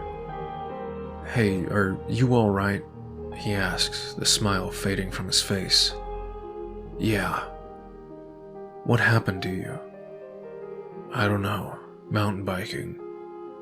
Another invalid response from me. Now he's worried. He glances around the apartment, checking to see if his stuff is okay. I broke your lamp, I say preemptively. I'm gonna go. I'm sorry. What happened? He asks, closing the front door. I got drunk and mountain biking, I mumble. I head to the bedroom, my heart pounding. On second inspection, I notice that not only is the nightstand turned over and the lamp is broken, but there are broken plates and a hole punched in the drywall and beef jerky sticks strewn everywhere. Jesus, man, what did you do? The guy asks as he follows me into the room. I don't know, I say, already on the verge of sobbing. Maybe I can just cry my way out of this. Nobody likes to see a grown man cry. I've got to get out of here. I got drunk. Please, just take the month's rent. I'll go. I say. This is a really stupid offer. I can't afford to give away a month's rent. But I don't know what else to do. I can't handle going to jail. It would kill me. My heart feels like it's trying to punch its way out of my chest. I need liquor. I just need liquor. Dude, hold on. How much stuff did you fuck up? The guy asks. This is it, I say, not really knowing if I'm telling the truth or not. A bunch of my clothes are lying on the floor, and I gather them up and throw them into my suitcase and zip it up, only to realize that there are a lot more of my clothes obviously lying all over the place. Well, we need to figure out the damages. I can't, okay? I've gotta go. I say in a quavering, childish voice. Just take the month's rent. The guy starts inspecting the room as I pack my clothes. The awkwardness of it makes me want to claw my eyes out. My suitcase won't close. The clothes won't fit unless they are perfectly folded. God, I want to cry. I am almost crying. Good. Good. It's like a squid blasting out a jet of ink. It will allow me to escape. I throw my least favorite shirts onto the floor and zip the suitcase up. When I stand up, me and the guy have this moment where we're looking at each other eye to eye. Dude, he says, you're all fucked up. I'm taking the vodka, I announce. I fall asleep in the closet, but I wake up in my bed. Before I open my eyes, I know she will be there. She is. Standing at the end of the bed. Morning time. She is not a person. She is something else. I try not to cry. I start crying right away. I can't stop. She is tall, but her body is not a body. It is just a pile of things. It's covered in a long, shiny robe, shiny from a million blue gold flies crawling on her. Long gray hair covers most of her face. I look up at the ceiling and scream and scream and scream. I scream for Mommy to come back. The ceiling turns pink and fuzzy. I am screaming so hard. Then she is standing over me, looking down on me. Her face is awful pieces of animal. I remember her eyes, the same eyes as the white horse Brittany rides. The one that Mom said I could pet, but it bit my hand, and I had to go to the hospital. The eyes are just hanging on the face, not really looking at me. Flies crawl on them. I am shaking, scared. Please, God, please, please make her go away. She snorts and makes animal sounds. Her old barn smell makes me want to throw up. She reaches out and her fingers are made of crab legs, all different sizes. No, I hate crabs more than anything. When we go to the beach, my dad always makes sure to pick a part of the beach with no crabs. He says he can tell when there are crabs because... No, she touches my face with her crab hands. Horrible. Horrible. I close my eyes as tight as I can and scoot against the back of the bed. The touching stops. I press my eyes shut tight. Tweets and chirps. Drink, a happy little voice says. I keep my eyes closed. Drink, says the voice. It sounds fun and cartoony. I open my eyes just a little bit. A dozen bird heads have crawled out of a hole in her neck. They move in different ways. I found a dead baby bird once in our backyard. It had no skin and blue lumps for eyes. It is there with the other birds. Drink, it says in its funny parrot voice. She holds up a big silver spoon in her crab hands. A greenish monkey hand holds up a glass bottle full of purple stuff and pours it into the spoon. I can smell it. Grape, like the medicine Mom gives me. Is it the same stuff? She holds the spoon up for me to drink. Please, God, make this stop. All the birds giggle. Her claw pinky pokes my neck. It hurts. I open my mouth. Down goes the medicine. I lie there with my eyes shut tight. I cry and stop crying and cry again. I know she's there. The smell, the flies, the sound of animal breath. Why won't she go away? Please go away. Go away, go away. Please, God, make her go away. Something slipped inside my eyes. I can see it, even though they're closed. Not a square. Not a triangle. A shape I don't know the name of. Lots of shapes. Oh no. My eyeballs fill up with little people like a Where's Waldo book. There's a million of them, all doing different things, moving around in an old city with castles and flags. They're running through tunnels and climbing up towers. I can watch them all at once. There's a baker and a knight and a clown and a queen, with lots of... They're all dying. Cartoony blood pours everywhere, and they've all got scared looks on their faces, and the blood washes away, and they're all playing and smiling again. The places and people change. I see stories. They happen all at once, 100 stories, but I can watch them all at once. It's different people crying and laughing and living and dying and doing all kinds of things.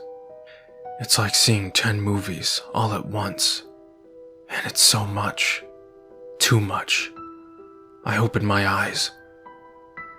She is still there, piled up on the edge of the bed. The Where's Waldo people are still there, playing and laughing and bleeding and dying. The animal pieces of her face open up and... Look, there's another face inside.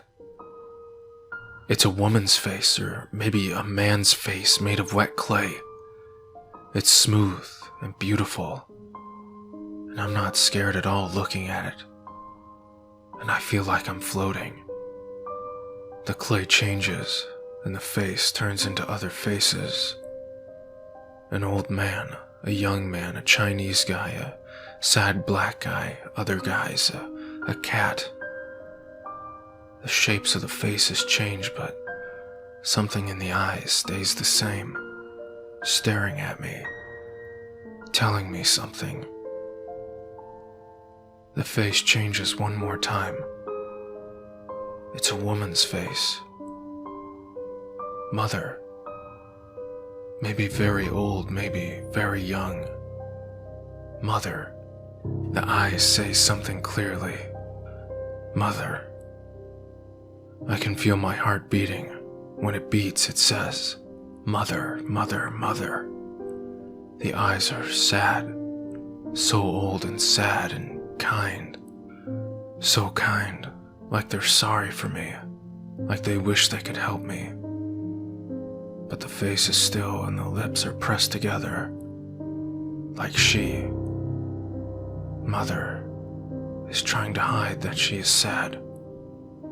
Trying not to be sad. Trying to be strict. Because she is going to punish me. It is the same look Mom gives me when I've been bad and she puts me in timeout. The face is Mom's face, but also 1,000 other faces. They feel sorry for me. Oh no. Oh no. No, no, no, no, no. I scream and scream, scream, scream. Outside, the midday light and the heat are mind-bending, like some kind of goddamn UFO ray zapping me. Sweat rolls down my burning face. Squinting makes my cheeks ache. The wheels of my suitcase rumble over the gritty sidewalk. I have no fucking idea where I am or where I'm going. Some street, some fucking neighborhood.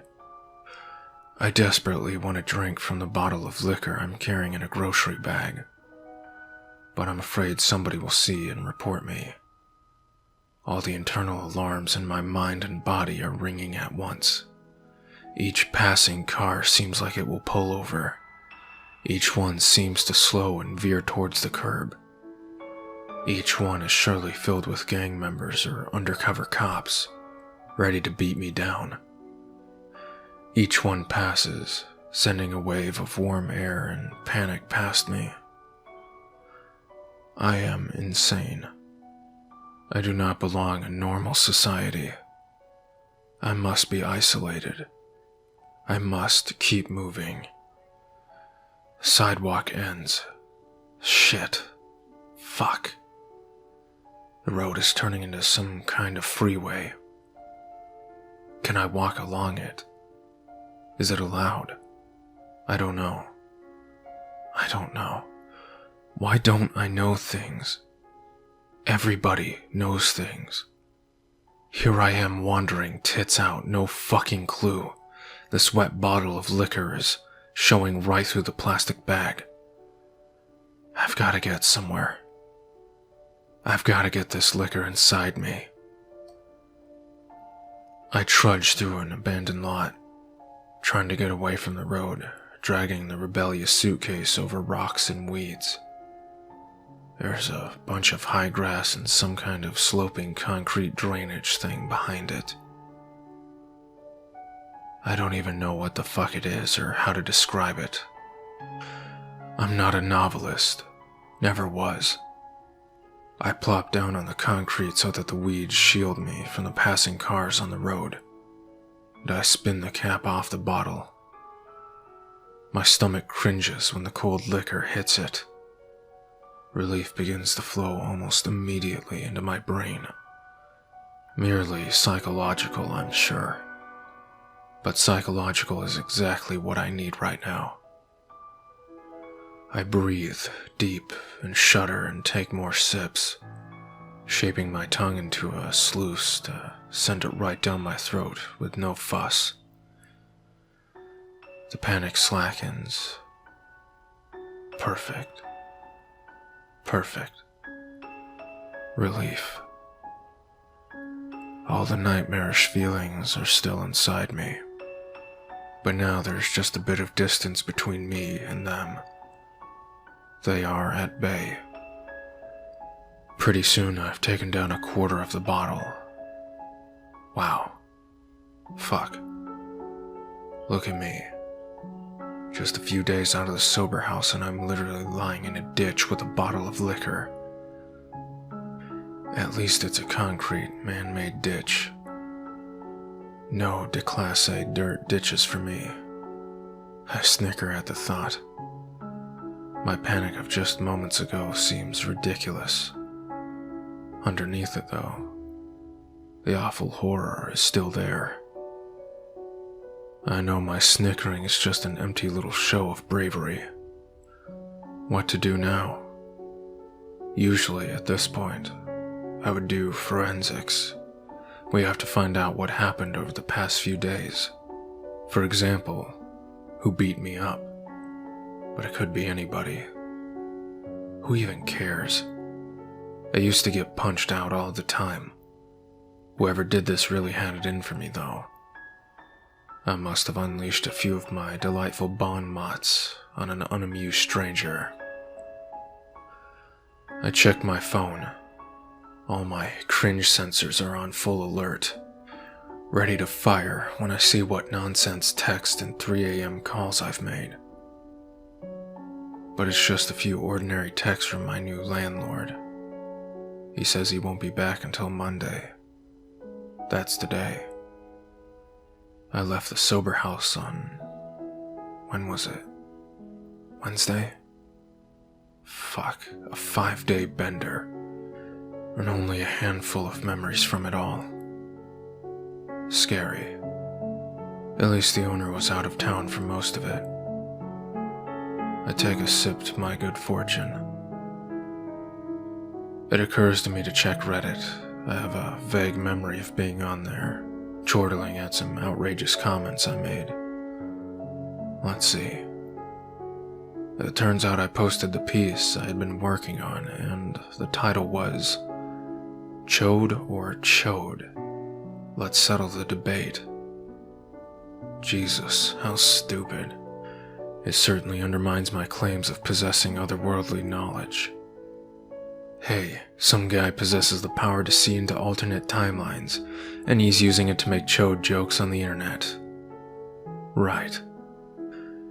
The wave of ethanol relief is fully washing over me, caressing me, easing my worries. I can feel the euphoria of the booze, but I can also feel the dread of the withdrawal at the same time. And I know that both feelings are lies. Soon the euphoria will be gone, and the dread will reign again. It will be like this for 3 days, or more if I keep getting drunk and this turns into just another day in the bender. I have to try to taper down, but tapering means always drinking less than you want to, always remaining in barely tolerable misery. I groan, and my babyish instincts tell me to take another drink, but I don't. I shouldn't drink for another hour, then 1 shot every hour until it's time for sleep, then 6 shots to speed me through the nightmare realms. God, the math, the fucking math. 17 drinks in a fifth, 9 hours until alcohol sales stop. The body processes a drink an hour. For all those months, I didn't have to do the drinking math. Now I'm back in it. I groan and lie back against the concrete drainage, whatever. I know I look like the very picture of a drunk, but I don't care. I wallow in the feeling. Good. Good, I say. One of the lies that leads you down the road of addiction is that you are just visiting. The first time you end up in the drunk tank or the trap house, as the kids call it, or the rehab, you look at all the other guys and shake your head at how sad their lives are, because they are regulars. But you are just visiting. You're here because of a crazy fuck up. But you'll go back to your normal life. Heck, it'll be a funny story. Even when it happens for the 2nd or 3rd time, you're still just visiting. You're just a tourist in the land of misery, not a resident. Well, no more lies for me. I am not visiting. I am returning home. And everything is just where I left it. Mother has put a nail in my brain. The nail stays still. Everything else moves. Last year, Me and my family took a trip to California. My dad got to drive on the Pacific Coast Highway. He really loves cars, and it was his dream to drive on that highway since he was a little boy like me. But he didn't get to drive on it much because I got really car sick. We kept having to stop, and then we just went home. My dad didn't say anything on the way home. Why did Mom and Dad leave me behind? Was it because of stuff like that? Because I'm too much of a baby? I feel like I'm car sick now. The medicine makes everything look like it has colored shadows. Everything is going different ways and different colors. I can see things that don't happen, and things that do. Things that try to happen but don't get to. It's too confusing. Outside, it's sunny, but I stay in bed so I don't feel so sick. If I lie in bed, I only see a few things. Me, lying this way or that way. But if I get out of bed, I see 1,000 different me's. I'm doing different things and crowding everything up, like Where's Waldo? It makes me dizzy. Mother comes in and puts 3 big stones on the floor by my bed. I don't know why. I watch them. They just sit there, doing nothing. I think about pushing one of them away, and then it's covered with color shadows. The shadows show things that could happen but don't. So I make this a game, watching what could happen. After a few days, I start feeling a little better. I still see colors, but they don't make me sick all the time. When Mother comes to give me more medicine, I tell her I'm hungry. "Make some food then, dear," she says with her bird voice. "How?" She points to the stones. "Command that these stones be made bread," she says in a new voice, a man's voice. I look at the stones. Now they are colored with more shadows, moving every different way. It looks like colored fire, but I don't know what to do. I say, "Stones, turn into bread," and shake my finger at them like Harry Potter pointing his wand. I see a color of fire I haven't seen before. It works. The stones are bread. Mother laughs. Mother leaves, and I eat the bread. It's wonderful, just like my favorite bread from Tony's, warm and squishy. But how did it happen? Is this magic? Real magic? I drop the bread and run to the window. The street is empty, almost sunset. I close my eyes and make a special magic spell. When I open my eyes, yes, there it is, coming down the street. Mom and Dad's car. The back of my neck feels all hot and boggy when I wake up. I hate that. The air conditioner in this motel room makes a lot of noise, but it's just a big show. I close my eyes and hope sleep takes me away somewhere dark and cool, but it doesn't. Reality persists. I have been tapering off booze for the past few days. It's amazing how timid and jittery I become when the alcohol is oozing its way out of me. I haven't even worked up the nerve to call the motel manager and complain about the air conditioning. To think I lived for years in this helpless, reclusive state. What a fucking waste.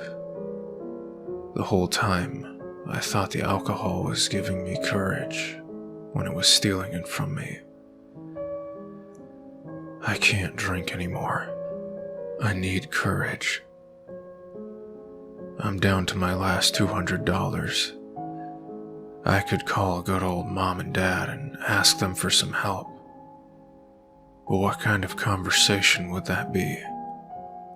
Why am I broke? Well, I took some time off work so I could write a book. About what? Usual. Tripping acid, Nazis, finger blasting, cats. No, I'm not gonna call mom and dad. I'm not going back to the sober house either. I'm gonna get some answers. I'm going to call Sean. Sean shows up at the motel right after he gets off work. I'm surprised, because we had gotten into a lot of little arguments towards the end, and I left on pretty bad terms with him. I'm standing in the parking lot when his black pickup truck pulls up. My paranoia starts to flare. Maybe he saw the story online and was outraged. Maybe he's been looking for me. He strides up to me and gives me a quick hug, patting me stiffly on the back. He steps back and squints at the dingy face of the motel. I know this fucking motel, he says, quietly. Come on, man. Let's get your stuff. Get my stuff? You said you're sober, right? I already talked to the house manager. He'll take you back. We got a bed, he says. I'm not going back to the house. I asked you to come out here because I want to know where that warehouse is. The one downtown. Sean turns and looks me in the eye. Why you want to know about that?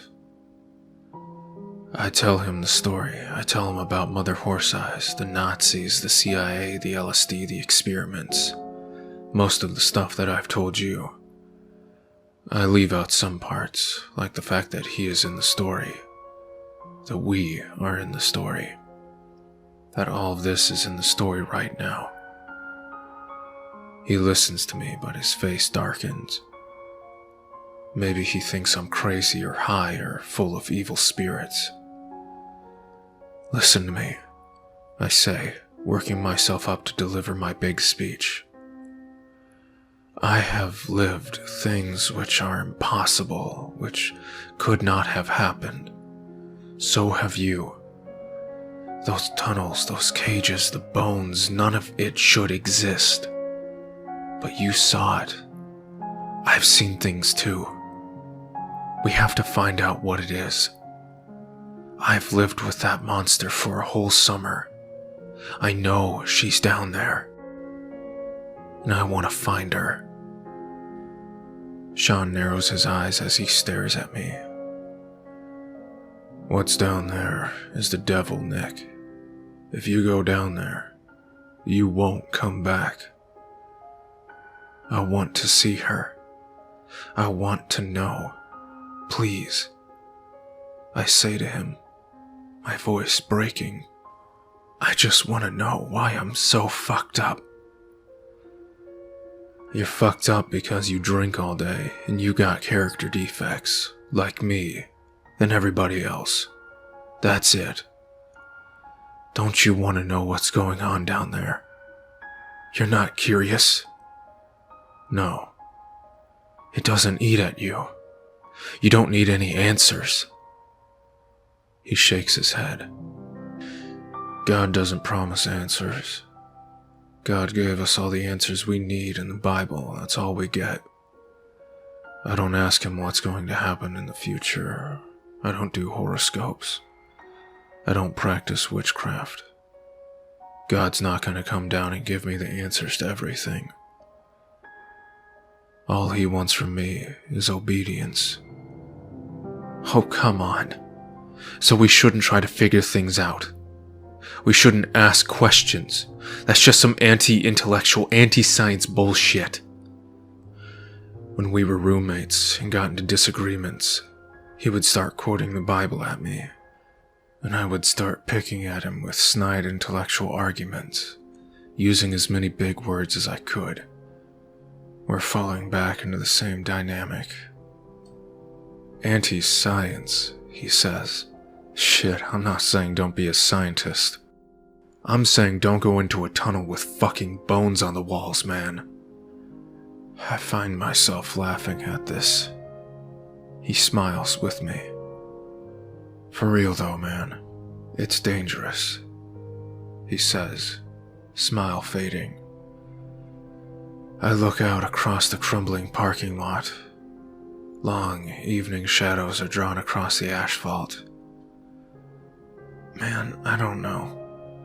I just feel like if I could figure out what happened during that summer, then maybe I wouldn't be so fucked up.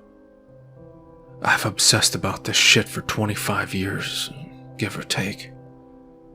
And now there's a chance to get some answers. Just let it go. No, there has to be an ending.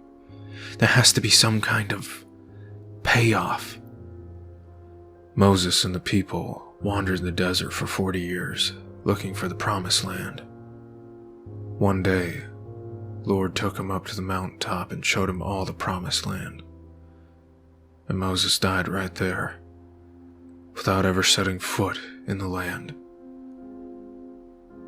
Do you know what kind of Lord does that? A messed up one, I muttered. The Lord knows that we are generations. Man is a few days. Generations might pass before we get any answers. For the last 10 years, I've been living like the world might end any day. But I'm not doing that anymore. I have to remember that we know neither the day nor the hour wherein the Son of Man cometh. That's why I'm going back to school and all that. I nod. Through the course of our little debates, I had told him many times that the world wasn't going to end anytime soon. The world was going to go on and on and on like it always did, in a fucked up and confused state. Maybe some of it rubbed off on him. Maybe some of it should be rubbing off on me now. I need answers, I told him. I've tried just accepting the mystery and whatever, but at this point, I just need to know why I'm all fucked up. Why I can't stop drinking. Why I can't be normal. I could tell you where the warehouse is, but what are you gonna do when you go down there? What are you gonna do when you meet the devil? I haven't told him that part of the story. It's a part that I'm not sure I really believe myself. I think I have been given reason to believe that whatever is down there, I can destroy it. As soon as I see the car, I rush downstairs. Mother's in the kitchen making noises, but I run right by her. Outside, the car pulls into the driveway. I run to it smiling, but I slow down. Something is different about the car. Whose car is this? The door opens. I stop. Dad gets out. He's got that grumpy look he usually has. He's wearing his pajamas, but they have no buttons. Mom gets out of the car too. She comes out the same door. She's wearing her blue dress. I start to cry and run to her and hug her legs. She pats my head and says, There, Nick, it's okay." "Where did you go?" I ask. I'm crying like a baby. "Why did you leave me? Why did you go?" "We went to the store," Mom says. "But you were gone so long," I say. My face is smushed against her side. "We went to the store and bought some dresses, and Dad got some stuff for his car." I look up at her. Her face is all blurry because I'm crying. I wipe my face. She looks down at me smiling. Her face is smooth and glowing. "We stayed at the store a few days," she says and pats me on the head. It doesn't make sense to me. Why did you leave me with the monster lady? I ask. Mom stops smiling. Monster? There's a monster in the house. Nick, she says like she thinks I'm telling a story. You weren't at the store for 3 days. Where were you? Nick, my dad says in his grumpy voice, that's enough. I look at him. The shape of his face is weird. He usually has freckles on his cheeks, but they're not in the right place. I let go of Mom and look at her. She makes a little smile like she always does when she sees me. It's her. It's Mom. It's her face, but it's too... What's wrong with it? Mom's shirt moves. There's something underneath it. It's pushing and trying to get out. I step back. Her face sags like a water balloon and her cheeks fall off. It hits the ground right in front of me with a big wet smack. It's lying there like a big raw piece of chicken. I scream and Mom falls apart. Her face falls into pieces and her whole body hits the ground like a sack of potatoes. The same thing happens to Dad. Their clothes are just lying on the driveway, but there's something inside the clothes moving around inside. I scream and something screams back. It screams again. A little scream and pokes its head out of my mom's dress. It's a cat. Other cats slip out of the bottom of the dress and out of my dad's pajamas. A whole bunch of cats, all different colors. Mom and Dad's clothes just blow away like tissue.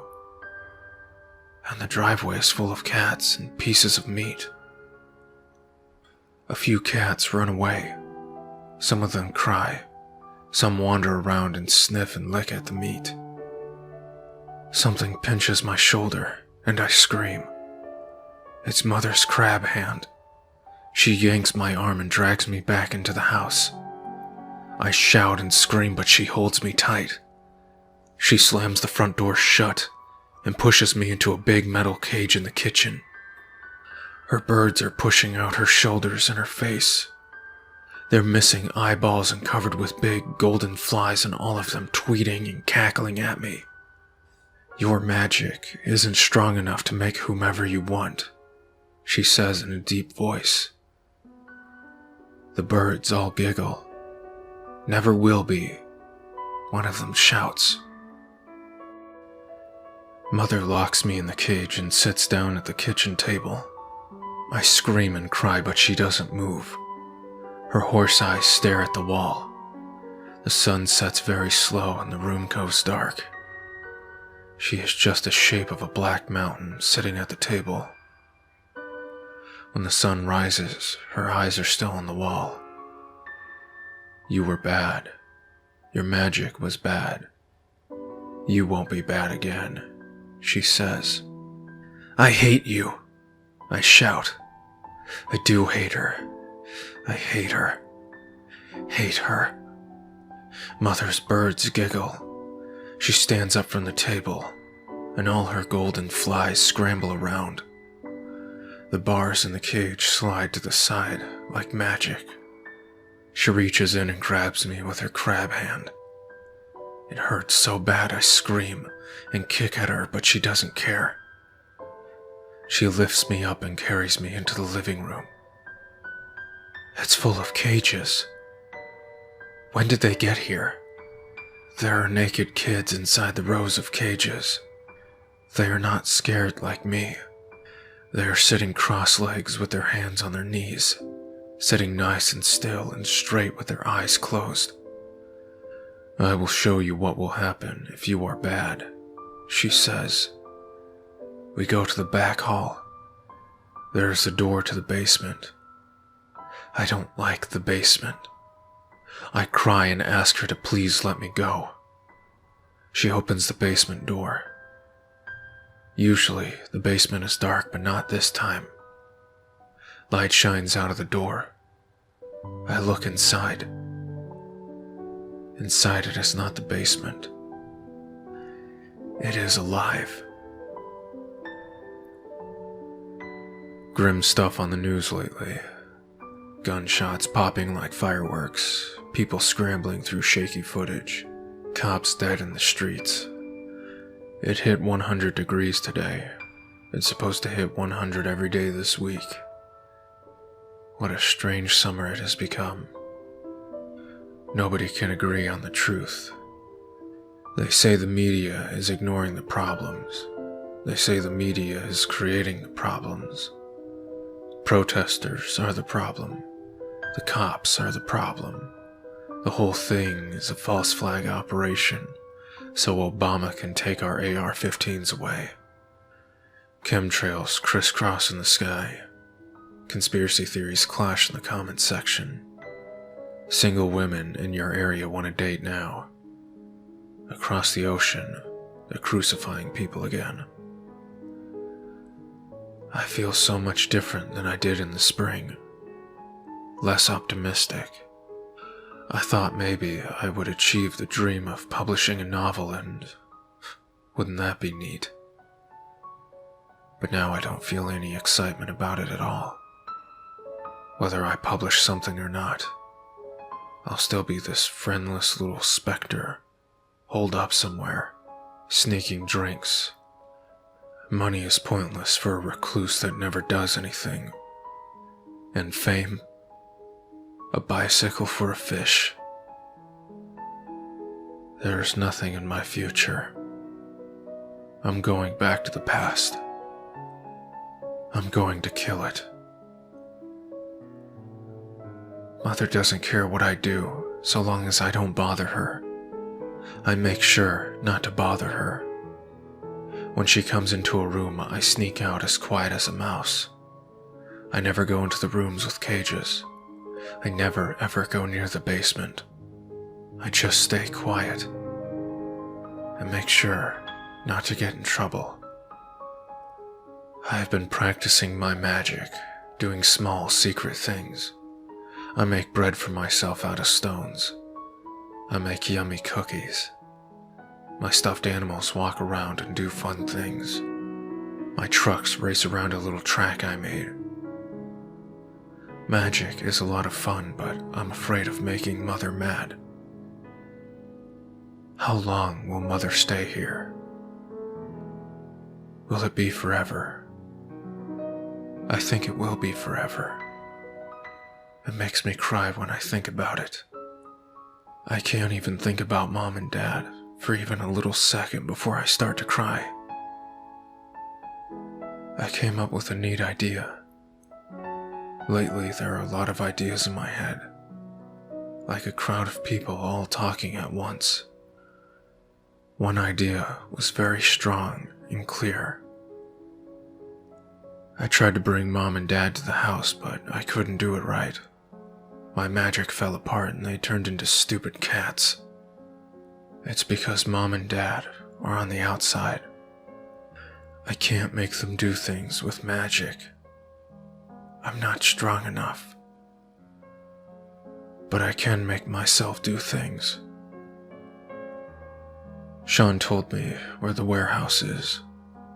I am going down there. I am being called. By the shape of my entire life, I am being called. The story must end this way. Mother will be down there, and so I will try to destroy her. I've thought about bringing some kind of weapon, but what good would a weapon be against her? She who is everything, who has shaped my life across space and time. I feel exactly like I do when the evening comes. I have woke up so many mornings, swearing I won't drink that day. But 7 p.m. comes, and I am walking to the store, feeling none too wise, and I don't want to be walking to the store. And I know I'm making the wrong choice, but my feet keep moving me closer and closer. I know what I am doing is wrong, but I am doing it anyways. I am coming, Mother. I am coming. I am being changed. Mother's lessons are teaching me things, transforming me. At night, I lie in my little bed, eating cookies and watching the ceiling. Then the seams open up and look at what's behind them. Colors without names, stars from long ago, tunnels through the beyond. My magic is growing stronger. I can make things happen. I pray and wait, and they come to me. Every morning, little sparrows land on tree branches outside my window. Mother says I can't be too greedy. Press at the curves, she says. Direct the flow. Don't move against it. I am reading the Bible with the new words I've learned. Christ had blood magic, magic of suffering, of desire and limitation. At night, Mother and I watch the soft flesh writhe and struggle on the hard architecture of the cross.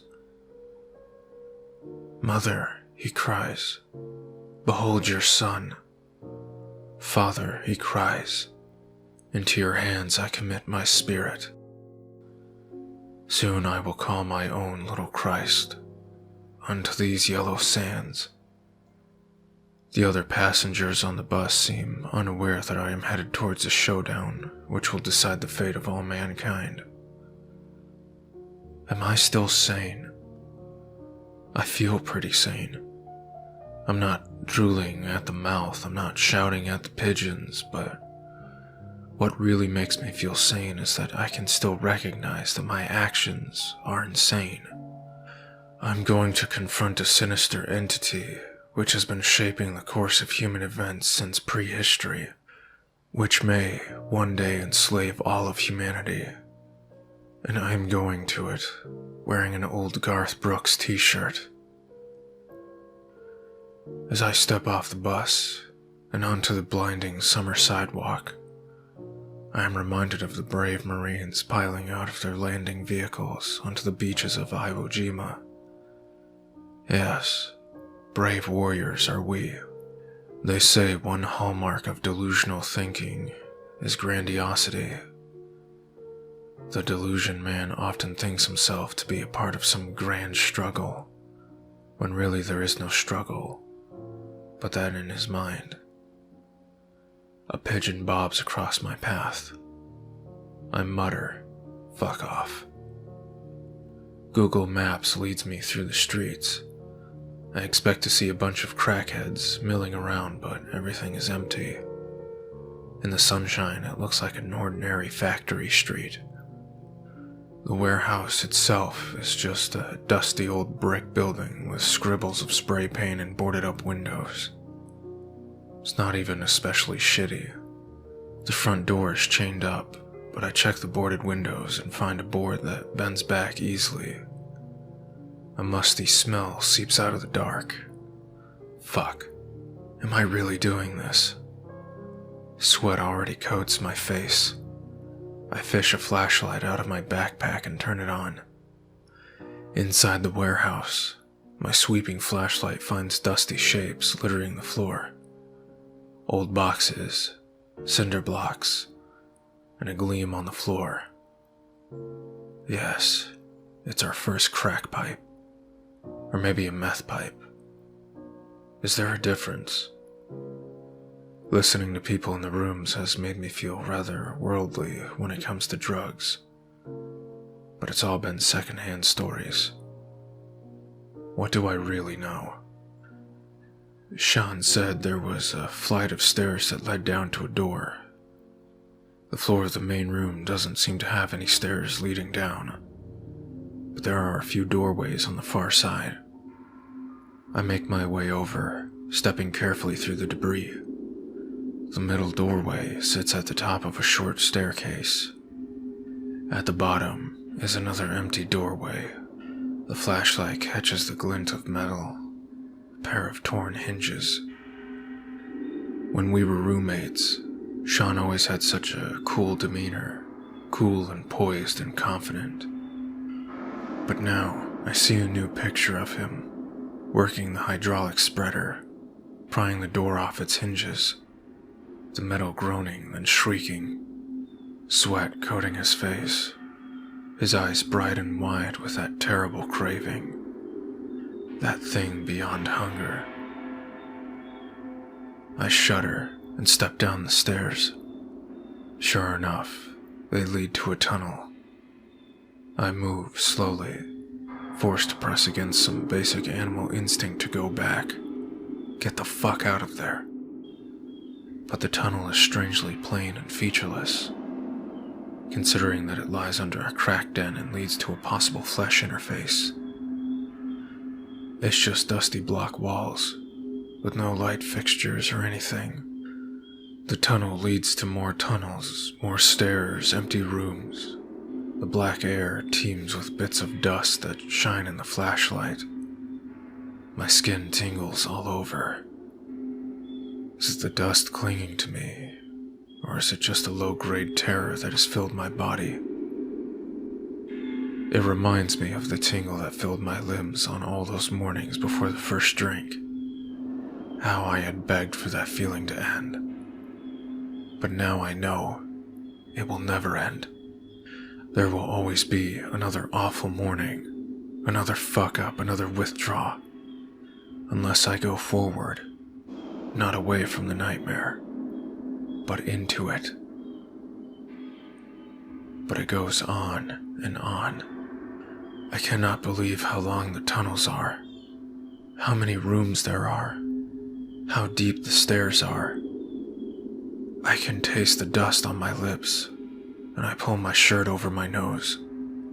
Occasionally I come across an old metal chair or some rotting boards, but nothing else.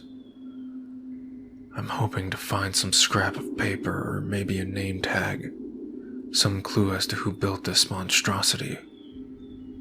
But there's nothing but dust, more and more dust. I stop and watch the dust float across my flashlight's beam, holding out my sweating, shaking hand. I let a dark speck settle on my fingertip. Looking at it closely, I see that it's in the shape of a flake. Is it dust, or is it ash? A wave of dread moves through me. Could it be from a burned interface? Is this human ash? The wave of dread is followed by a flurry of nervous wisecracks. Fucking dust. What the fuck do I know about dust or ash? I'm not some dust expert. Maybe it's just flaky dust, maybe it's dandruff. Maybe I'll find a huge cache of used wings down here. Did you find an interdimensional portal? No, but these wigs are in pretty good condition. Look, we got a mid-60s dusty Springfield here. I wipe my hand on my shirt and keep moving forward. Just a few steps later, my flashlight finds the end of the block tunnel and the beginning of the rock cave. Just like Sean said, God, can it be real? Maybe it's an ordinary rock tunnel. Maybe it's just part of an unfinished. Reaching out from the shadowy wall, with its bony finger splayed almost elegantly, is the shape of a human hand. I stare at it for a moment, letting my eyes flood with tears before I have to kneel down and wipe my face. I am not crazy. I have not been crazy all of these years. Something happened. Something happened to me when I was a child. And I'm not just some fuck-up. I'm not just some piece of shit loser who can't keep his hands off a bottle. I have seen something. I have been touched by something vast and unimaginable. I stand and approach the hand. Yes, it is a human hand. As real as my own hand holding the flashlight. Except it is little more than bone wrapped in a gray, papery skin. It extends from a wrist that is fused to a distorted mass of gray and black shapes. The flashlight passes over an awful collage of desiccated anatomy. Rows of teeth, racks of ribs, pairs of eye sockets, and hip sockets, snaking vertebrae and femurs and tibias and clavicles.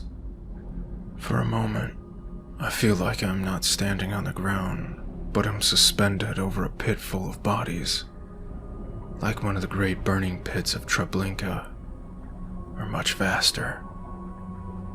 These are not just the bodies from Treblinka, but from all the camps, all the prisons, all the pogroms, all the wars, all the plagues, all the different machinery of history, the great unfeeling clock wheels of the cosmos which roll sublimely along, generation after generation, rending and crushing the human form into pieces, into powder, into dust, into ash.